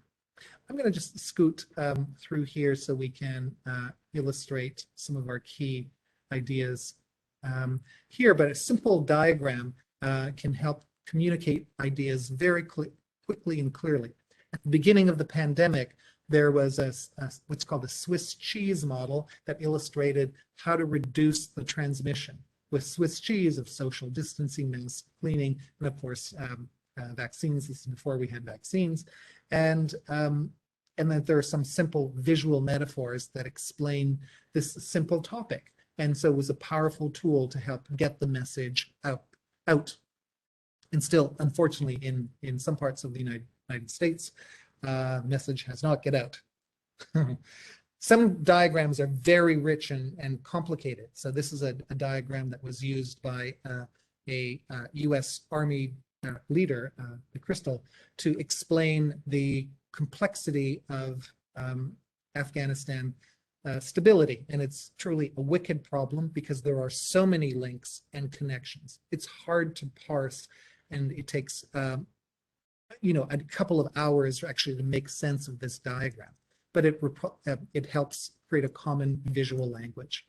So there are common visual tools that we can use that you're familiar with to help us organize and make sense of information. We teach you how to use these so that you can help improve your visual communication skills, and not only to think through ideas, risk, challenges, timelines, coordination of work, but also collaborate and communicate. So this can be used in a low-tech way and also in a high-tech way. We use these same visual models in our machine learning models because we need to represent the information back in a way that the human being can understand. So it's not just the low tech, it's also high tech as well. Let's apply some visualization to the tasks that we were talking about, such as what tasks create value. So again, I'm not going to go through the full back to work issue because it's so complex. There's so many different states. What I'm actually going to invite the team to do now is start populating this, and I'll just do a little bit of explanation, and then we'll be able to fit this. So what the working team is going to do is to set a series of tasks that as project managers they need to perform, and then start placing them in a simple 2x2 matrix, those ideas, and then into a matrix that illustrates what work can be done in person. That means working together in the same location, in the office. What can be done virtually? What can be done and or should be done solo by yourself? And what can be done with a team? And maybe the big team goes on the right, the little team on the left. So again, we have a simple challenge. That's the question. The visualization or the working space is this 2x2 diagram, and the tasks are typing in, placing them, and we would do more sorting and clarifying. But what it does do is it provides an intermediate play to then figure out who does what when and how to actually schedule that. It is a collaboration tool. So you're seeing the play being run in the background. And again, I will in the chat share this with you, and you'll be able to use it, take screen snapshots, and use whatever plays might be of use to you. But what these do, among other things, are plays to help you clarify your mission and how your mission has evolved, and how you win, and how you're differentiated, what your values are in an organization, the principles that guide you, the tasks over value, and other ones as well. And so there are a whole range of these different plays. There's even plays to help expose the emotional literacies. There are some plays that focus, we call it on the back channel, how the team is feeling. And so literally there's simple plays where people place little sticky notes to share how they're feeling. That's really interesting. And that, believe it or not, this gets the most attention from senior leaders, at least in North America and Europe, because they don't have methods to talk about, easy methods to talk virtually about what is affecting everything, which is how people are feeling. So as a result, it's pushed into the background. But by making it visible, making feelings, attitudes, emotions visible, it changes the nature of the conversation. So some organizations are more ready, or find it easier to do this than others. But it's an example of, some plays. And then other plays are often very, very tactical plays as well. So for example, we have a whole range of plays, and just letting the group continue to look at this. And so there are plays to navigate a crisis curve. So this is all part of the course. So when you experience a crisis, what are the changes that are taking place? And what are the ways of thinking about some of the key changes? And so we basically help people guide using plays how to go through the various phases of crisis: stability, restore, and growth. There are plays to solve complex problems. So we actually provide a catalog of plays, some of the essential plays that I shared, the opening plays to get people all on the same page, middle plays to do analysis, some data analysis, some machine learning, up to prototyping, and then closing plays getting to a common plan. So those are some examples of plays that you can then string together. We actually even have a meeting planner. We're going to be launching this publicly to basically design and run better meetings. So again, these plays help you guide you and your team to figure out, do you actually need a meeting, and what's the purpose of the meeting? There are in fact 16 different types of meetings. There's 4 types of project, 4 types of team, 4 types of customer, 4 types of change meetings, and each have their own set of plays. So you can, in the play designer, simply drag and drop the plays that would be relevant to you. So an introduction, clarifying the vision, and defining headwinds and tailwinds. And so there are a whole many plays that you can then use to do the right work. And then there's actually a full working space so that you're not just planning, but you actually have working space to perform the actual plays themselves. So these are part of the toolkit. And there's a lot more. There's dozens more. Just a time check here. So we're going to, I believe, so Manohar, if you could just text me the exact amount of time. I think I have about 7 minutes left. Is that correct? So if you wouldn't mind just texting that to me. I know we started a bit late. And so I'll be pausing on that and looking at that. So, so let's just take a look at this, the previous play to see how that ran. And there we go here. So a group of 5 people who don't work for the same company developed some sets of plays. So we have team, agile planning, so team group that can be done virtually. And then who's coming to the office? That's personally. Onboarding procedures. And you can look at the rest here as well. Different teams, different organizations will prioritize this in different ways. And of course, we would go much deeper than just a 5-minute demonstration. So I think you can see the value of this. So the point is, by designing and running better plays, we get better work. We're not just talking, we're coordinating work in rich and complex ways. So it turns out there are plays for and visualizations that suit different people. In the C-suite, there are plays that are useful for CEOs who want to share a vision, chief marketing officers. I've done lots of work with CMOs in India, and so being able to see the needs of the customers and the jobs to be done is really critical. CTOs are really, of course, interested in the flowchart of creating and sustaining value with the technological infrastructure. COOs are all about maintaining the process to create the customer value, and so on. CFOs, of course, would like to visualize. The act of using visualizations can change the nature of how you work with your clients, from simple Kanban boards, which you are familiar with, to other types of visual tools that are data-driven and very visually sophisticated. So again, similar, actually the same principles, but different tools of making ideas visible. It's not all sticky notes, but it's a good entryway to think about the power of this. So let me, so Manohar, could you just kindly text me or WhatsApp me my final change here? So I believe I have 36. I think I have another 12 minutes, but I need your feedback to be able to land exactly in time. So our third big principle is engaging with forward steps. We've talked about the power of questions to focus, and we've talked about the power of visuals to make our ideas visible. Again, whether that's writing or using a simple or sophisticated diagram. There's a third part as well, which is what is that people do? What is it? What are the tasks that people do?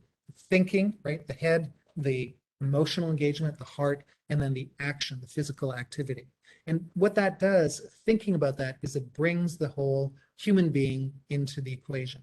So you have a clear development. So for example, here's an interesting thing. If you went back to the draw how to make toast activity, and if you use different tools like sticky noting, it turns out you automatically make nodes, and people actually change how they interact with the diagram. They add, they subtract, they move, and it becomes a dynamic activity. So it's an iterative model.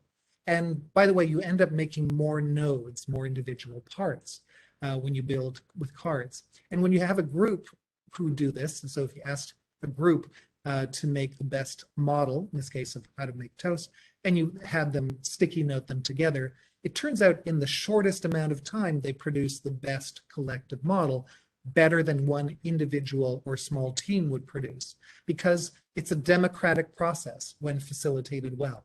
The extremes get incorporated into the overall visual model. It's a unified systems model that integrates the diversity of individual models, bringing together both the extroverts and the introverts. And so that becomes really interesting. You end up with the richest visual model. And we can use this principle to help with the knowledge management work that we perform. Drawings make ideas visible. Sticky notes allow us to have a conversation with them, and group notes allow us to see the same thing. This, of course, can be augmented with technology, as we've seen. So plays, again, just take care of these as a way of taking care of three underlying principles that are common to all creative collaboration. This is important for a couple of reasons.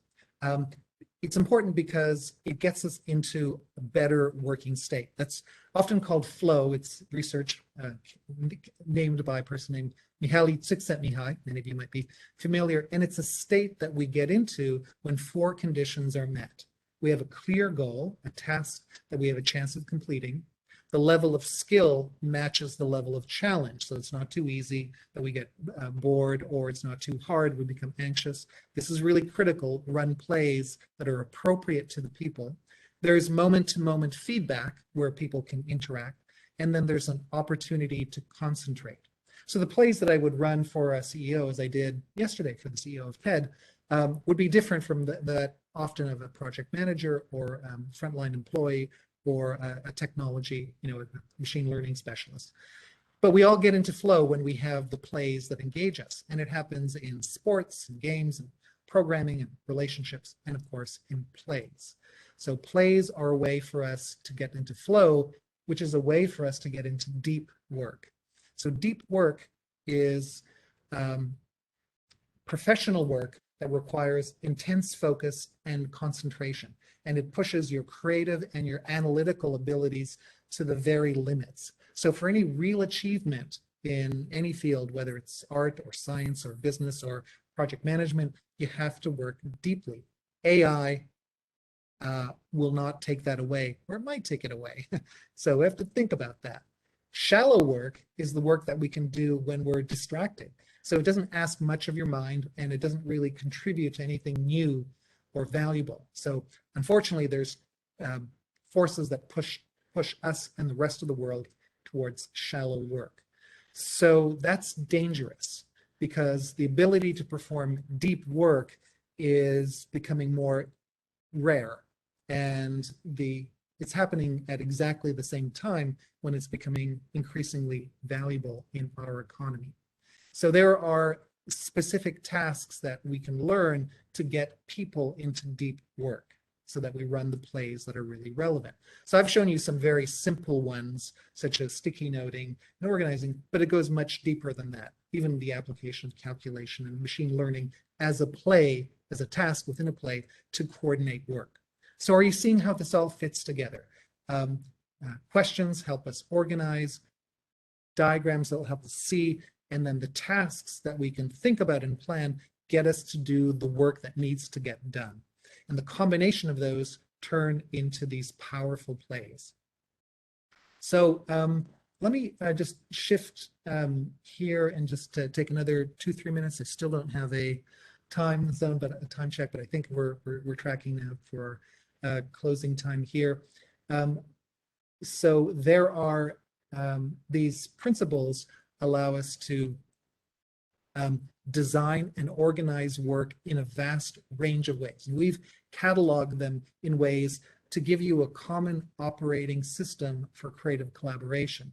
And it's really exciting to see how this is now being used in very large organizations like Microsoft and the state of California. It's a big organization, and the Mayo Clinic, a number of large consultancies are using this as well. And if you're interested, please, we'd encourage you to take a look at the course and learn more about it and how this underlying way of approaching helps people begin their journeys in design thinking and agile and lean, but also become more expert because you're moving the fundamental principles of them.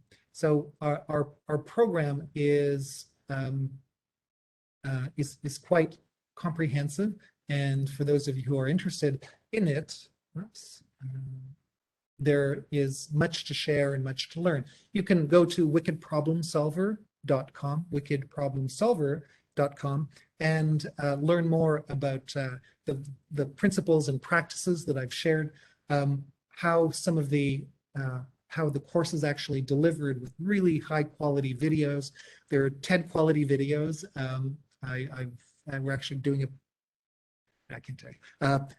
So there's connection there, and the videos really illustrate the points. They're fun, they're short, and then they're followed by quick little exercises that start off simple, like you've seen, to not so simple and not so easy, because it's tackling wicked problems. But it's teaching you the underlying skills of thinking visually with questions and with diagrams. There's about actually 300 pages of a workbook that is very visually rich, that guides you. So it's not just the course, but it's a set of tools that you can use both physically and digitally to help you plan, run, and assess better knowledge work. So we're really excited. I'm really happy. This is the culmination, believe it or not, about 30 years of work to put this into a various form, and how it can be approached to a wide range of different challenges. And the good news is that PMI is offering a discount to the course, which is here. So we'll send this out to you, but oh no, this is not it. You know what? I'm going to my goodness, I made an assumption here. Give me 15 seconds here, and I will put the discount code, but I know that Manohar, you have it.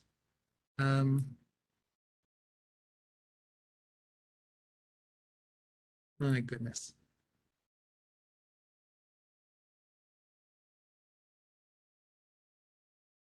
And we've got the subscription discount. Oh my goodness, I can't believe I did this. I can read it out if you need. Oh. However, we'll be announcing in the announcements. Okay, great. So my apologies for that. That saves you a bunch of money if you're interested in this. So, but you can just follow up with that. So, so let me just wrap up in 30 seconds. And I hope you, and we all do want to do our best work. We all want to bring our best genius work. Again, that's the work that is work that we love to do, that we're really good at, and that will make a positive impact. And again, there are so many factors that prevent us from doing that, such as the urge to do shallow work and the various forces that are on us. And we can do better work with ourselves and with our teams when we coordinate work into plays, design and run plays that are more effective. And so by learning this shared common operating system, we kind of, as we've heard earlier, have an unfair competitive advantage, a superpower to help us see behind, to elevate our thinking, to choose what kind of thinking we'd like to choose and use. So that's the point. Sometimes lean is appropriate, sometimes agile, sometimes economic thinking, sometimes machine learning. But if you have the freedom to think about what type of problem and what type of plays you should use, you're instantly elevating your capacity. So I encourage you, and I hope that you are interested in learning more. And we will also send a link to the site that we just shared. Thank you again for the collaborators to do the work. That was awesome. And I took more than 30 seconds, but I hope that you enjoy the rest of your weekend. So with that, I think we have come to the end of our time. Yeah, that's great. Thank you, Tom Rujek, for enlightening and interactive workshop on the right way to apply WPS. It was a great session. We learned the importance of brainstorming, asking right questions, and thinking out of box to find solutions and progress as a leader. The concept of power of place, fundamental principles, and practical applications is very interesting, and it actually directs us to better solutions. And understanding the growth aspect through crisis curve is very helpful in this pandemic period to grow both as person and professional. That was great. Thank you, Tom. My pleasure. And I really look forward to coming back to India when it's time. Sure, we would be waiting. And in your honor, a cluster of 5 saplings have been planted at Sundarbans National Park, West Bengal, India. You can track the growth of the saplings planted with a certificate code available on the green certificate provided to you. That's awesome. Maybe I'll even Yeah. have a chance to see them. Sure. When you visit India, you definitely have to plan to visit that. Thank you, Tom. Thank you so much. And everyone, thanks again for your time and attention. And I hope our paths cross in person in the future. Bye-bye, everyone. And this reminds me that, I guess, Rajiv, we are almost at the end of the day. So I guess, guys, like it hasn't been a great day. Yeah, of course, right? Yes, yes. 5 hours just flew very fast. Many inspirational sessions and learnings throughout the day. Absolutely. So now I request Sita Mahalakshmi Durvasala to provide concluding remarks for today's session. So Sita, in a professional role, heads the India R&D Center for Ship Console. She believes that giving back to community and society is the primary responsibility of every individual, which brings her to the Pmipcc board as a director of volunteers. So we now have a strong base of 185 plus volunteers for the chapter over the last 1 year, working on various chapter initiatives. So we welcome Sita to take over. Yeah. Thank you, Seshu and Raji for thing. You both did a great job, the entire day. And as Raji has mentioned, this day just flew. The 5 hours just flew away, very fast. So yeah, it was the Venkat Reddy Charla, our president, starting like why this theme, change makers turning ideas into reality, is very much suitable for this current situation. And then Dr. Srinivasan, Regional Managing Director, PMI India, very well, he set the context of our theme, and he mentioned how project managers can be the change makers. He said, 3 skills are very important: the technical project management skills, the business acumen, and the collaborative skills are very important for the project managers to be the change makers. And then we had a very good session with Ricardo Vyana Vargas, where he mentioned how we can be the change makers and drive this transformation in this VUCA world.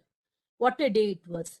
And then we had different change makers coming in from the government side. It was Neerab Kumar Prasad ji, who very well explained how difficult it is to actually do it on the ground when they have done the resurvey of the land records. And many good insights were shared, and where we could visualize when some ideas actually, when they're being put into practical inference, there are so many hurdles, but we as change makers have to lead it. And then we had a very good session with Shrikant K. Armanitaya, where he explained how growth is important, and he explained the key concepts of leadership and how leaders can transform themselves into change makers. What I liked very well, one good statement was, it is project management, it's like a profession. So leaders have to be the change makers. And very well, organization accelerators, the meta concept is one. key takeaway which we all have to take back. Mobilize, execute, transform, and agility. So, and then we had Kalpana Ramesh, mentioning about the rain, how her passion has led into her, leading into the basically rainwater, multiple rainwater harvest. Even the Gachibowli, that was a news to me. How it was that well was taken care. Many good things. And then we had Janani Raju share her thoughts, like how she has done a two-way story. That was a very good one, where AI was combined with project management, and what were the challenges they have faced when they were the first pioneers, like when they had to execute AI projects and implement the project management concepts also. Good learnings where there were many tailorings being done. So, and then the last, but not the least, there was a wonderful session, workshop. I think each one would have had so many takeaways where there was so much of learning with practical experience on the wicked problem solving. Many problems are what we have been facing all through. Wonderful day, and what a good participation across by all the project managers around. It was a great session, and I liked and I look forward for the tomorrow's session, how exciting it would be. Okay, yeah, thanks, Raji. Over to you. Thank you, Sita. Thank you very much for those lovely closing remarks. Before closing out formally, I have few quick announcements. Yeah, so as Tom Wojcik mentioned, if anyone interested in the WPS, the Wicked Problem Solving, we have the discount code displayed on the screen. And also the wickedproblemsolver.com is the website he mentioned. Please also check out that once. Also hope everyone knows we are certified ATP for PMI. Please reach out to the Academy team for further inquiries, if any, on PMP or CAPM, PMI ACP, DASM, or DASSM. And the email ID is already mentioned there. Please have a check once. Here we have the selfie challenge winners. We have Lavanya Eliseti with 20 likes. And we have Bhaskar Rao with 24 likes. And we have Aman Sabzwari with 12 likes. So hearty congratulations to all the winners. The goodies are on their way to reach you. And the mostly asked question, this event is eligible for 4.25 PDUs. Please use the claim code displayed on the slide to claim your PDUs. Participation certificate and PDU information will be emailed to you and you can claim after a week. We apologize for the technical glitch faced by delegates this afternoon. The technical team has fixed the issue. And don't miss to join tomorrow on time tomorrow. We have celebrations of Pmipcc, the 20th year celebrations, which are planned on a very grand scale. So don't miss them. And the Wonder app. To help the networking opportunity be still alive in this virtual mode, we have brought Wonder app to you. There are multiple rooms or booths created for you to join of your interest and share your ideas with like-minded people. Please join a booth of your interest using the guest password mentioned in the slide and network for next 30 minutes. Happy networking. We'll meet tomorrow again, sharp on the time mentioned. Thank you. Signing off for today, Rajeshwari and Seshu.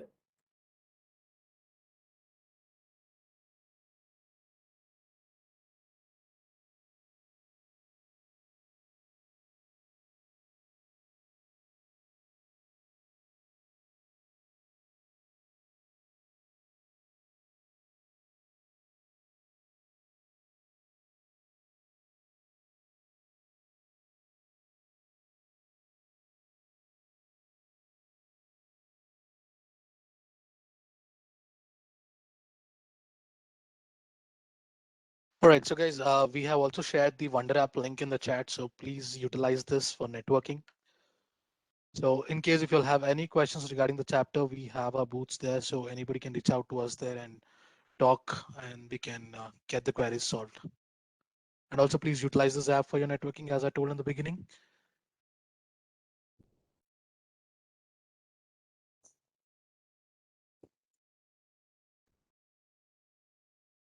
And one more thing, the PDO codes again. So we will also be sending you all an email, and you all can start utilizing it, or adding it to your accounts post a week.